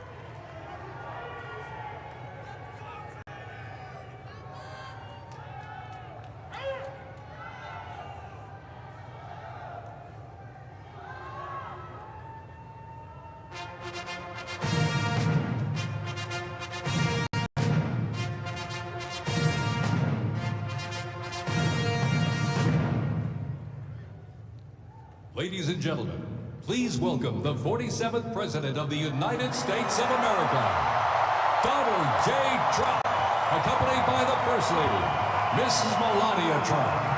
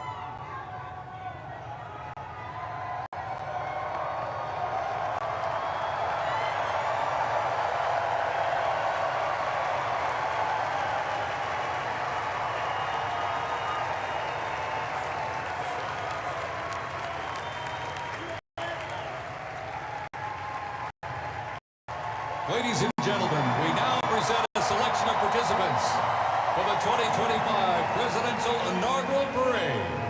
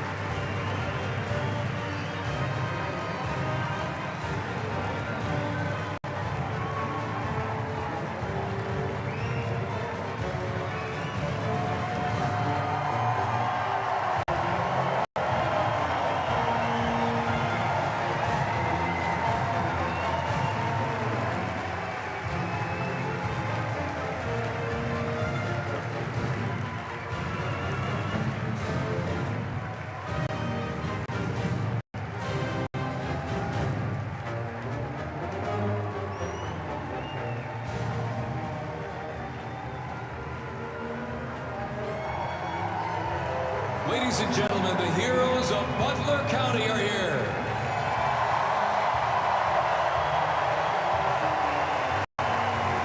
And they are here to pay homage to the life, selfless community service, and sacrifice of Corey Comparatori. Mr. Comparatori, a 10-year U.S. Army Reserve veteran and past fire chief to the Buffalo Township Volunteer Fire Company, who died during the assassination attempt on the life of President Trump in Butler, Pennsylvania, July 13, 2024. Their formation consists of Pennsylvania State Police, local police, county sheriffs, emergency services unit, EMS, 911 radio dispatch, and hospital personnel, who all heroically stepped into action during the horrific attack. They are also paying tribute to the courageous service of first responders nationwide.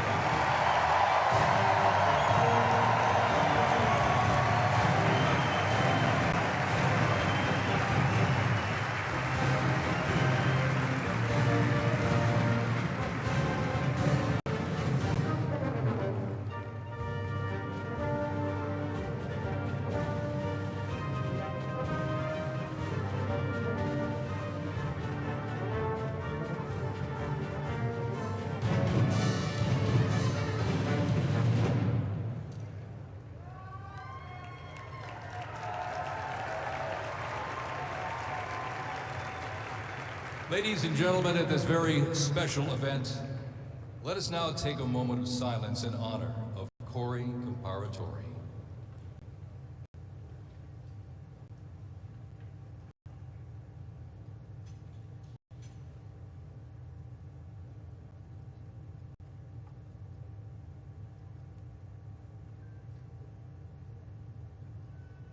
Thank you very much, ladies and gentlemen.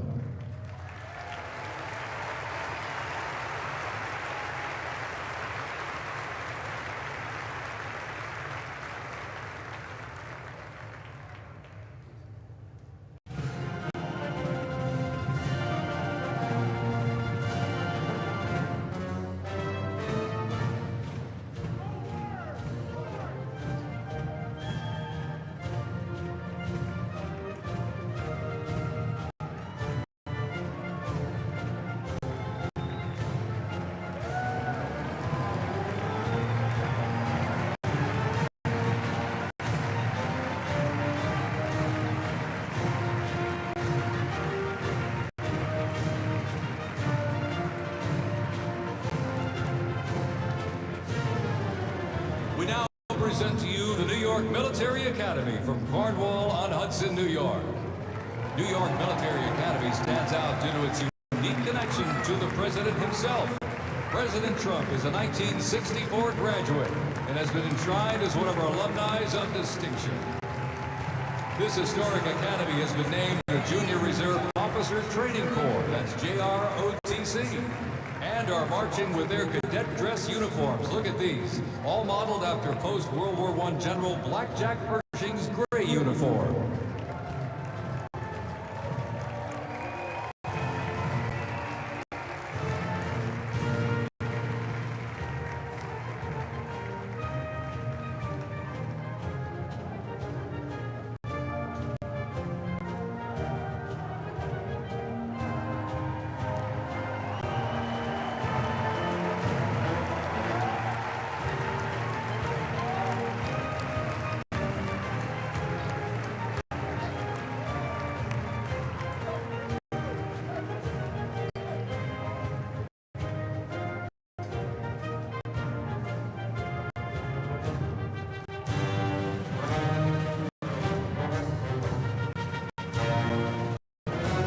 Introducing the Palm Beach Police and Fire Honor Guard unit, representing the town of Palm Beach, Florida.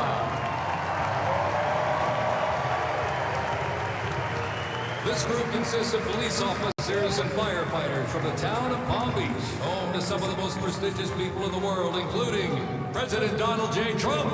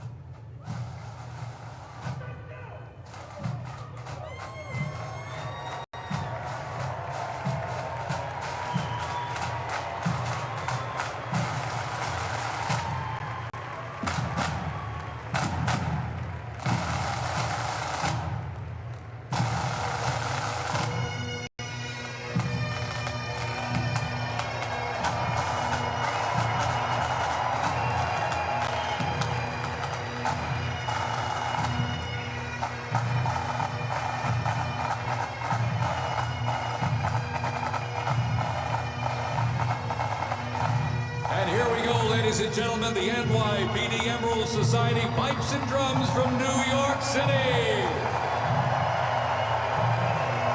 They have performed internationally in Ireland, Canada, Australia, Germany, and Switzerland. And as of this past December, the band has had the distinct honor to perform at the 75th commemoration of the attack on Pearl Harbor in Oahu, Hawaii.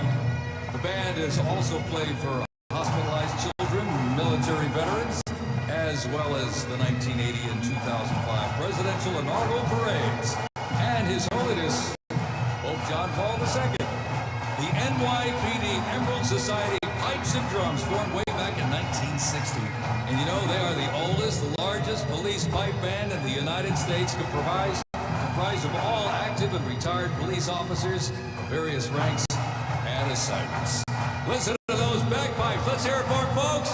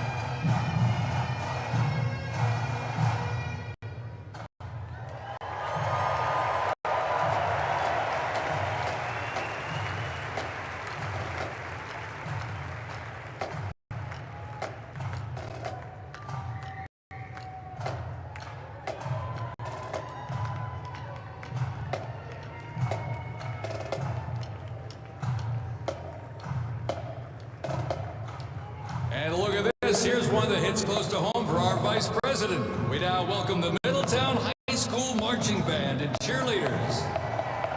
They're traveling all the way from Middletown, Ohio to proudly represent their school, our nation, and outstanding alumni, including our new Vice President of the United States, J.D. Vance.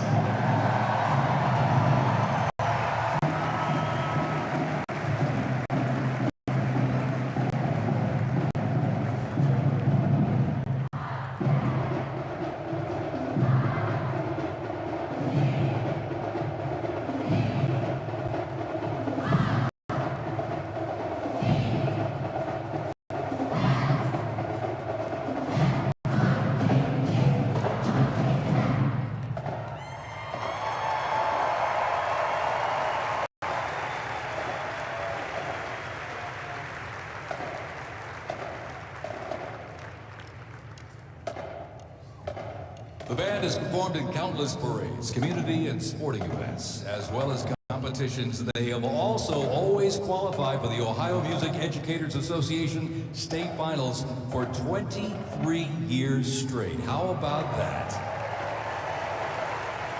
And have earned the highest rating in 18 of those appearances. Woo! And today they performed America's Sweet Land of Liberty.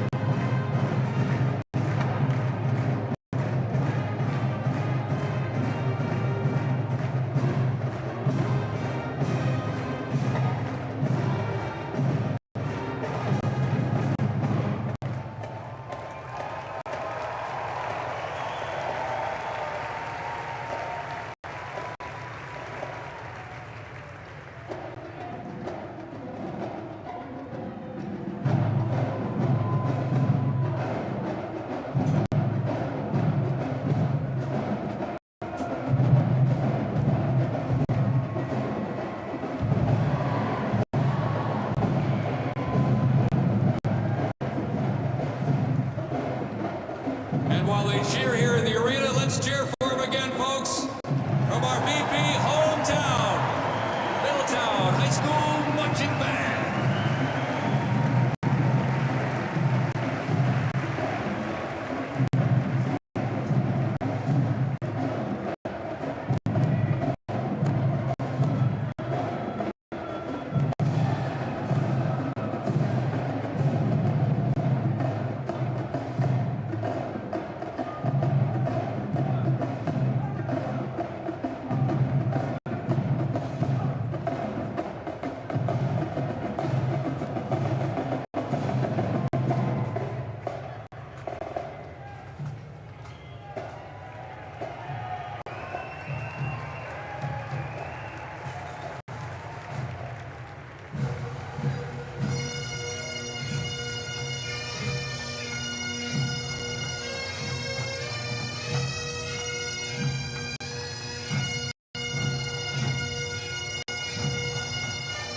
Ladies and gentlemen, entering the arena right now, traveling from Boca Raton, Florida, the Florida Firefighters Pipes and Drums.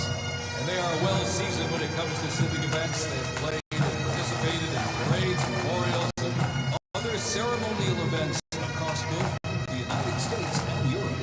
Today, they are wearing their most notable uniforms. What a great photo opportunity. Consisting of the Glengarry headgear and kilts.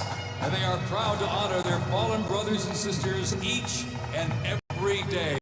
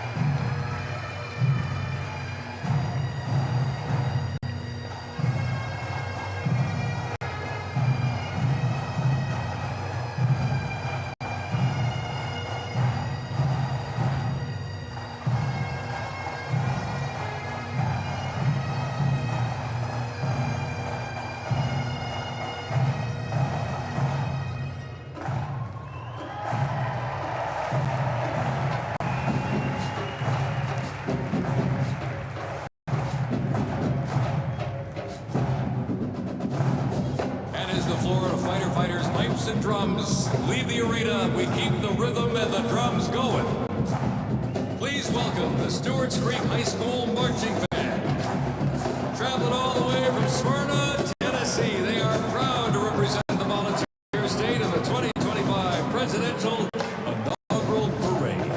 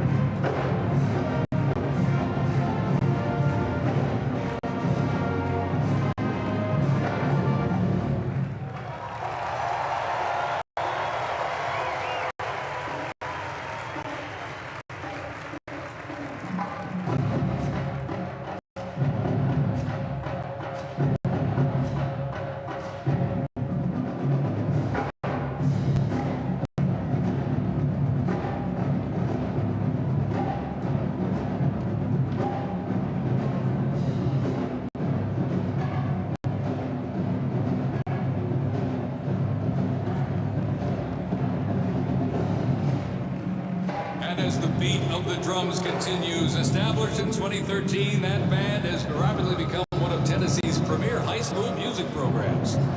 This band has participated in numerous civic events that honor significant moments in our nation's history, like the 75th anniversary of the attack on Pearl Harbor, Captain Jeff Cuss, United States Marine Corps Memorial Dedication, Chicago Thanksgiving Day Parade, and a Lincoln Memorial performance as well. The Stewart's Creek High School Marching Band, everybody! Make them feel welcome here in D.C.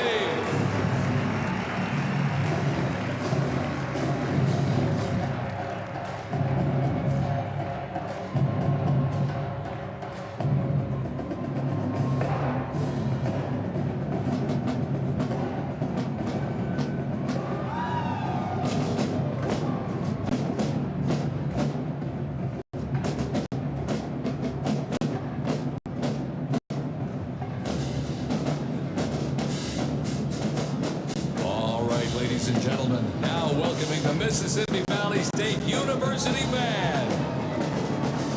They're traveling all the way from Itabena, Mississippi. Look at this, gang. This is the Mean Green Marching Machine. They are proud to represent historically black colleges and universities at the 60th Presidential Inauguration.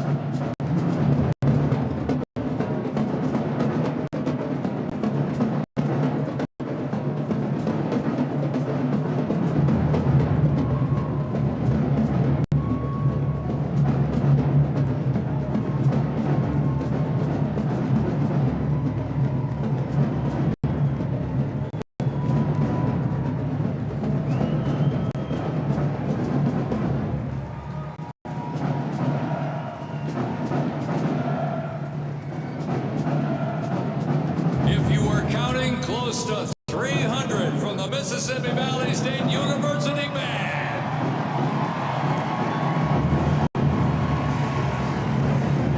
You know, since its founding, the band has consistently played a significant role at their university across the United States. They have performed for athletic events, Mardi Gras parades, Rose Bowl parades, and many, many more. The Mississippi Valley State University Band takes great pride in presenting culturally diverse presentations for students, faculty, and the surrounding Mississippi communities. Take a look at that brass out there. Woo! That's just part of the big green marching machine. The mean green marching machine from Itabena, Mississippi, ladies and gentlemen.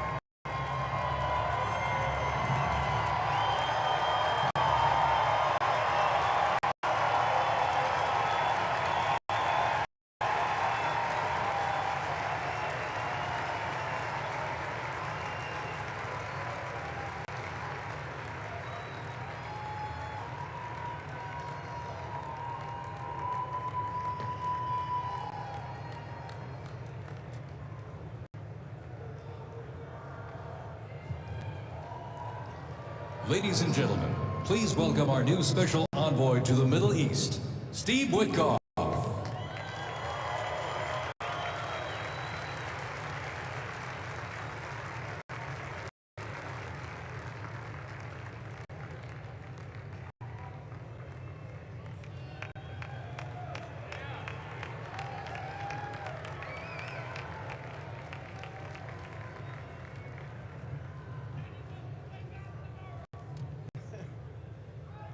Good evening, everybody. I was appointed by President Trump to be the special envoy for peace in the Middle East.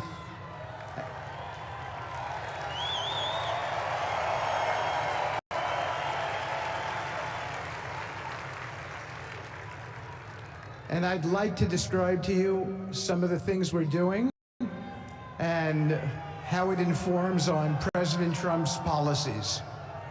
First of all, it is an honor to stand before you today as I reflect on the enormity of the role that President Trump has tasked me with. I am constantly reminded of the privilege it is to serve under the leadership of my boss, President Donald J. Trump.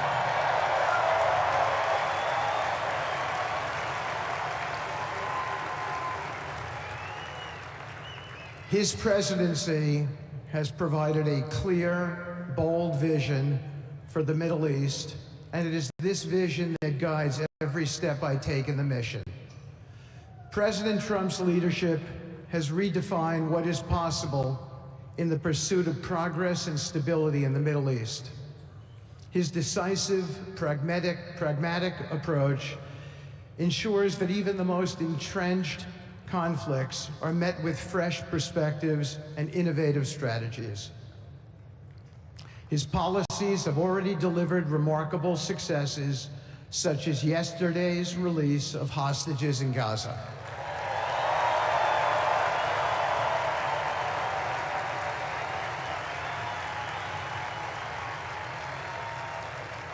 Thank you. This achievement demonstrates the strength of President Trump's leadership and the respect he commands on the global stage. It is yet another example of his ability to deliver results in the most complex and challenging situations. The Abraham Accords, a testament to his vision and determination, have also brought historic progress to the region, transforming old rivalries into new alliances. These agreements are not merely symbolic. They represent a practical roadmap for peace, economic cooperation, and mutual respect across nations. My role, as President Trump has tasked me, is straightforward yet profoundly challenging: to turn his vision into actionable outcomes. He sets the agenda, he lays the framework, and he inspires people like me into bold action. My responsibility is to implement his vision, engaging with leaders across the region to find pathways towards sustainable peace and stability. And let me tell you, having Donald Trump as a boss makes this task not only possible, but far more effective.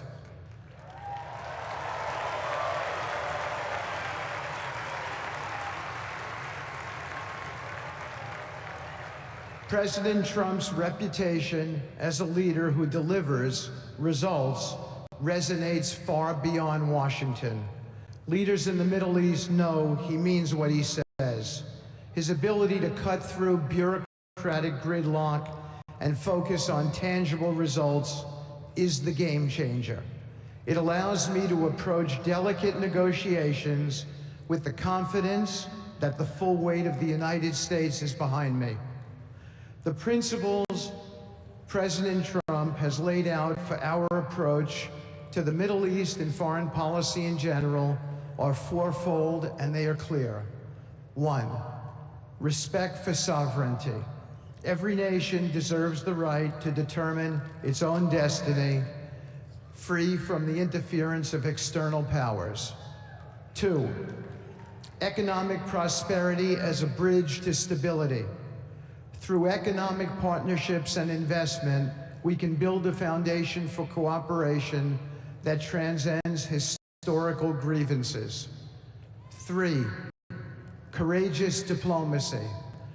Real progress requires difficult conversations and bold decisions, and it is through these that trust is built and maintained. And finally, 4, reciprocity and accountability. The United States requires reciprocal actions from our partners. We are done carrying the financial burden for nations that are unwilling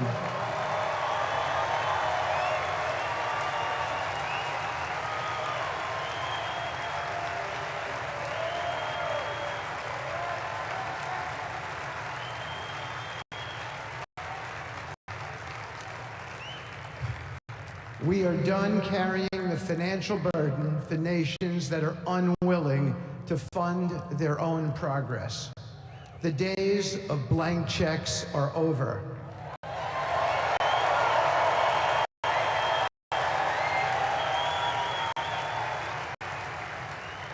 Partnerships under President Trump's leadership must be equitable, and contributions must reflect shared commitments to our goals. In my work, I've seen firsthand how these principles resonate. They provide a foundation that transcends politics and speaks to the shared humanity of all people in a region. Leaders across the Middle East recognize that this Trump administration is serious about results, not symbolic gestures, but real, meaningful progress that improves lives. Thank you.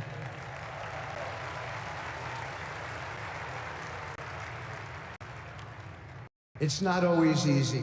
There are moments of deep challenge and frustration. Decades of mistrust cannot be undone overnight.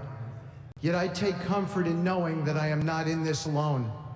President Trump's clarity of vision ensures that I never have to question what success looks like. His leadership provides the confidence and direction necessary to navigate these complexities. As we move forward, my commitment is to continue the work of advancing President Trump's vision for the Middle East. Whether through expanding the Abraham Peace Accords, fostering economic development, or facilitating dialogue between long-standing adversaries, my focus remains on actionable results. Let me close by saying this: a stable and prosperous Middle East is not an unattainable dream. It is a goal within our reach, made possible by strong leadership and unwavering commitment. Under President Trump's guidance, we are proving that the impossible can become reality. Thank you, but I have one more thing to say. We have some special people for me to introduce you to tonight. President Trump has been talking to them as well. They are the families of hostages from Israel who have been in Gaza for the last year and a half. There are many of them here today. Several of the families have lost children and loved ones, and they're here because they're part of an effort to retrieve their bodies so they can be buried in a proper way. Several have children who are still in captivity. There is an American family here whose loved one is scheduled to come out in 14 days, and they're going to be meeting the president tonight. So let's give them all some love and a big hand. Come on up.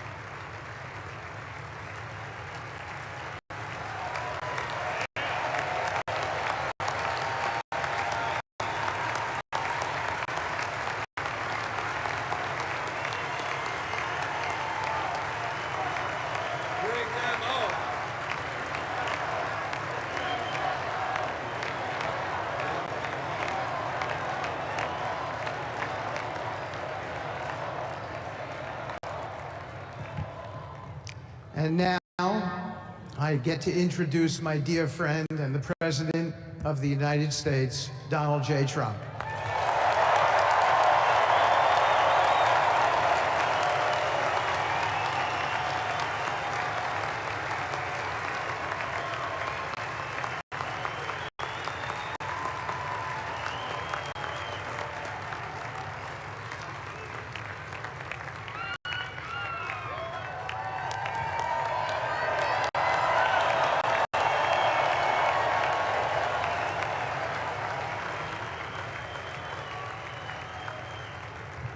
Thank you very much, everybody. Appreciate it. Thank you.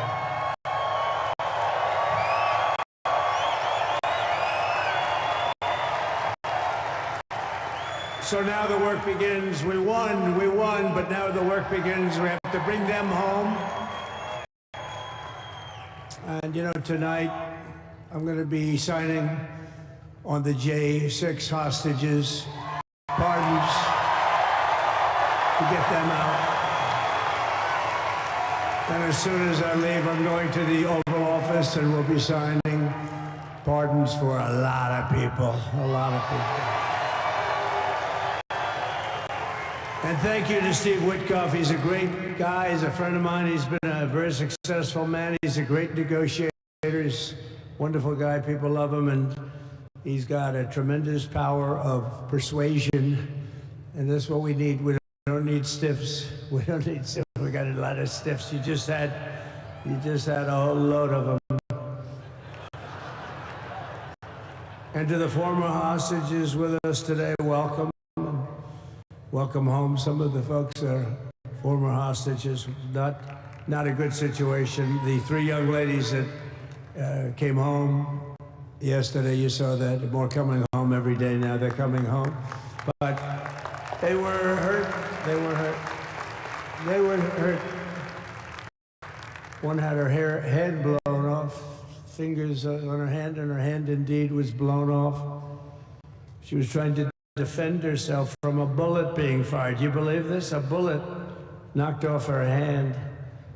I don't know. You look at it, it's a disgrace. We never stopped praying for you, and we're so glad that you're reunited with your friends and families, and God bless you all. And some of them are just saying, no, my son is gone, but please just bring home his body. Right, Steve?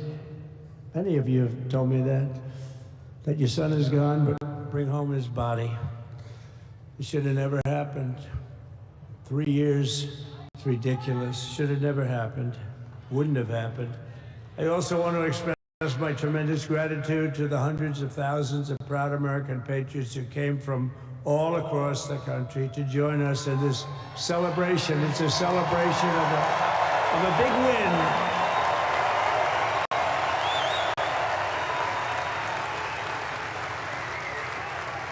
And you're witnessing the dawn of the golden age of America. That's what it's going to be. We're bringing it back. We're going to bring it back fast. We're going to bring it back fast.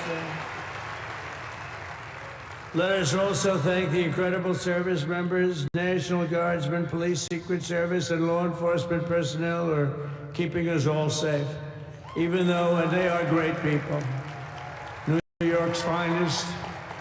I grew up with New York's finest, and we got to give them their authority back. You won't have any crime. There'll be no crime. You give them little authority back.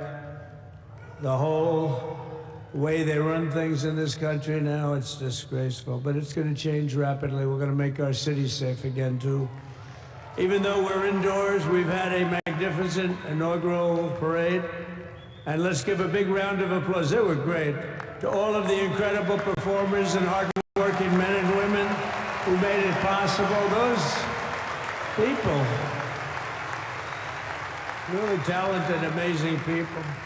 I also want to thank my wonderful family for being here, especially my beautiful wife, our First Lady, Melania.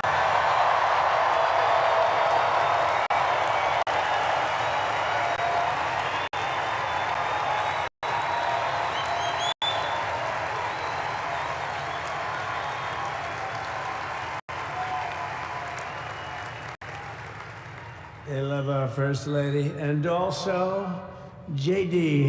How good has JD been? And his beautiful wife, Usha.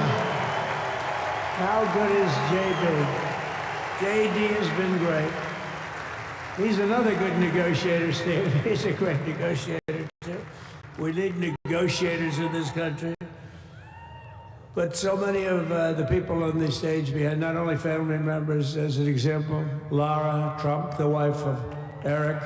She was the head of the Republican Party, along with my friend Michael. Stand up, the two of you. What a job. What a job they did. They worked so hard. They knew they'd be rigging, but they said, we're going to make it too big to rig, and we did. We made it too big to rig. We won every swing state by a lot. We won the popular vote by millions and millions of votes. We won the whole ball of wax. And now we're going to go and drill, baby, drill, and do all the things that we've wanted to do and bring your costs down, your prices down, and make our country safe. So thank you very much, Michael. Thank you very much. What a job you've done, Michael. I'm never moving you, you know. He was thinking about getting a nice job in the administration. I said, no, I'm leaving you right where you are. You've done a very good job. We're not moving you, Michael. I'm sorry. Anyway, thank you very much. Appreciate it. Appreciate it very much. Right here with us also in the arena, I'm about to sign some very important executive orders of our new administration. Hey, Don, will you stand up, please? Don is another one. How about Don? This guy.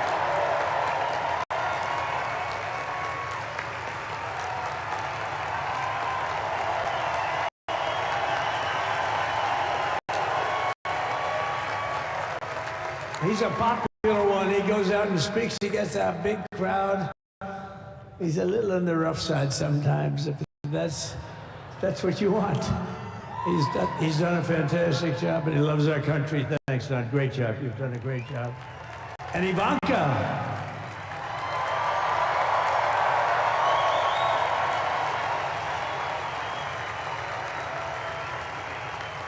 And you know, Jared negotiated the Abraham Accords, which are the biggest, it's the biggest deal made in the Middle East in many, many years, and it's really something. Jared, stand up, Jared.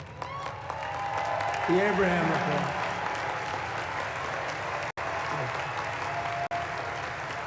And Tiffany's going to have a little baby. And Michael.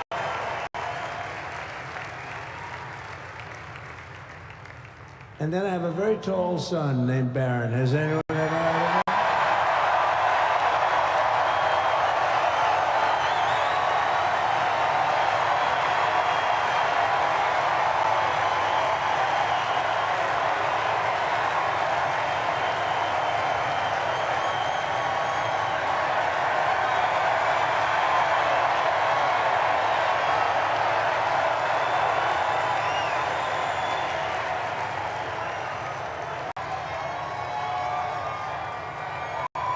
Thank you.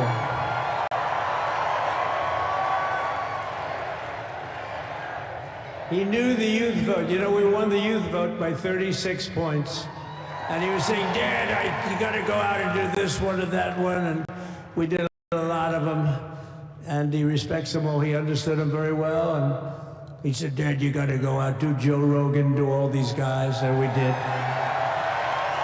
We did, and Joe Rogan was great. They were all great, right? Darren, they were all good. He understood the market. Another famous one, how about Kai? Stand up, Kai.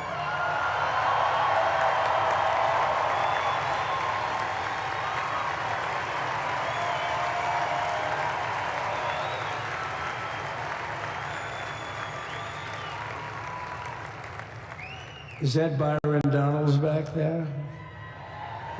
Stand up, Byron. Stand up. What a future this one has. What a future. That's great, Byron. Thank you very much. And how about Lutnick? Secretary of Commerce. He's going to take in more money than any country has ever even thought about. He's going to take in some money. And we have many others. Look, I'm not going to go through it, but we're going to sign some orders right now, and that's really what I want to do. So we're going to sign executive orders. First, I'll revoke nearly 80 destructive and radical executive actions of the previous administration, one of the worst administrations in history. Maybe not one of them, the worst. Anybody that would allow millions of people to pour through our borders from jails, prisons, mental institutions, insane asylums, gang members to be taken off the streets of Venezuela and deposited in our country, and many, not just Venezuela. You know, crime in Venezuela is down 74% because they took their criminals and gave them to us through an open border policy of the previous administration. All over the world, they're emptying their prisons into our country. They're emptying their mental institutions into our country. It stops as of 1 o'clock this afternoon, okay? It stops.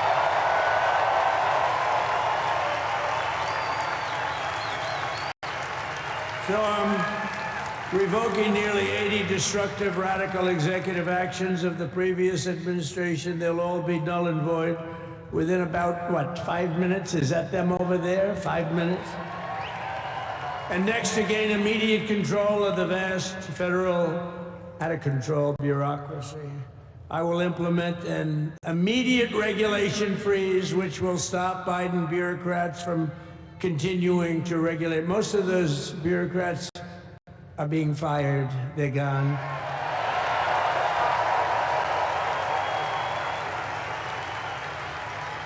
Should be all of them, but some sneak through, but we have to live with a couple, I guess.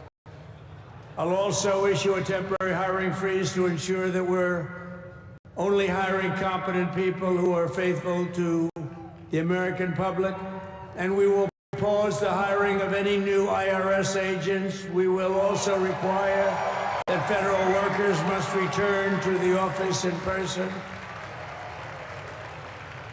And we're going to take the 88,000 people that they hired to go after you with guns. By the way, they're allowed to use guns and harass you like they were so many other people. Remember this, okay? Remember? Do you remember a little statement about tips? Does anybody remember that little statement? I think we won Nevada because of that statement. But they went out and harassed you over the tips. In other words, we are restoring control of our government to the people. We're going to take those 88,000. Let's see if they'd like to work on the border, because that's what we want them really on.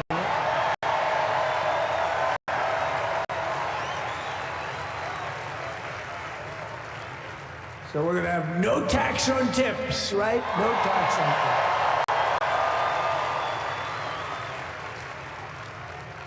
We may have, like the Speaker of the House. Is he here? He's done such a good job.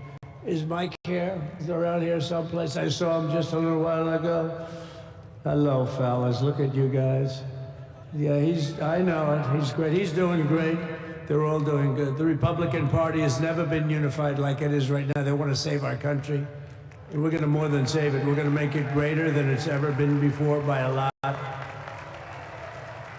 Next, I'm going to sign a presidential memorandum directing every member of my cabinet to marshal every power at their disposal to defeat inflation and rapidly bring down the cost of daily life, because your costs have gone through the roof in the last 4 years. Perhaps you didn't notice. Does anyone notice their costs are like double, triple, quadruple? You can't buy bacon. Apples have doubled in price. You want an apple, anybody? Pay twice what you did 2 years ago. We'll put more money in your pocket, and we'll bring back the American dream and to reduce energy costs and liberate our economy. So we have more oil and gas than any country in the world, and we're going to use it. We're not going to do the wind thing. Wind, big ugly windmills, they ruin your neighborhood, they ruin you. If you have a house that's near a windmill, guess what? Your house is worth less than half. And did you see up in New England with the whales? You see what's happening? So they had 2 whales killed in about 14 years. Last year and the year before, total, they had 28. So if you're into whales, you don't want windmills either. And they're the most expensive form of energy that you can have by far. And they're all made in China, by the way, practically all of them. And they kill your birds and they ruin your beautiful landscapes. But other than that, I think they're quite good, right? Now, remember when we used to joke and kid when we were kidding, but we don't kid anymore? They want to watch the debates on television. They want to watch your favorite president on television.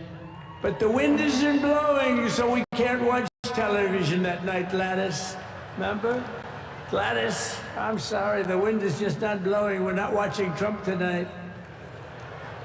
But I'm immediately withdrawing from the unfair, one-sided Paris Climate Accord ripoff. The United States will not sabotage our own industries while China pollutes with impunity. You know, China, I mean, look, they use a lot of dirty energy, but they produce a lot of energy. And when that stuff goes up in the air, you know, it doesn't stay there. It's not like you got a wall. We love walls, don't we? Not like you have a wall around and it doesn't. It floats into the United States of America after 3.5 to 5.5 days. It floats across the oceans and it comes right over your neighborhood and it falls into your neighborhood. So they all say, we have to fight for cleaner air, but the other dirty air is dropping all over us. So what the hell are they talking about? Unless everybody does it, it just doesn't work. You know, we had the cleanest air and the cleanest water that this country's ever had under the Trump administration, and we didn't do anything to stop jobs and stop production. Believe me, you're going to see a lot of companies come pouring back because tariffs. I always say tariffs is the most beautiful word to me in the dictionary. Then I was reprimanded by the fake news. They said, what about love, religion, and God? I said, I agree. Let's put God number 1. Let's put religion number 2. Love, I don't know. We got to put that number 3, I guess, right? And then it's tariff. Because tariffs are going to make us rich as hell. It's going to bring our country's businesses back that left us. And I'll also sign an executive order to immediately end federal government censorship of the American people. In America, we believe in free speech, and we're bringing it back starting today to stop the weaponization. Oh, do I know about that? These creeps. Deranged Jack Smith. You ever hear of him? Deranged. He's a deranged prosecutor. He's sick. They suck him on me. He's now been reduced to getting on an airplane, going back to The Hague or wherever the hell he came from. We got to get rid of that guy. Hey, was he one of the many people that got a pardon today? Did they pardon Jack Smith? You know, did you know that Biden, while I was making my speech, pardoned his whole family?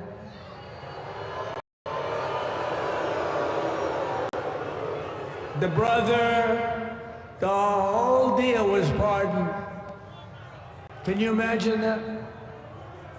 While I was making my speech. Did everybody hear my speech? Did you like my speech?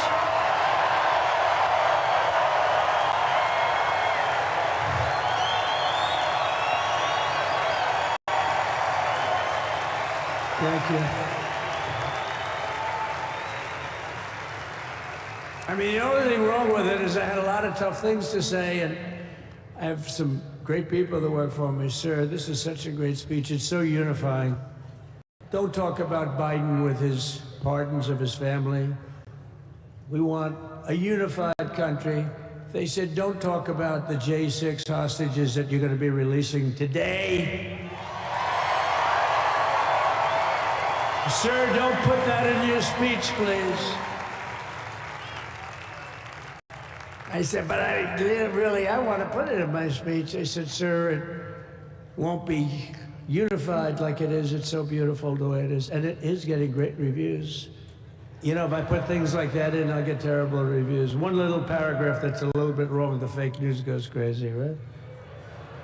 So I said, all right, I won't put it in my speech, but you know what? I'm speaking in front of a hell of a lot of people at a place called Capital One Arena, and I'll talk about it.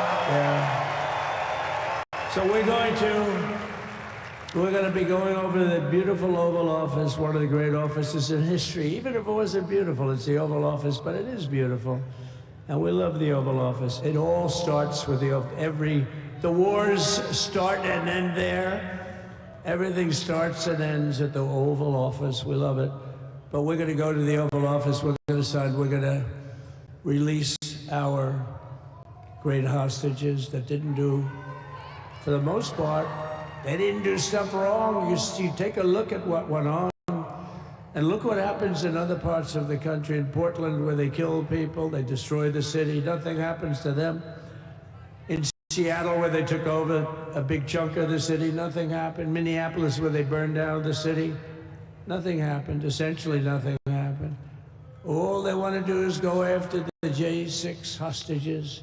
A 76-year-old grandmother was arrested the other day because she was looking, I think because she was looking at the Capitol or something like that. No, we're not going to put up with that crap anymore.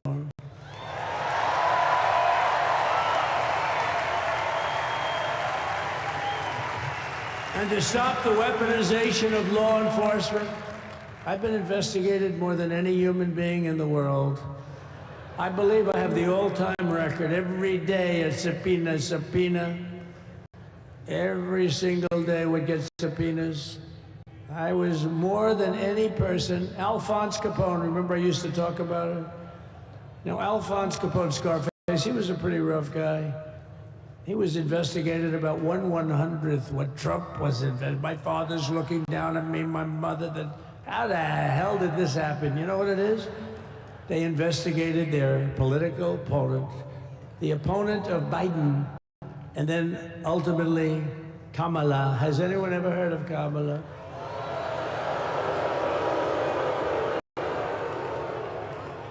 We had to beat two opponents, you know? We had to beat Biden, then we beat him. Now he goes on top. The guy was like 39 points down. I think I could have beaten Trump. They should have left me and I would have beaten. No, his debate performance wasn't the best, right? That's what killed him. And then they had a change, and that's like you get into a fight. The great Dana White spoke last night. We love Dana White, right? UFC. That's like he puts in two fighters. One of them's getting creamed, getting really beaten, and they say, all right, take him out. Let's put somebody else in to finish up the fight. That's what they did to us. They gave us somebody new, but we took care of both of them. So we beat actually two opponents. But to stop the weaponization of law enforcement and our government, I will also sign an order directing every federal agency to preserve all records pertaining to political persecutions under the last administration, of which there were many, and beginning the process of exposing any and all abuses of power, even though he's pardoned many of these people. Can you believe it? He's pardoned them. You know why he did it while I was speaking? Because that way I couldn't speak about it. I was speaking. I didn't know he did it. I finished my speech, and they said, sir, he pardoned his whole family. I said, ooh, can I go back out there and talk about it? Somehow that wouldn't be very elegant. Our First Lady would say, please don't do that.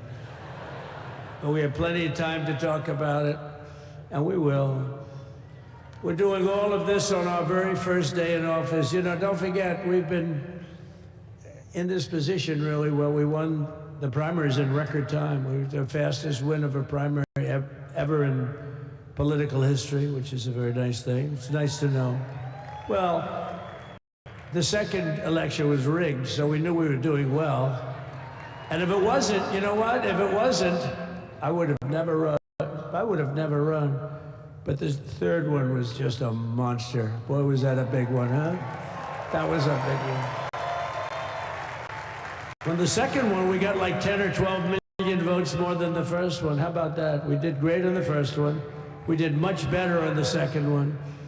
But man, did we do well on the third one. So we're gonna have some fun. It's very simple. We're gonna make our country great. We're gonna make our country great again. We're gonna make America great again. How good a name is MAGA, though, right? You know? I was going to say keep America great, but unfortunately I wasn't great. Can't say keep it great. It will be great again, but CAG, keep America great, CAG, I don't think it's ever going to replace MAGA. Does anybody like CAG? I don't think so. It's never replacing MAGA. Nothing will ever replace MAGA. MAGA was the most successful political operation, political movement in the history of our country, maybe in the history of the world. Let's see what happens, because we're not finished yet. We're not finished yet. We got a long way to go. But we're doing this in the very first day in office, and in just a few moments, I'm not only signing the release of the J6 hostages, I'm signing other things that you're going to love. Oh, you're going to be happy reading newspapers tomorrow, and the next day, and the next day, and the next day. So I just want to thank, I mean, look at this place. It's full to the rafters. You don't have any, look at those people up there. You don't have any empty seats. And by the way, the Capital One owners, they are so good. We got to root for their teams because they have been so great to MAGA, to us.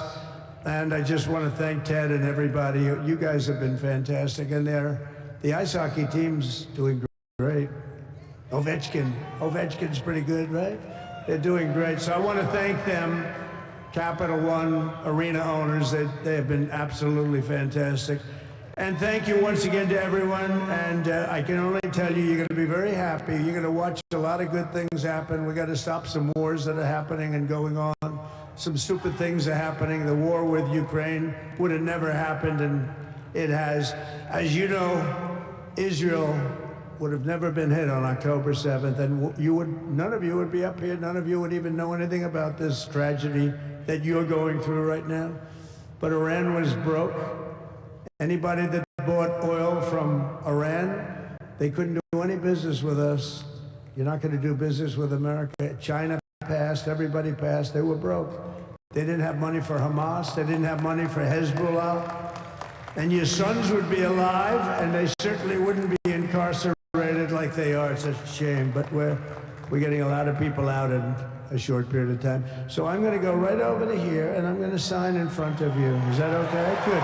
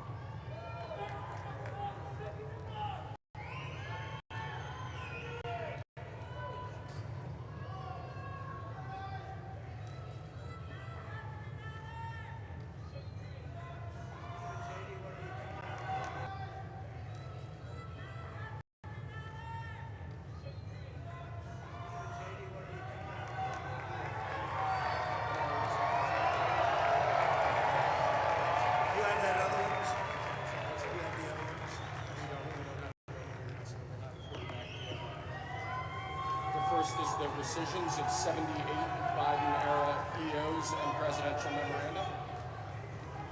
You want to call it out? Do you want to say it? Do you want to say it? Oh, if you want me to, sir. Why don't you say what I'm signing?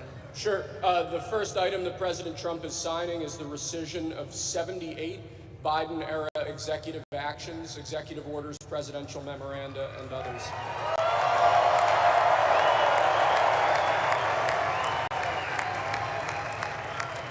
Thank you, sir.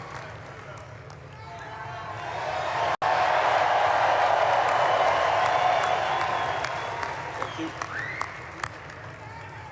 The second item, President Trump, is a regulatory freeze, as you announced in your speech, preventing bureaucrats from issuing any more regulations until we have full control of this, the government and this administration.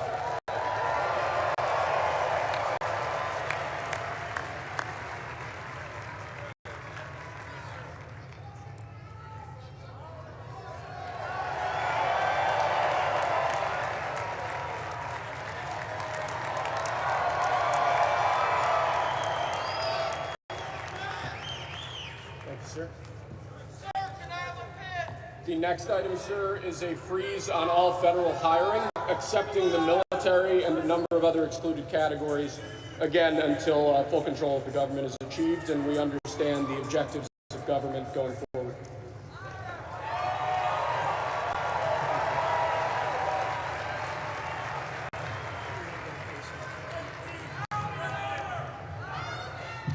Could you imagine Biden doing this? I don't think so.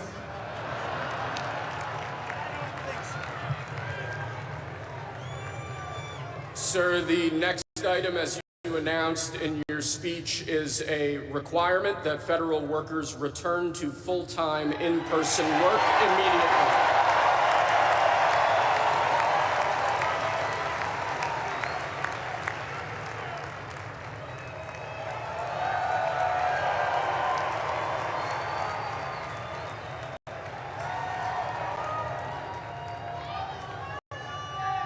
Thank you, sir. Next, we have a directive to every department and agency in the federal government to address the cost of living crisis that has cost Americans so dearly.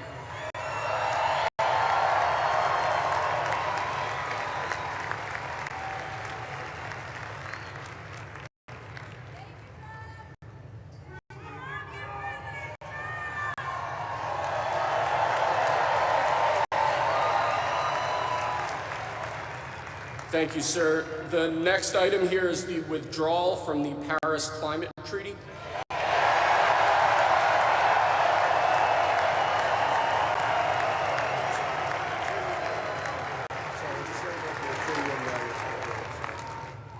Yes, sir.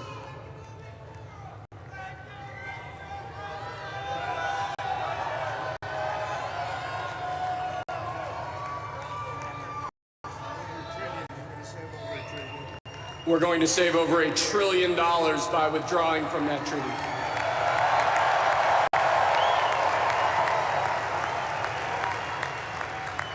And the next item, sir, is a letter that will be transmitted to the United Nations explaining that we are withdrawing from the Paris Climate Treaty.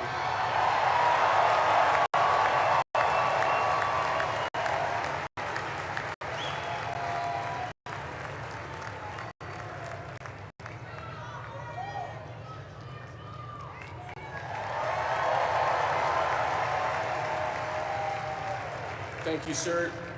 This next item is a directive to the federal government ordering the restoration of freedom of speech and preventing government censorship of free speech going forward.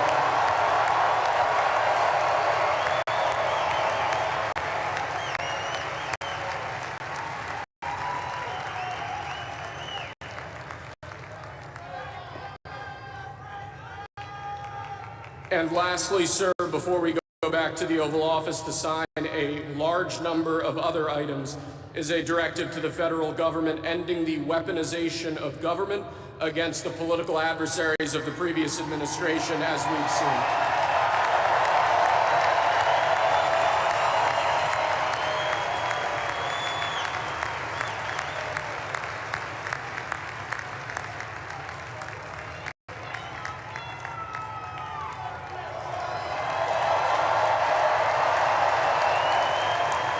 Thank you very much, sir. Appreciate it.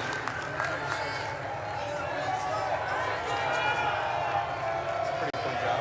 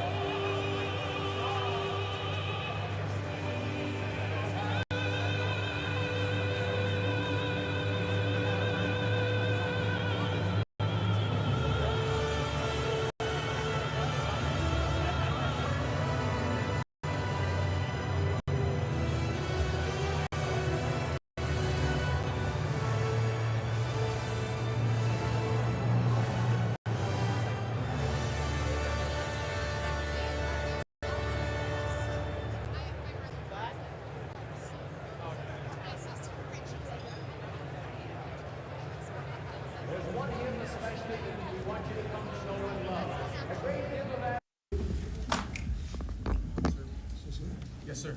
First, we have a list of pardons and commutations relating to events that occurred on January 6, 2021. Okay, and how many people is this? I think this order will apply to approximately 1,500 people, sir. So this is January 6th. These are the hostages. Approximately 1,500 for a pardon.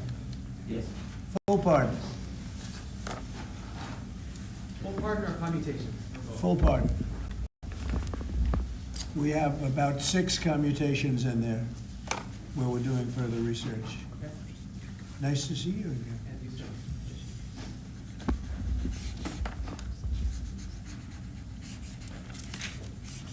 So this is a big one. Anything you want to explain about this? We hope they get them. We hope they come out tonight, frankly.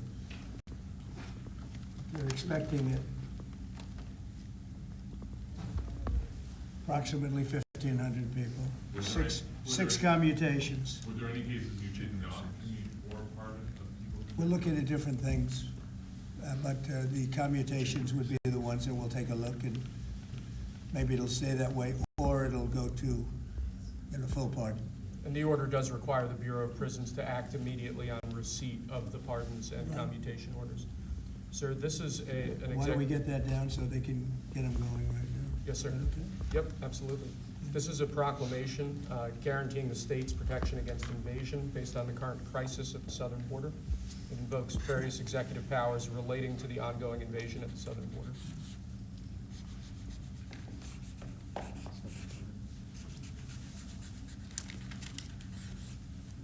Mr. President, what makes you confident that those are not going to be blocked by the courts? I don't think they will. I don't think they can be. They're very straight up. Why don't you take that and go over here? Could you get him over here, not on the side angle? Do you mind? Just go right over here with your friends.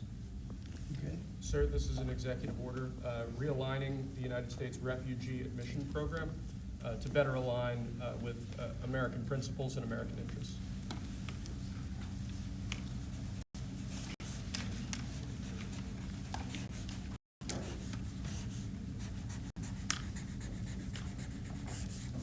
Okay?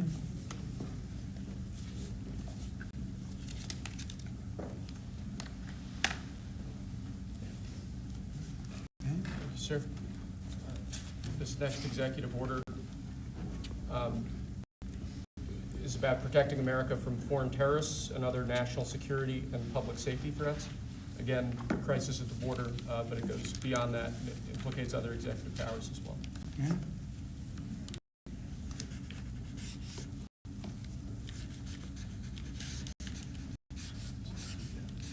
President Trump, if cartels are now going to be seen as foreign terror organizations, would you think about ordering U.S. Special Forces into Mexico to take them out?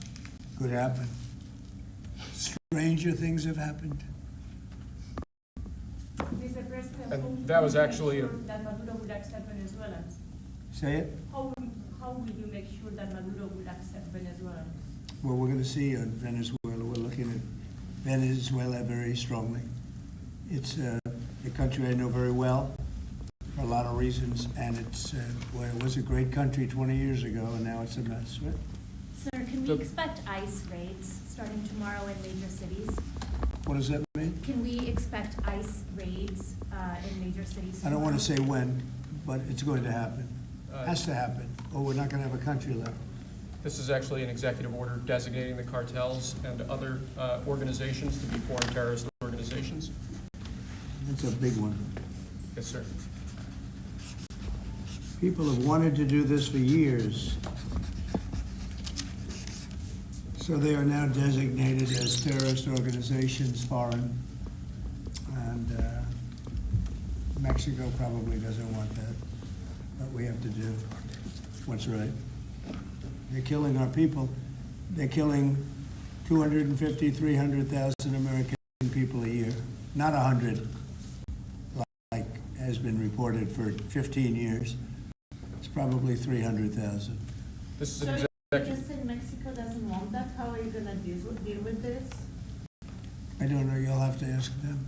Sir, this is an executive order entitled Protecting the American People Against Invasion, which again deals with the southern border and the unprecedented admission of illegal aliens across the southern border.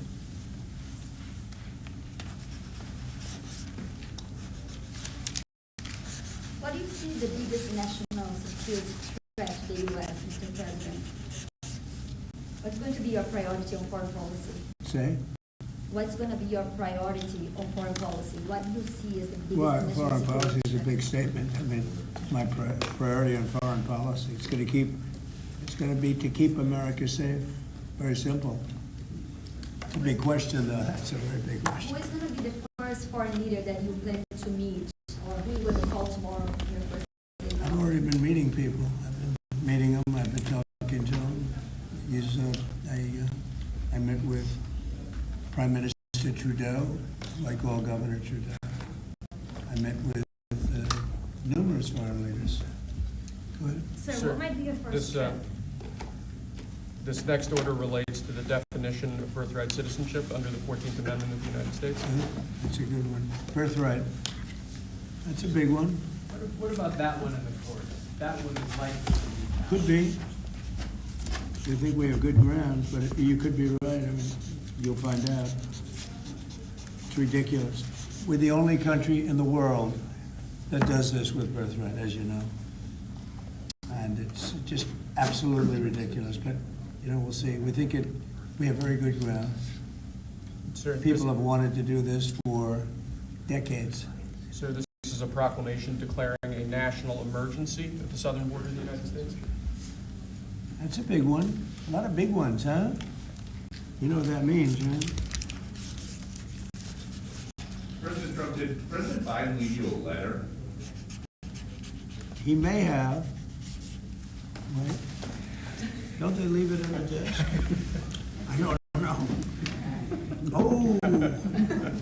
What's in there? Thank you, Peter. It could have been years before we got this. Wow. Thank you. Can you say on the outside? Maybe we should all read it together. Let's read it. Well, maybe I'll read it first and then make that determination. That sounds great. Peter, thank you very much. I may not have seen this for months. Happy to help with the passing of the torch. I did. I left him one in the desk just like this. What are you talking about? Unification of our country. You know, I didn't know that he gave a pardon to his family because he did it during my speech. He didn't tell you in the limo? No, he didn't tell me, no. He did it, they released it during my speech. I mean, during my speech. So all I could do was say, excuse me, I'd like to come back and speak some more. So, no, we were surprised by that. It's bad precedent, obviously. Where are you thinking on tariffs on Mexico, given these actions you're signing on the border? Well, we're thinking in terms of 25% on Mexico and Canada because they're allowing vast numbers of people. Canada is a very bad abuser also. Vast numbers of people to come in and fentanyl to come in. When do you think you would enact those? I think February 1st. Are you planning on giving notice of that? I think we'll do it February 1st. 25% on both, sir? Sir, On each. On each, yes. this is an executive order taking a large number of executive actions to secure our southern border. Okay? Sounds reasonable. President Trump, we remember 4 years ago, Barack Obama had told you that the top threat to the country was going to be North Korea. Did Joe Biden tell you what you think the top threat to the country is? No, right now? no. Why not? I think we have a lot of them. Right now, I think we have a lot. I think North Korea turned out to be good. I was very friendly with him. He liked me. I liked him. We got along very well. They thought that was a tremendous threat. Now, he is a nuclear power, but we got along. I think he'll be happy to see him coming back. And I think he has tremendous condo capability. He's got a lot of shoreline. Thank you, sir. Are you going to work with countries from South America to coordinate on immigration? About who? Well, immigration in general. This is an executive order. Sorry, sir. I'm fine with legal immigration. I like it. We need people. And I'm absolutely fine with it. We want to have it. We need it because we're going to have a lot of companies coming in to avoid tariffs. You know, if you don't want tariffs, all you have to do is build your plant in the U.S. So we're going to have a lot of workers coming in, but we have to have legal immigration. Do you have a date in mind for when you want to put in on the China tariffs that you talked about? Which one? 60%? No. You're talking about which? Say it again. The China tariffs, the broad China? tariffs. Well, as you know, I put on large tariffs on China, and they've really been forced to leave them. And if we didn't leave them, you wouldn't have one steel mill that's open in this country because they were dumping massive amounts of steel. We've taken in hundreds of billions of dollars from China because they were unable to terminate the tariffs I put on China because there was too much money and the budgets didn't work and other reasons too. No, I mean, we're going to have meetings and calls with President Xi. I spoke to President Xi last week, as you know. Did you know that? I had a very good phone call. We're fixed on with NATO this moment. Are you planning to leave your NATO alliance? No, NATO has to pay more money. NATO has to pay 5%. We are, we're in the Ukraine war by $200 billion more than NATO. It's ridiculous because it affects them a lot more. We have an ocean in between. And we've spent $200 billion more on Ukraine than NATO has spent. And they've got to equalize. Did you talk to Xi about the Ukraine war?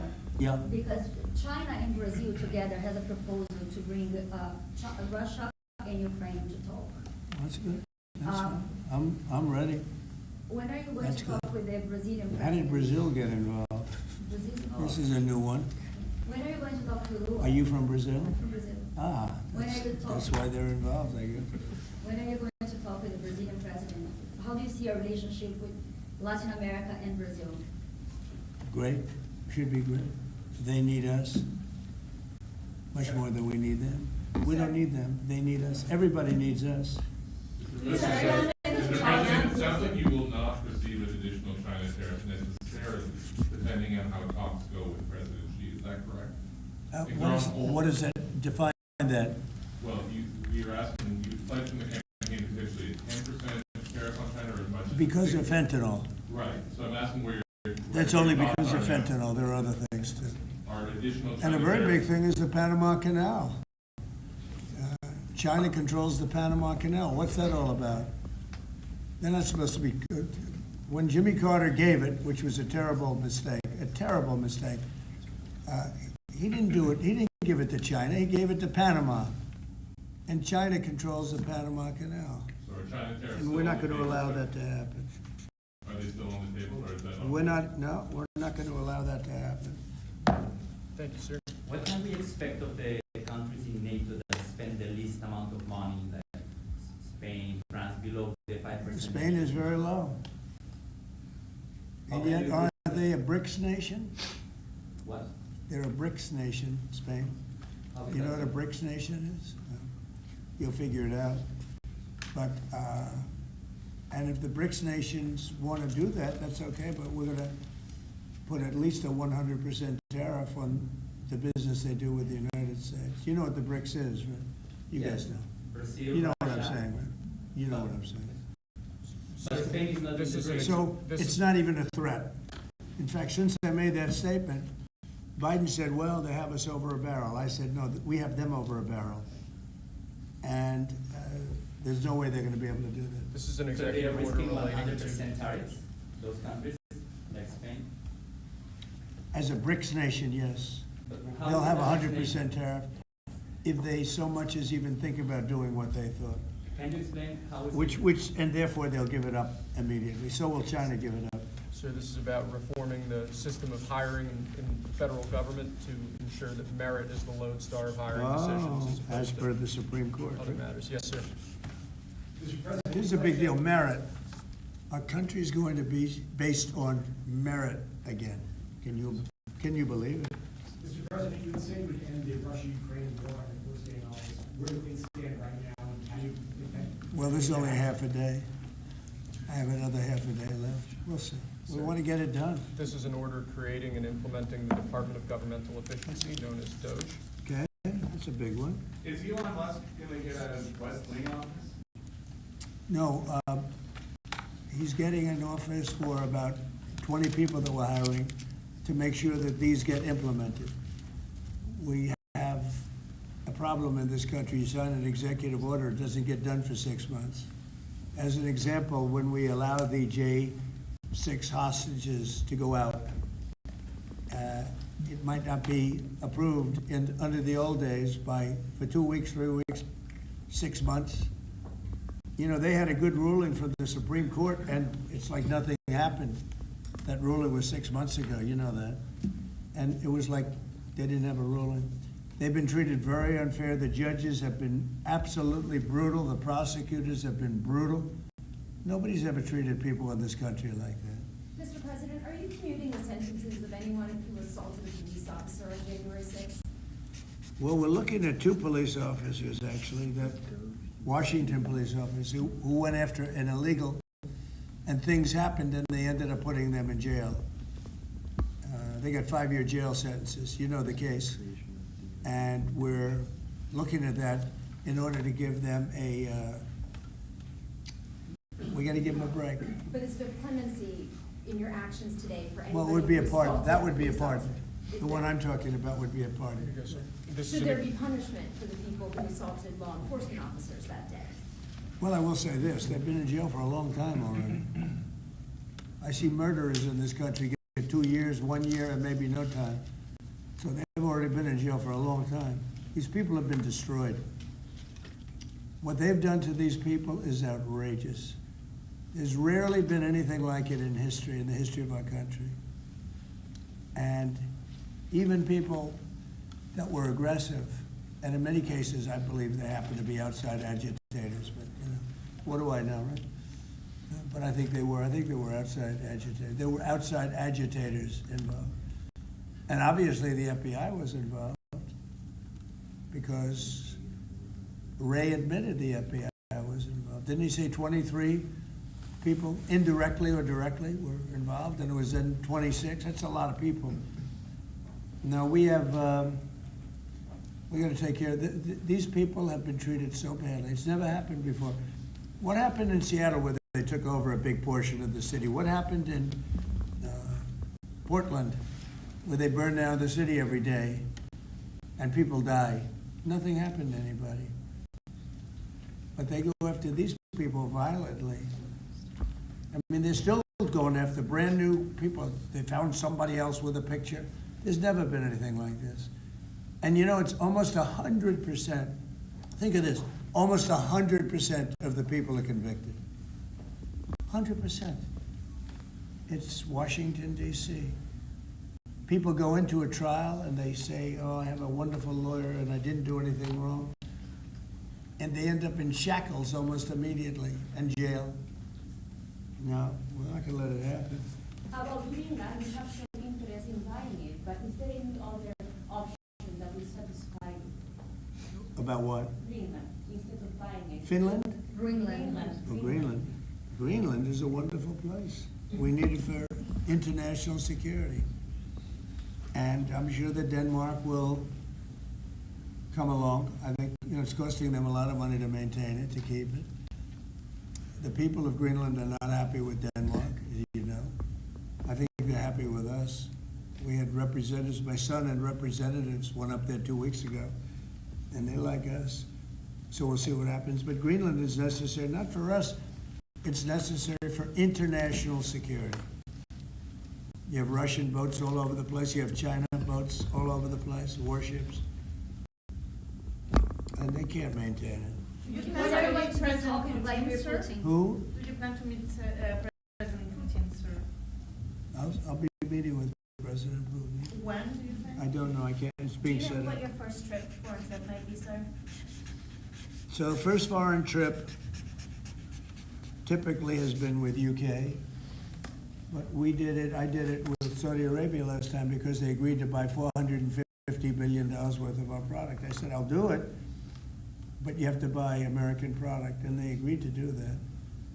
They bought $450 billion. It was the least reported story I've ever been involved in. And now, where are you planning to go now? Well, I don't know. If Saudi Arabia wanted to buy another 450 or 500, we'll up it for all the inflation.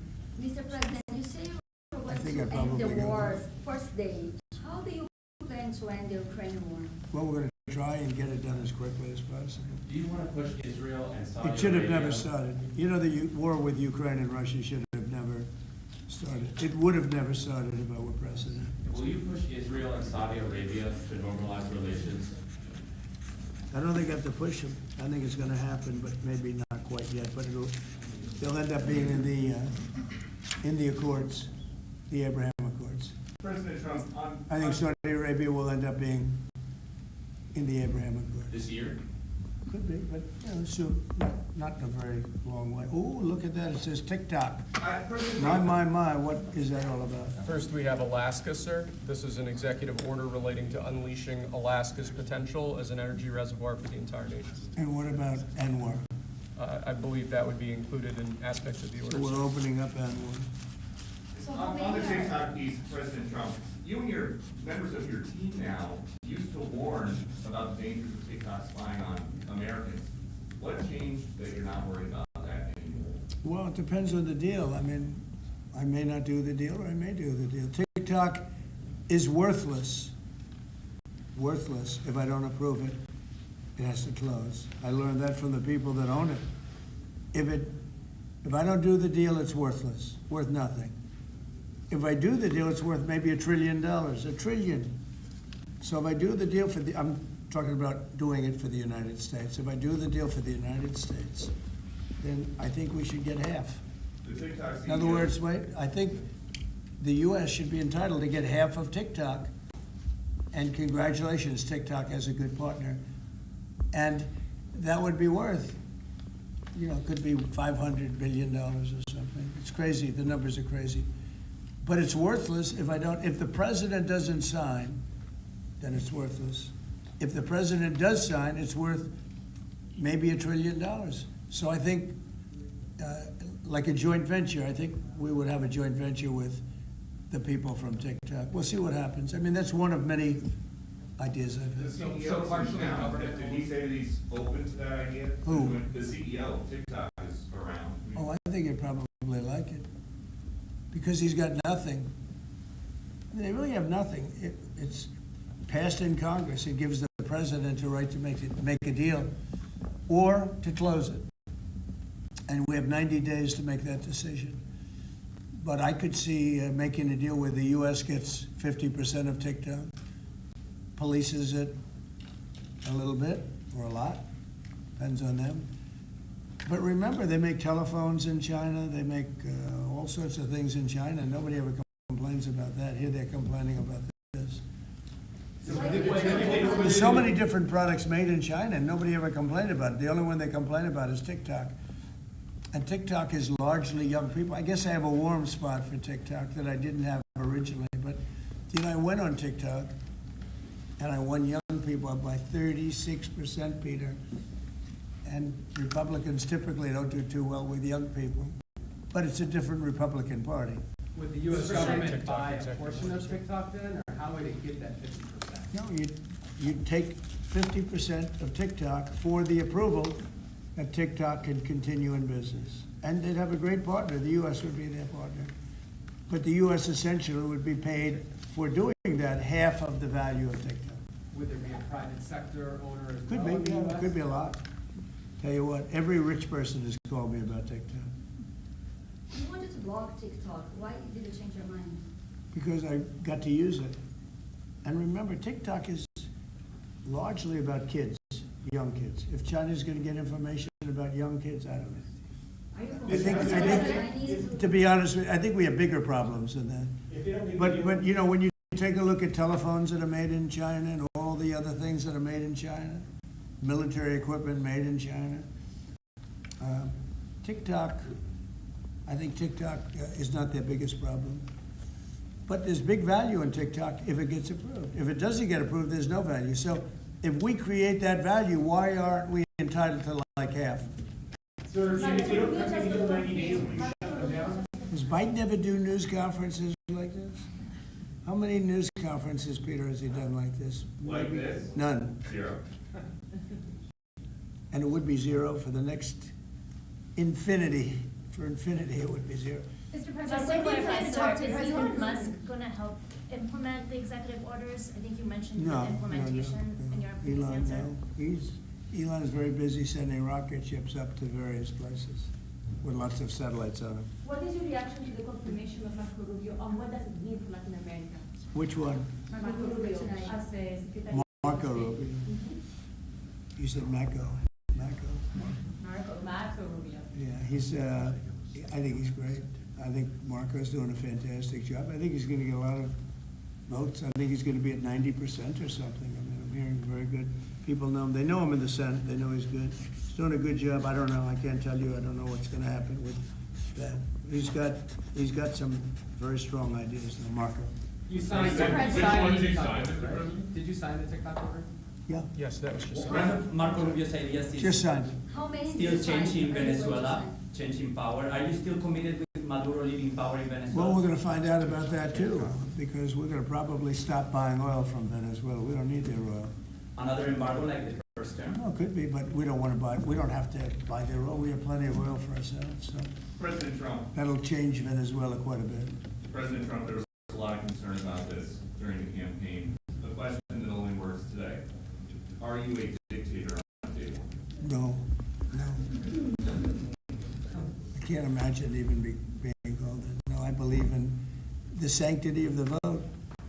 The Democrats didn't because they cheated like dogs, but I believe in the sanctity, and this was too big to rig. This last election was just too big to rig. Mr. President, But, when do you plan really to speak the to, opposite. when do you plan to speak to President Putin? Could be very soon. And you talked a bit about Ukraine and Russia, but how long do you think it would take to end that conflict? And I have to speak to President Putin. We're going to have to find out. He can't be thrilled. He's not doing so well. I mean, he's grinding it out, but most people thought that war would have been over in about 1 week. And now you're into 3 years, right? So he can't be thrilled. It's not making him look very good. Now, eventually, I mean, it's a big machine, so things will happen, but I think it'd be very well off to end that war. We have numbers that almost 1 million Russian soldiers have been killed. About 700,000 Ukrainian soldiers are killed.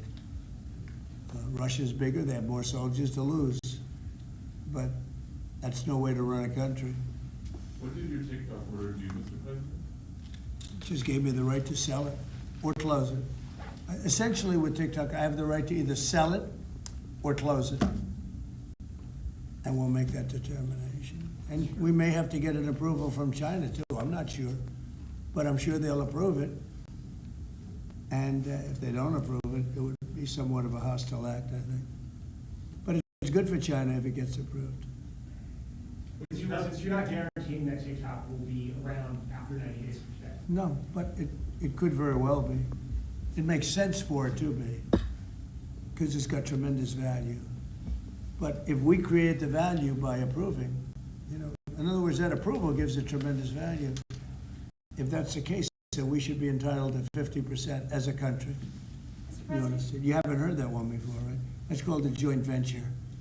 And nobody ever thought that way before. Your partner. Well, I don't know. I think you have a lot of people that would be interested in TikTok with the United States as a partner. Mr. President, what was it like walking into the Oval Office this evening? Oh, what a great feeling. One of the better feelings I've ever had. Do you like this town better now than in 2017? Well, we're very experienced now. You would say nobody's ever had experience like I have. I've dealt with some very good people. I've dealt with some very bad people, and I know who the bad ones are and the good ones are. Don't forget, I was very successful in primarily the real estate business. And people used to say, who's worse, a politician or a vicious real estate developer? And I always say, the real estate developer is far worse. But after about 3 months and getting to know scum like Adam Schiff and other people like that, I said, no, actually, real estate people are quite nice by comparison. You said you plan to speak with President Putin soon. What about President Zelensky, and what's your message? Yeah, I would, but he's told me he wants to make a deal. I mean, he wants to. Zelensky wants to make a deal. What kind of I don't know if Putin does. He might not. I don't know. He should make a deal. I think he's destroying Russia by not making a deal. I think Russia's going to be in big trouble. You take a look at their economy. You take a look at the inflation in Russia. So I would hope. I got along with him great, and you know, I would hope he wants to make a deal. Mr. President, are you keeping U.S. sanctions on Russia until he makes a deal? Well, sanctions or tariffs. I think the word tariff is much better because it keeps your dollar stronger. I think tariffs are more effective. I mean, I use sanctions on Iran. Iran was broke. When I left office, Iran was broke. They had no money for Hamas or Hezbollah, none. They were flat broke. And October 7th would have never happened. And I think you all know that. It would have never happened. They had no money. Now they're rich, but you know, they're weakened in a different way. I would say that the one attack by Israel really set them back. It really set them back. The Pagers and others. You know, the attack on air defense was a bad attack for Iran. What are you signing now, sir? It's an executive order relating to reforms to the federal workforce, including to the senior executive service. We're getting rid of all of the cancer. I call it cancer. The cancer caused by the Biden administration. How confident are you, Mr. President, that you can keep the ceasefire in Gaza and conclude the 3 phases of the deal? I'm not confident. That's not our war, it's their war, but I'm not confident. But I think they're very weakened on the other side. Do you support the 2 states? Gaza, boy, I looked at a picture of Gaza. Gaza is like a massive demolition site. That place it's really got to be rebuilt in a different way. Do you plan to help rebuilding Gaza? I might. You know, Gaza is interesting. It's a phenomenal location. On the sea, the best weather. You know, everything's good. It's like some beautiful things could be done with it, but it's very interesting. But some fantastic things could be done with Gaza. How do you see the future in governance for Gaza? Who should? Well, it depends. I can't imagine you could have, well, you certainly can't have the people that were there. Most of them are dead, by the way, right? Most of them are dead. But they didn't exactly run it well. Run viciously and badly. Sorry, so you can't have that. Mr. President, on TikTok, sir, do you pause any decision on Chinese tariffs until you know what the resolution on TikTok will be? Are those things connected at all? If China didn't approve it, we could put tariffs on China. Don't forget, China charges us tariffs, and we charge them very little, except for what I did. I put a lot of, we took in hundreds of billions of dollars. But until I came along, China never paid 10 cents to this country. They ripped us off, and they never paid anything. But like, if we wanted to make a deal with TikTok, and it was a good deal, and China wouldn't approve it, then I think ultimately they'd approve it, because we'd put tariffs on China. Maybe. I'm not saying I would, but you certainly could do that. And if we said, well, if you're not going to approve it, then that's a certain hostility, and we'll put tariffs of 25, 30, 40, 50%, even 100%. And if we did that, I think they'd approve it. President Trump, you've seen the other living presidents a couple times in the last few months. If you ever had to call on one of them for advice about anything that's going on here, which one would you call? It's an interesting. Well, I thought Bill Clinton was a very good politician. I don't think he was used properly. I think they disrespected him. When Hillary was running, he came back and he said, you know, you better get up to Michigan and Wisconsin. You remember that, Peter. Every house has a Trump sign on it. And they all laughed at him because the Republicans hadn't won Michigan or Wisconsin for decades, long time. And they all laughed at Bill Clinton. Like, the hell does he know? And he turned out to be right, because I won both of them. And then we just won both in this election, too. We won Wisconsin and Michigan and every other swing state. We won all the swing states, all 7. They talked about 7 swing states. We won them all. So, but Bill Clinton he had a great political sense, I think. You looked like you were having a good conversation with President Obama at President I was. And you'd like to know what it was? Everybody wants to. Everybody wants to know. And I wouldn't want to, but we were having some crazy conversation. About? What are you asking a question like that? You don't. I don't think you want to know. You might not. You might be insulted. It's an executive order relating to holding former government officials accountable for unlawful disclosure of sensitive information. This next one, sir, is a declaration of a national energy emergency. Sir, you also That's have a big several- one. You know what that allows you to do? That means you can do whatever you have to do to get out of that problem. And we do have that kind of an emergency. President Trump, at some point will you use your powers of the presidency to tell Americans who are concerned about drones? Yeah, A few weeks good. ago, Yeah. what exactly I was will. happening? Can you tell us now? In fact, I'd like to know because I just got here. What do you think? I just came here. I've been here for what, 15 minutes now. Do people listening, because this is going out live? And I gotta read this letter too, because of you, I found this letter. I can read it for you. It's interesting. Yeah, I know you would. Your father would too. But is it anything, these drones, is it anything that people need to be worried about? No, I think it's terrible. I would like to find out what it is and tell the people. And can you commit to some kind of? In fact, I'd report? like to do that. Could we find out what that was, Susie? Okay? Yeah, why don't we find out? Immediately. I can't imagine it's an enemy or there would have been, people would have gotten blown up all over. Maybe they were testing things. I don't know why they wouldn't have said what it was. They had a lot of them flying over Bedminster, which is interesting. And with the events today and yesterday, was everything moved inside just for cold weather, or was there some kind of a security concern? No security. Because they had everything shut down to drones. You can shut that down pretty easily if you're sophisticated. They're very sophisticated, these people. No, it was just cold weather. And we made a good move because, first of all, I thought it was incredible in the Capitol today. You know why I liked it? Because I got great reviews on that speech. I got great reviews. Can you believe it? They actually were fair. Maybe the fake news is changing. Unleashing energy production. Unleashing energy production. But I thought it was, I think having it in the Capitol is great. It's obviously, you can take care of the people you have to take care of. The city was booming. And if we would have done it outside, people would have been hurt because it was really cold. It was looked sunny. But when you stood outside for 10 minutes, people were running back in. It was really cold and really windy. The wind brings it down a lot.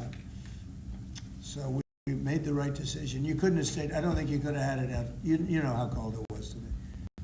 It was, people went out for a little while just to test it. They couldn't stay out more than 10 minutes. They all came back in.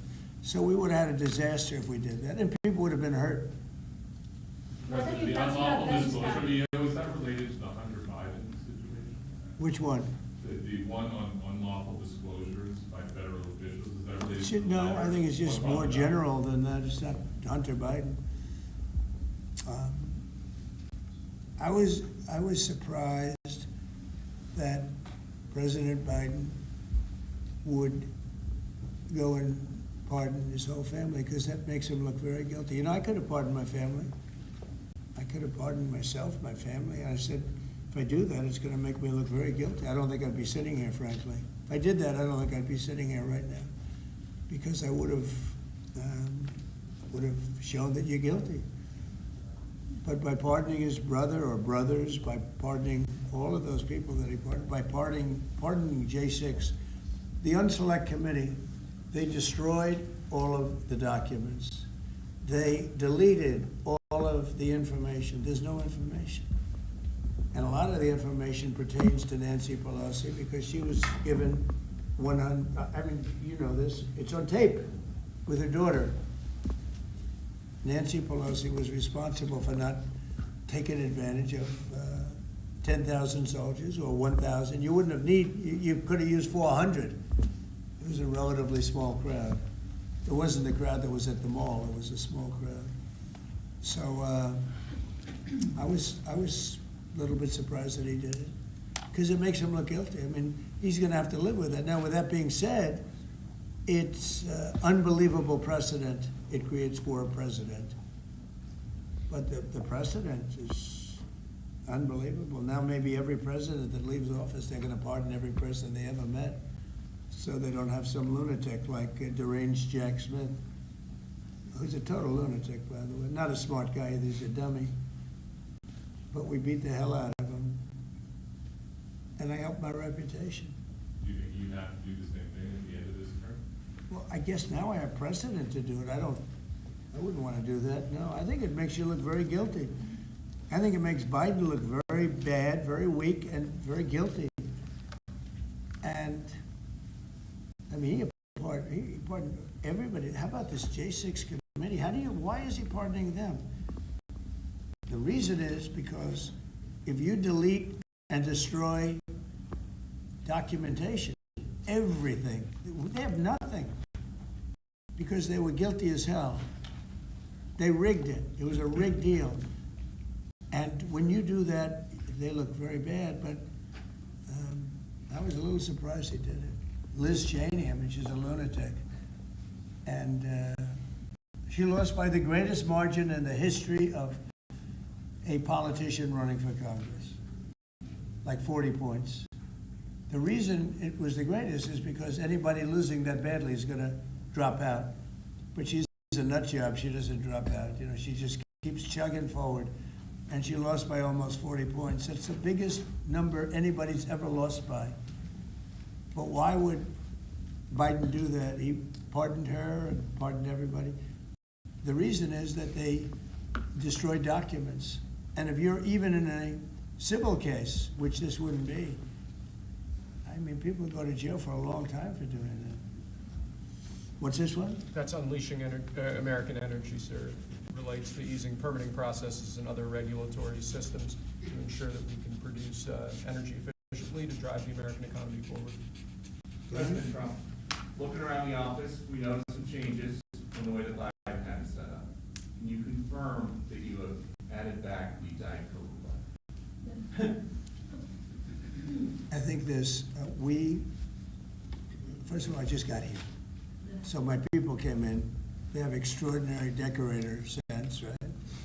Let me just see some of the pictures. Well, that's a good one. I could live with him. I could live with George Washington, I can tell you. I could live with Thomas Jefferson. I could live with most of them. They took a very safe route. They don't have any bad ones up there.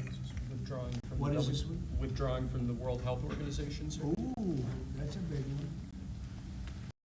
So we paid $500 million to World Health when I was here, and I terminated it. China, with 1.4 billion people, we have 350. We have, nobody knows what we have because so many people came in illegally, but let's say we have 325. They had 1.4 billion. They were paying 39 million, we were paying 500 million. It seemed a little unfair to me. So that wasn't the reason, but I dropped out.